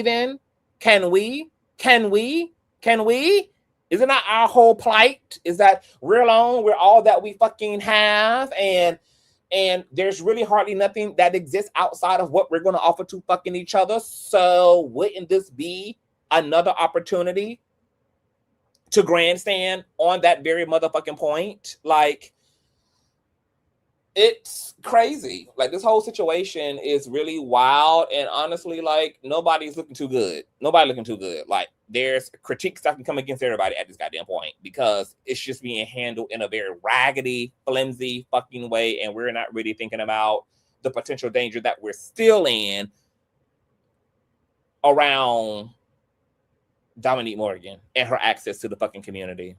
And once again, looking at how we do have a lack of infrastructure and how much she's being celebrated before we properly vet the situation for ourselves as a community, I can completely understand why she doesn't have an incentive to motherfucking change, and why people like her get to be a cavalier and don't have to really do the motherfucking work. Because for what? I can pass go and collect $200 of y'all's dollars along with it without as much as a I'm sorry. When asked if she was sorry, no, I ain't do no wrong. I'm delusional and y'all delusional. So let's be delusional together. It's crazy. It's really crazy. And unfortunately, to Brielle's point, I mean, that this once again is where that social equity just becomes a huge safety net. Like, our entertainers mean more to us. I mean, she's not, an entertainer per se, but that is also a aspect to what she does for a living. She's all the other things, and she's an entertainer, and the equity is there, and we get to see the power that entertainers really have in this fucking culture. And I am disappointed in our community, because we are only like a small little village, a small minority group that's really trying to have the conversation. Yes, Dominique knows who the fuck she can sit down with. Yes, she is fucking triangulating and being very fucking intentional about who she sits in dialogue with. I think that I heard that her and T.S. Madison has an interview. I'm sure that interview is not, if it's about all of this, is it going to be any more hard-hitting than the conversation she had tonight? And I do respect the interviewers. I understand, like, their approach was, we weren't here to debate Dominique. We were only here to create a space for her to say what she wanted to say. This was not, a interview. But unfortunately, that's the way that Dominique held it. And she upheld that even in the interview. She said, I came here because y'all don't know me like that. Well, at least one of y'all don't know me like that. And I wanted to sit in a quote unquote non-biased space. That's why I asked the host when she was here, like, what did she understand about what the point was tonight? And she was just like, it sounded like she just really didn't know really what the point was. She got sent all this tea, but she didn't even know if she could fucking use it, even though Dominique, claimed that this was supposed to be the big whole thing. And it just brings the bigger question of, like, girl, if we don't know what the fuck to do with Dominique, then I mean that we don't know what to do with any other potential criminal and any other potential grifter and any other potential person who can prey upon the fucking community. That's why we have to figure it out.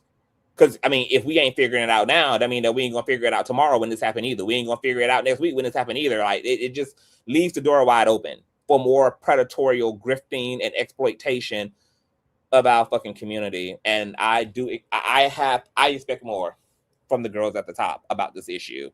It's very disappointing how this is all being handled. I agree, Conscious. And the question that you all have to leave with is, what is going to stop Dominique from doing it again if you all do not act now? If she continues to, it appears she has that alliance with T.S. Madison that is kind of protecting her from my vantage point. And as long as she's cool with TS, it's almost like she doesn't have to be accountable to anybody else in the community. I may be wrong, but that's just how it looks to me. But that's the question. What do you all, what's going to stop her from doing it again? And what's going to stop the Dominiques, you know, of the world, the Dominiques of the community? That's right. You know, from happening. I mean, this is our test run. We get to start building that firewall and building that governance, you know, to create our own systems of check and balance and accountability. And we're not doing that, which means that this is going to happen again. And if not by Dominique, it's going to just be happening again. Period. It's already bad enough that our community is already so naive and just don't stand on business to making our lives better. Earlier when she said that I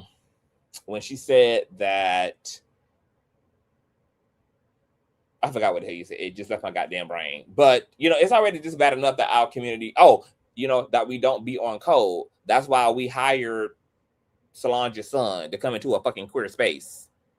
And then look at how he showed his motherfucking ass and how he thought he could give us our ass. We will platform and hire entertainers like Young Miami, Jocelyn Hernandez, Kaya, people who have been transphobic and motherfucking homophobic and have not served the community at motherfucking all and only pandered to the community for capital while neglecting to use their platforms in any meaningful way to help the actual fucking plight of LGBT people. And we just keep being willing to say, hey, well, our community, girl, don't even get me started, because I'm about to be pissed the fuck off. I'm about to get pissed the fuck off.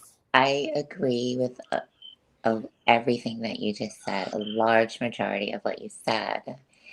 And the issue here is that fundamentally, branches, when you take the whole entire LGBTQIA community as a demographic, that demographic of people have come together and bonded, no matter what sector you go to, most sectors have bonded over the rejection of heteronormative society. So everyone is coming in with all of this trauma, and no one is actually stepping back. The people who've actually stepped back to do the self-work, to go inside of the systems, to get the education, to figure out how you can create a pipeline to get people to thrive, those people are shut down. What the audience has to recognize is that people will call themselves activists because they are really actresses and they're trying to get a role, and it's how you get a speaking gig, it's how you get a feature in a magazine, it's how you monetize your platforms. Wow. Actresses. The activist to actress pipeline. Actresses. I'll put names on it. You got Janet Mock, actress from activist. Although I will give her a caveat because she actually does have a formal degree. She went to NYU and she was the editor-in-chief of People magazine. So just a little on her. However, I wrote about her and my issues with her. I wrote about my issues with India and India Moore. These are all people, okay, who, and I don't have a problem. If you want to be a capitalist, be a capitalist. If you want to be self-interested and money is your end goal, I 100% support that because I support everyone's self-autonomy, their right to make the decisions that they think are best for them in their life without doing harm to others. And with that being said, so just be upfront about it. Just be transparent. Listen, I'm here to get my bag. There are so many people who I have encountered behind the scenes, and they're like, listen, I'm here to get my. Okay, I can respect that, but do not portray yourself out to be a public humanitarian doing good service work when you're actually not that person. You're not safe. And that's the larger framework that needs to be talked about. We need to just identify that there are categories of people in certain communities that operate a certain way. And if we want to engage those communities, engage those communities. If not, don't. Because there's a whole nother sector of people who are doing work that are educated, that are intellectuals, that are actually working on the legislation to get your passport rights restored, that are actually working to get your public housing rights enacted, that are actually still working to dismantle you being discriminated at the job. Like, that's the conversation that needs to be happening. And I'll land there. Let me ask you this question, Macon. Do you think that it's unfair for the public to push entertainers to be activists? Because I feel like that happened to T.S. Madison. Like, I'm very proud that of all the work T.S. Madison has done as somebody who pioneered and carved out her lane as an entertainer. And I did watch in real time the public kind of forcing Maddie's hand when it came to the activism, because her reach started to get super far. She started getting at very unique tables. And so I saw the community, you know, like starting to pressure Madison to step it up and to check people on this and to play an educator in certain spaces. And at first, Maddie was kind of like resistant to that. She's like, girl, I ain't nobody, girl. Y'all got the girls for that. Y'all got the girls for that who do all that. That ain't my lane. That ain't my lane. That ain't my lane. Like, she never really wanted that role because it just wasn't her. It's not really what she signed up for. But then as she became a bigger entity, and then the people, you know, continue to pressure her, she eventually made space, you know, to step into that. Do you think that that was irresponsible of the public? Do you think that we should not try to make our entertainers politicians, that we should not try to make our entertainers, you know, our community leaders? I think that entertainment is great. I think it's wonderful. I think that we definitely need it in our society. I think that people oftentimes are asking people who are in the public to do things that they're not doing themselves. Mm-hmm.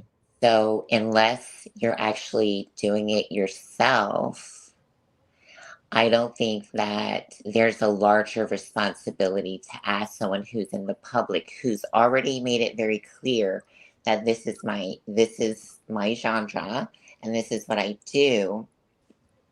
I don't think it's fair for the public to pressure any public figure, any rapper, actress, personality, influencer. If that's not their lane, I don't really think that it is appropriate to pressure them into making a public statement on a political position if that has not been their history.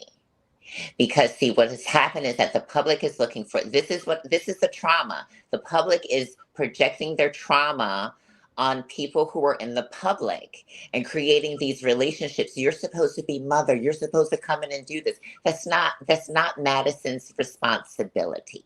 That's not any public figure's responsibility unless you have been elected by the public. And I think that is where the disconcertedness and the disconnect is. When you elected the same way that y'all should be going to the elected officials, ask the ones that you should vote for, the ones who hold office, the ones who we pay taxes to make decisions on in our best interest. Those are the ones that we should be holding accountable.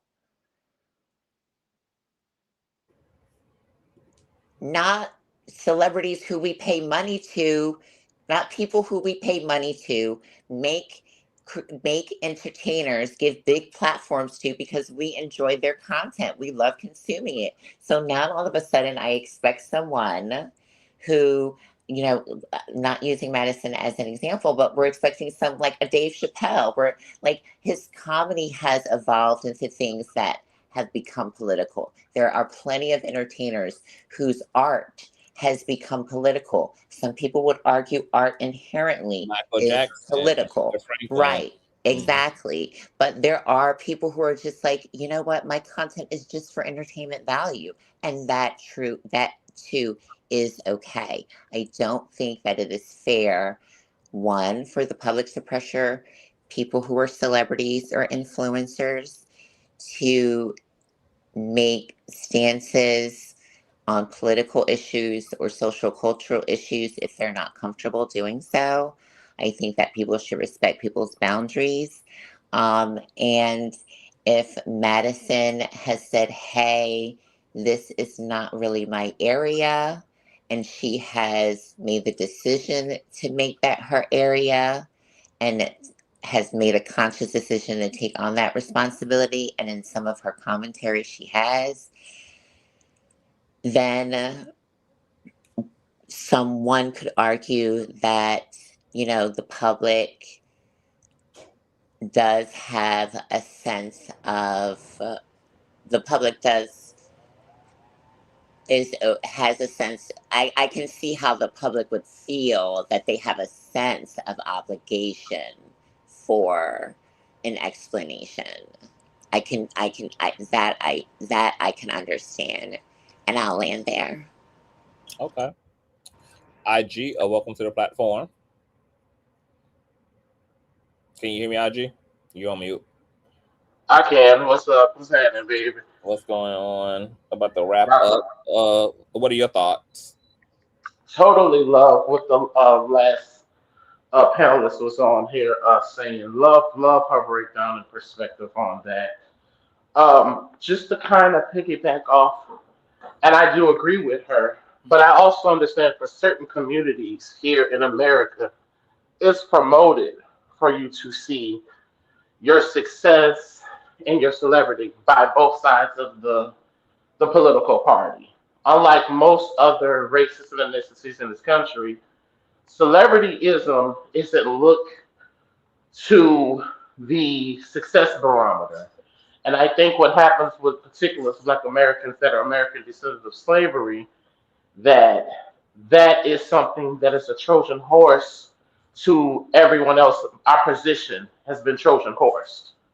Because if we're only seeing that you get Black success when it's only through sports, entertainment, things that are non-political, I think what happens in the Black community is that even on the small level, when you have your doctors and lawyers, the people who get out and make it, it's almost you're to be expected because there's such a discrepancy.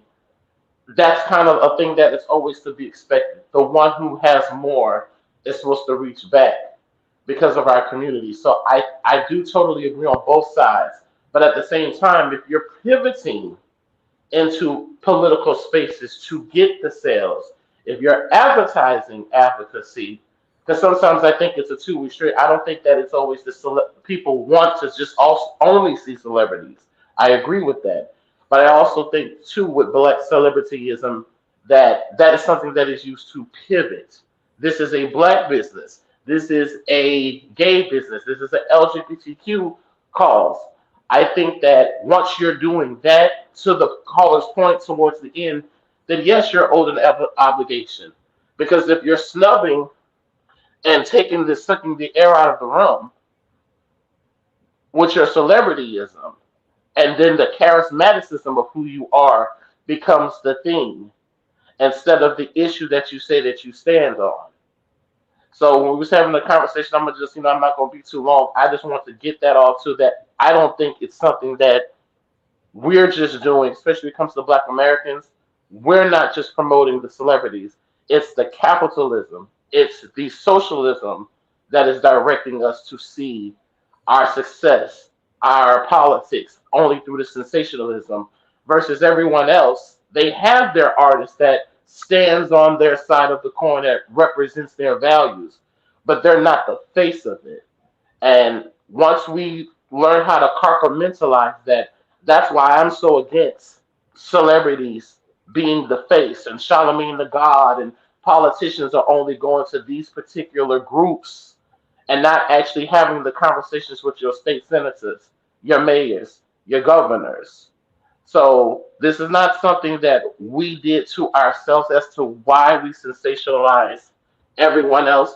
This is something that the corporate machine has intentionally directed us in, unlike everyone else in the community. That's all I wanted to say. I wanted to add to that. I am going to put some burden on also the culture and community, because we can also, because we all know also as Black people that most of us weren't also even raised in a household where our families emphasize the importance of your politicians and your legislators and your mayors and the power in voting. That conversation was just not being centered. So I do think that there is a powerful negligence on behalf of community in terms of, because you can't look to culture to totally raise you and to inform you. That's the whole point of also having parents and having, you know, a community outside of the larger corporate capitalistic system that is pushing its own agendas and messaging at us. And one of the things that we can do to counter that is by emphasizing those things in our own households and to the young people and grown people and our own children that we have direct access to. Like, we should do for each other what the system won't. Whatever the system ain't teaching, we teach. Whatever the fuck they won't tell you, I'ma tell you. Whatever the fuck, you know, I know that they're not going to make space to provide in terms of data, information, priority, what should be prioritized in one's own life, what you should keep an eye on, what you should keep an eye out on, or how to understand this system. Like, we got to do our part too as a community. Like, as a community, we cannot look to fucking government. Of course, the government has its own fucking incentive. It has its own goddamn agenda. Of course, corporate entities have their own, you know, incentive. Of course, we can't look to them. Just like we can't look to the entertainers, we can't look to the larger culture either. Like, where do we bear some responsibility in this matter as well, in terms of the values that we are promoting in our communities and in our homes, and the way that we're educating our young people about the world that they live in, and the measure that we are taking ourselves as individuals to educate ourselves further on the system, instead of always looking for another leader, always looking for someone else to do it, always assigning someone else to tell us what we don't know, when we also are in a very privileged position, especially right now at a time like this where we're living in the information age. And there's almost no reason why anybody should be uneducated between Cloud AI or Chat GPT, Google, the internet. You know, like, we don't really have a large excuse now. But yeah, I'm gonna add to that to say that yes, there is an agenda pushed against us to sway us in the direction that we typically operate in, but we're also failing each other outside of that.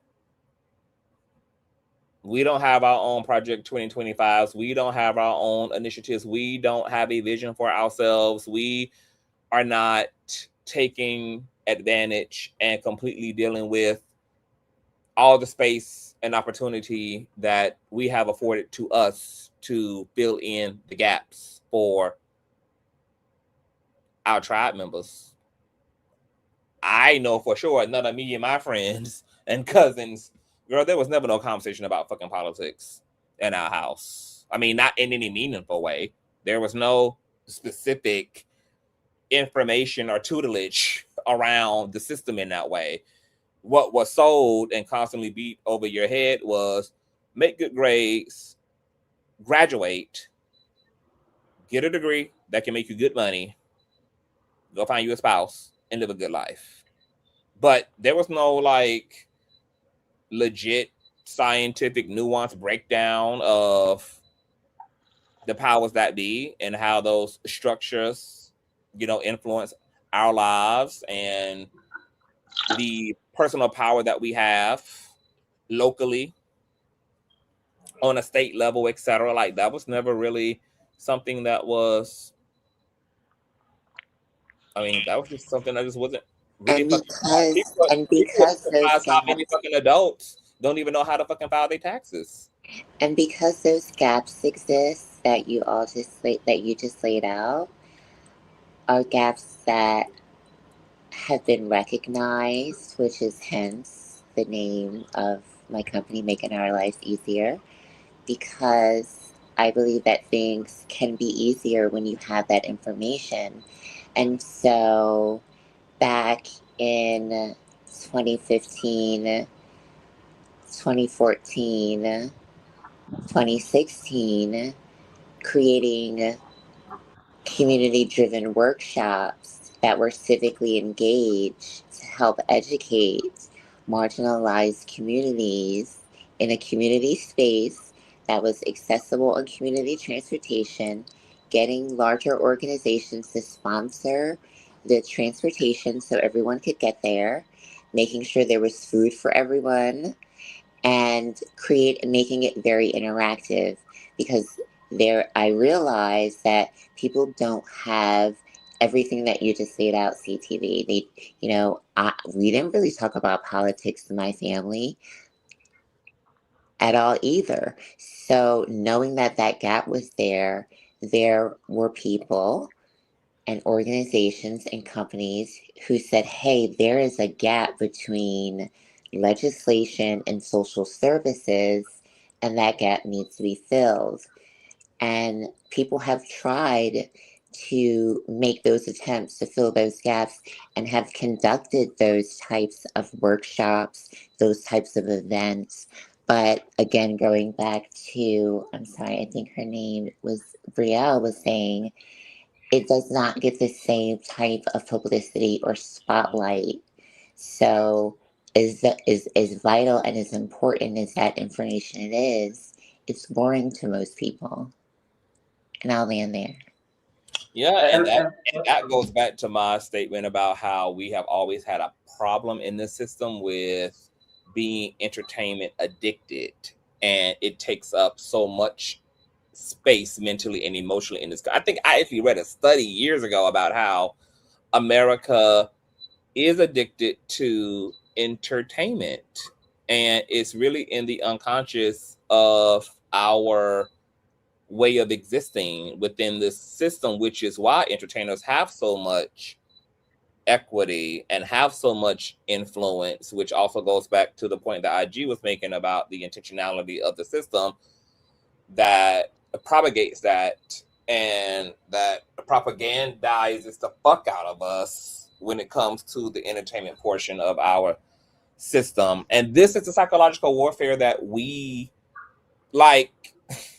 The thing about it is, with all of that, like, this is exactly why we are going to have to be very self-initiative people, because the system is at war with us intellectually, it's at war with us spiritually, it's at war with us mentally. It's not going to wake us up. It's not interested in producing lucid people. It's not interested in producing aware people, because obviously, that becomes problematic to the system at large, which is only being sustained by the disillusionment of it all, the spell casting of it all, the shallow sense of consciousness that we operate in is what is thriving off of. We are in a dizzy and dazed state, and the system exploits that and is intentional about creating little capitalistic zombies that work to amplify and engross and enlarge its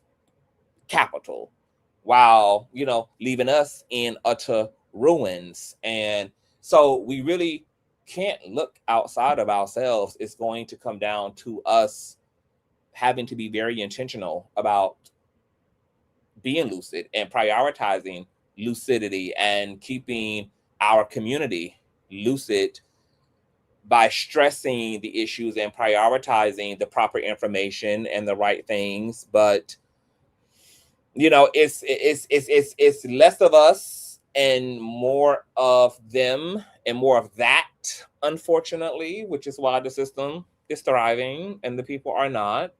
But I don't know what people think the solution is going to be if we don't take this on as a responsibility at a 100% level, because there is going to be no help from the outside. There is nobody coming to save us. There is no second coming. Second coming of enslavement, second coming of deeper, more systemic abuse of it all. But there's no, like, the hero that we're looking for can only come from one motherfucking place at this point, and it's from within. Within, it's going to have to be us and only us. So I see the system at work. I understand the system at work, but then it's like, I mean, the only fucking solution is us. It's only us. It's only going to come down to us. And right now, I mean, the war is being won by the opposition, but you know, we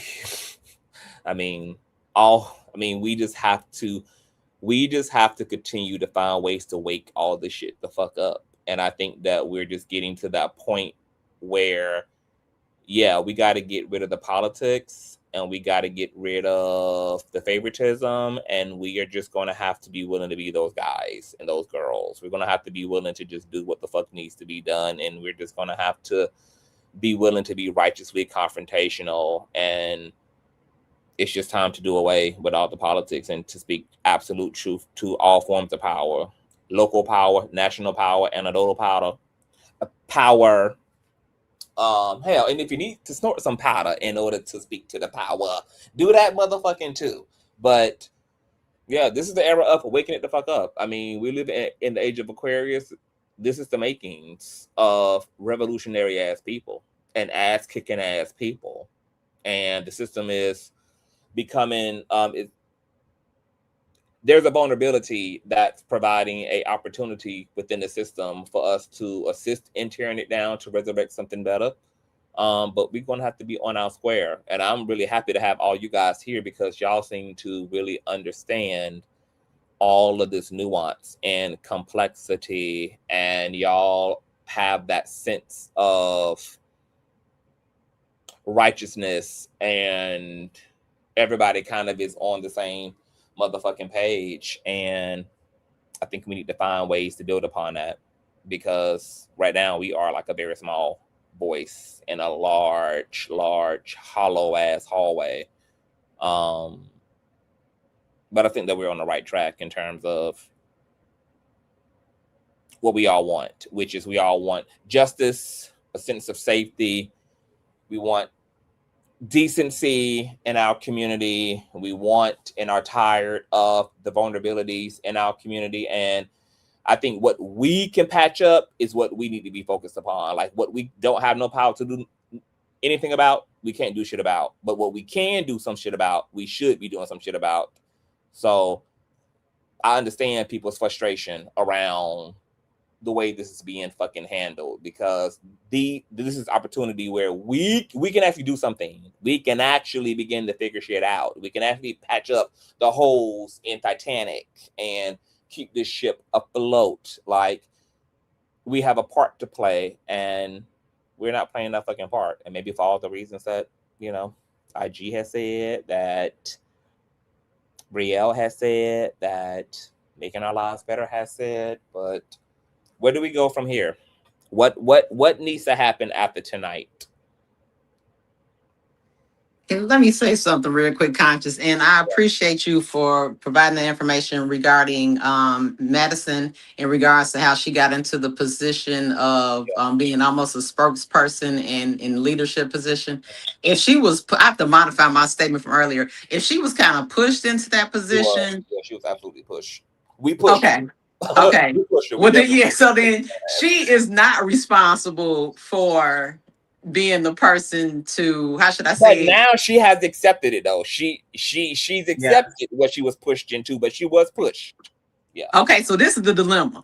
And I feel that she probably didn't want to because of instances like this. She has her friend that she doesn't want to go against. And if she doesn't make a statement, then now she's going to look indifferent to the community. You know, this is just probably the reason why. Right.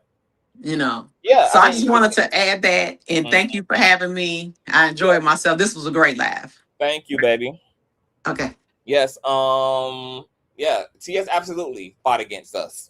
She fought against her community. She didn't want this role. You know, she just didn't feel she was really capable. She didn't really feel like that was her thing. She respected the girls and the guys. I want to thank you so much for having me up, and the audience and the other panelists. Thank you too, babe. It was a very excellent talking points. Robust and in-depth conversation. Hello? I don't I can't hear everyone normally else. I just hear you. engage in discourse, but I recognize that the But host and the panelists had a drop lot down, of guys. Thank y'all. range. Link is CTV usually.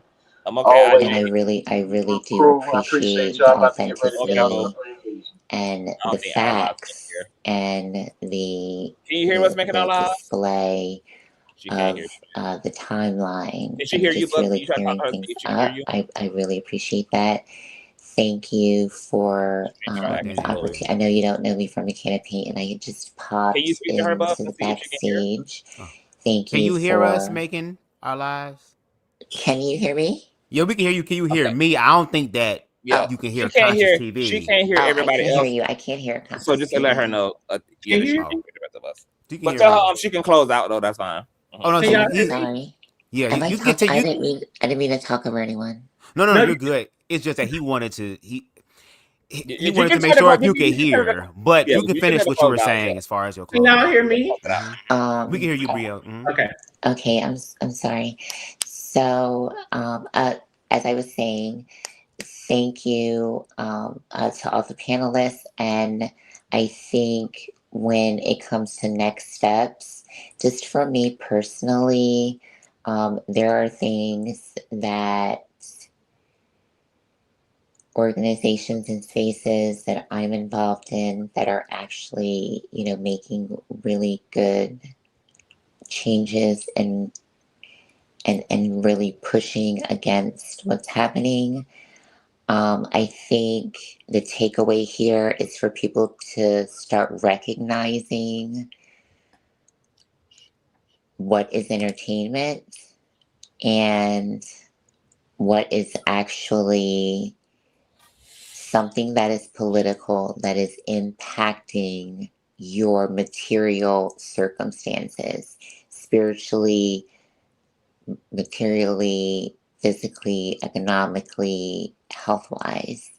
There are a lot of more important things and rights and privileges that are being stripped away that need to be focused on.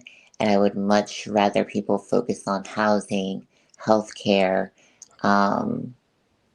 things that will really, mental health services, emotional intelligence services. These are the things that will actually create that infrastructure. But people need to identify that people are going to like who they like. They're going to support who they want to support. And you do the work that you do to make the impact on people's lives that you can do no matter what scale it's on. Because if you impact one life, you don't know how far that will actually go. And I will land there. Thank you all so much and have a great evening. Tell her thank you for me, Bubs, because she can't hear me. Yeah, CTV said thank you. He appreciates you coming onto the platform, yes. And we look forward to seeing you again. Thank you. Brielle, can you hear us? I can hear you. Awesome. Okay. Yeah. Bubs is out there, girl. He got me out there. I'm getting told to shut up in the comments, and I'm the one being told to talk. So I need you to drive the plane, bitch. The fuck? It's malfunctioning, this motherfucker. Okay, Brielle. I do want to give T.S. Madison some credit because when you ask me what's next steps, I think I want to acknowledge like what she has already been doing. And when these conversations do come up, she started the state of emergency. So we saw that twice, right? I think continuing the conversation is always going to push the envelope. I also want to send love to Dominique because I don't know Dominique personally, but I do think that it is never okay in any of our camps to have a team of yes people, because then we're not allowed to grow and stretch ourselves. And I also think that I want to say that I uplift India's statement around it coming from a place of trauma, just because we are Black people in America who have had hard fucking lives. And when you get access to new money, your mind goes crazy. You don't know what to do, what not to do. You just kind of figuring it out, right? And I think one of the things I heard Dominique say multiple times is, where is the grace? And I think India's statement is a place of grace, even if you don't fully agree with it. And I don't understand how you could be like upset with that. So just offering some support and grace to those ladies in that aspect. But like, this conversation was great. And I think the way that you navigate this moving forward is just to continue to have these conversations. And I think a lot of people that have been put in positions of power are surrounded by folks that just give them a solid yes, and don't approach them with curiosity and questions to help expand them. And I hear you when you say, you know, we kind of forced Madison into this role, and someone always told me, you don't know what you don't know. You know what I mean? And so she's figuring it out, and I think there has to be grace in that, right? Because you're not always gonna get it right. But I do want to say that for the interview of Dominique, which I was not able to watch, I think two people would have been great. First, Hope Giselle, because she holds a balance of care and accountability in the same respect. So I think Hope would have been a great person to have that conversation with. But also, if you wanted somebody and you were looking for safety, you don't go to a stranger, go to Diamond Styles, because Diamond would have handled that conversation with the nuance of like intimate care for you, and also ask the questions that needed to be asked. So I just want to say thank y'all. But yeah, we have to continue the conversation of what accountability means to us as a community. And we have to apply it across the board. It can't be selective because of someone's status, because of someone's financial landscape. You know what I mean? And I think when it comes to community having opinions, when folks are adding to your social equity and your financial equity, they have the right to state an opinion, whether you agree with that or not. And I think that's why Madison catches so much in her lap, because she is successful in her own right. And community has said, you know, I'm coming to your shows. You're my girl. I love you, auntie. So when something fucked up happened, I want you to say something, you know, like don't just not say anything. And I think the nuance there is Madison is also trying to care for her people in the ways that she know how to, and that is accessible to her and her experience. So yeah, a lot of nuance, but I'm grateful. Yeah, I love how articulate you are in your speaking, and I love your energy. I want you to follow me on Instagram and DM me so we can stay in contact, because I would love to have you back on. And you, because can you tell us a little bit about like what you do again? So I was the director of Trans Lifeline, which is a hotline for queer and trans people who are experiencing suicide.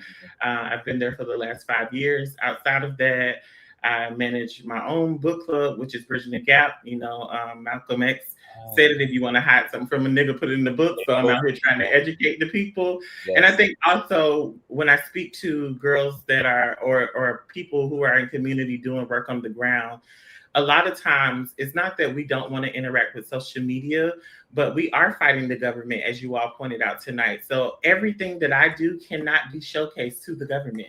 You know what I mean? Because then they'll come shut it down. Trans Lifeline, per se, it's one of the largest trans-led organizations, and it's not really talked about enough because it's mostly white-led. But there's money over there, right? And the way that they protect that money is by not speaking up a lot of the times. But I was the only Black person in that space. And I was like, these are moments we have to speak up. These are moments where we have to challenge the status quo. And a lot of us get pushed out when we start to, you know, ruffle those feathers. So I just want to name that, like, again, what is the definition of accountability? How do we show up for each other? How do we support one another? Because that's very important. So that's the work that I do. I educate the people. I give new ones. I want to say that, like, T.S. Madison, Hope Giselle, Janet Mount, these are the people that I look up to. I have relationships. I've had conversations with India Moore. So I'm somebody who's been in the room with the girls, but you haven't seen me, and you haven't seen me for that reason, because you have to protect the integrity of the work. And sometimes that do mean moving money in ways that the government can't, hold us accountable for. That's just the truth. The truth is, an organization I like to plug is Trans Justice Funding Project. They give money to trans people to start grassroots projects. They have a very nuanced way in the way that they deliver their funds, so that folks don't get tracked down by the IRS or ask questions. But even that, me saying that, the reason, again, we don't share these things a lot of times is because there are challenges. there are challenges. But I just want to name that, like, I'm really grateful that you had this conversation tonight. I love to engage further. I don't know how I didn't know about this, but I'm just really happy. It was meant to be. It was meant to be.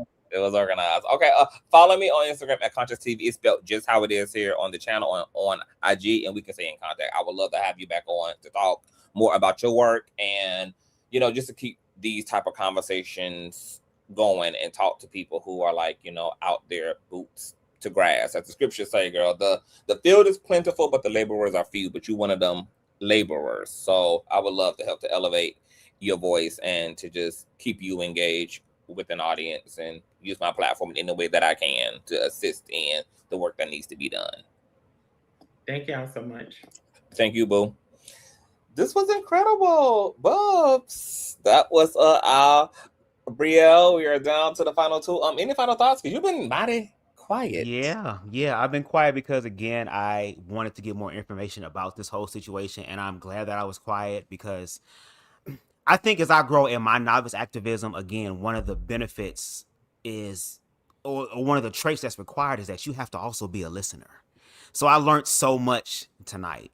I appreciate everybody coming up and sharing their perspectives and what they believe. I appreciate Jaya coming up, doing her thing. And again, only things like this happen on Consciouztv platform. But it was, as always, it was a great conversation. And I know I can talk, and I know you'd be saying, "Oh, Buzz, you're gonna be saying you wish you could talk more." But in this instance, it was like, no, I'm glad I was able to sit back and to educate myself more. And it's making me look at myself like, what can I do to show up better, not just for myself, but for the community.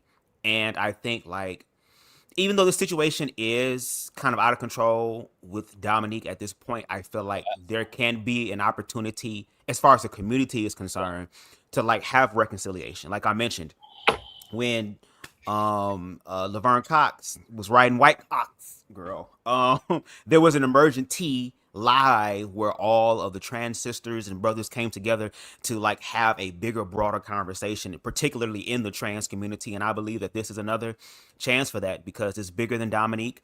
There are people right now who are speaking ill against Dominique and T.S. Madison that are on the D-out, blown out niggas perspective, and it's uplifting him. And by this happening to them, in their mind, it's giving them credence, or giving them validity in what they're saying. So I feel like this is the opportunity to, like, transmute this into something that benefits the community. Shout out to the community, and shout out to all of y'all in the comments who were holding Dominique's feet to the fire. Also being able to understand that there is a bigger agenda outside of what's going on in this little situation that affects all of us. And we have an opportunity to, like, have real, honest conversations, dialogues publicly, so that other people can see what healing looks like, what the process looks like. And again, if you want to see that, not just on my platform, but if you really want to see it transform, this is the spot to be. So I'm grateful and I'm thankful. So yeah, well, this was amazing. Y'all can find Bubs at Bubs to God, spelled just how it is here on the screen, on YouTube, IG, Facebook, etc. Make sure you guys subscribe. He also has a photography page on IG. Do you want to shout that out? Yes, it's called Media by Bubs. So Media by so make sure y'all check that out. BUBZ. Once again, all donation information is in the description box below. If you want to donate to Bubs, you can donate to my Cash App because his shit is fucked up. Just make sure that you put Bubs in the notes. I want to take you down super quick, Bubs, but you stay in the background.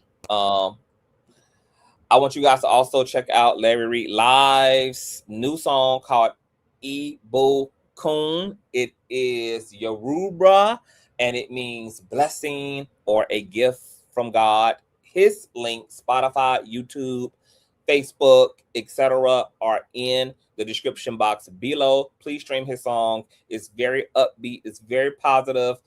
I listen to it every fucking day because it's just very nostalgic and just reminds me of the innocence of life. It makes me feel very empowered, and hopefully the song does that for you as well. Once again, his link is in the description box below. Give him a click and a view. Check out his lyric page, etc. And on that note, we're going to outro to Ibu Kun. All right, take a snapshot of where you can get all of his music. And you guys have a great night. We will continue the conversation, and I will see you all later. Ibu Kun.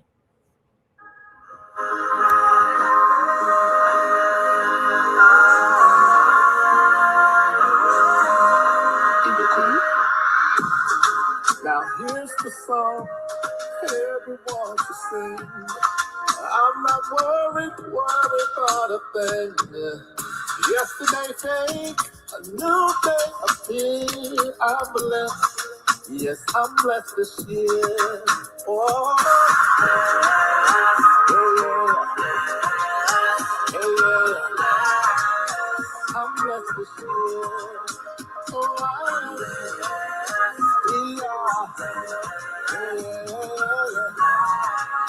I'm blessed this year. I'm up, I'm alive. Favor on me, yeah, I'm built to survive. Every loss turned into a win. I'll never let that I'm coming back again.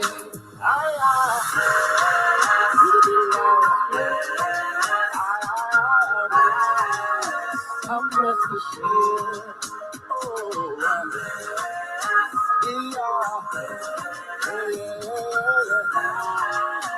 I'm blessed this year. Oh, I'm blessed. Say it again. I'm up. I rise, I win, no fear. It's going, it's clear. Yeah, I got joy. Down in my soul, I got peace. I'm in control. Here's the beat. Coming, I'm good. Everything working, I just should. Hands to the sky. Breathe in the heart. I'm blessed this year. Claim me on here. I'm blessed this year.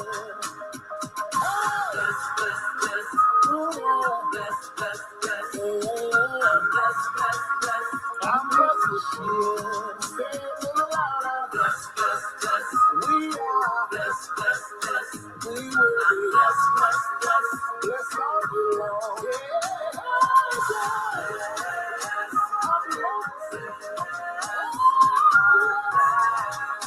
I'm blessed this year.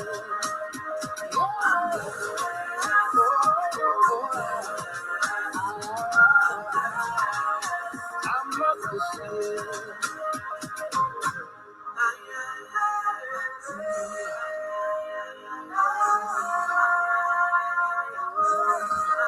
Ibu Kun.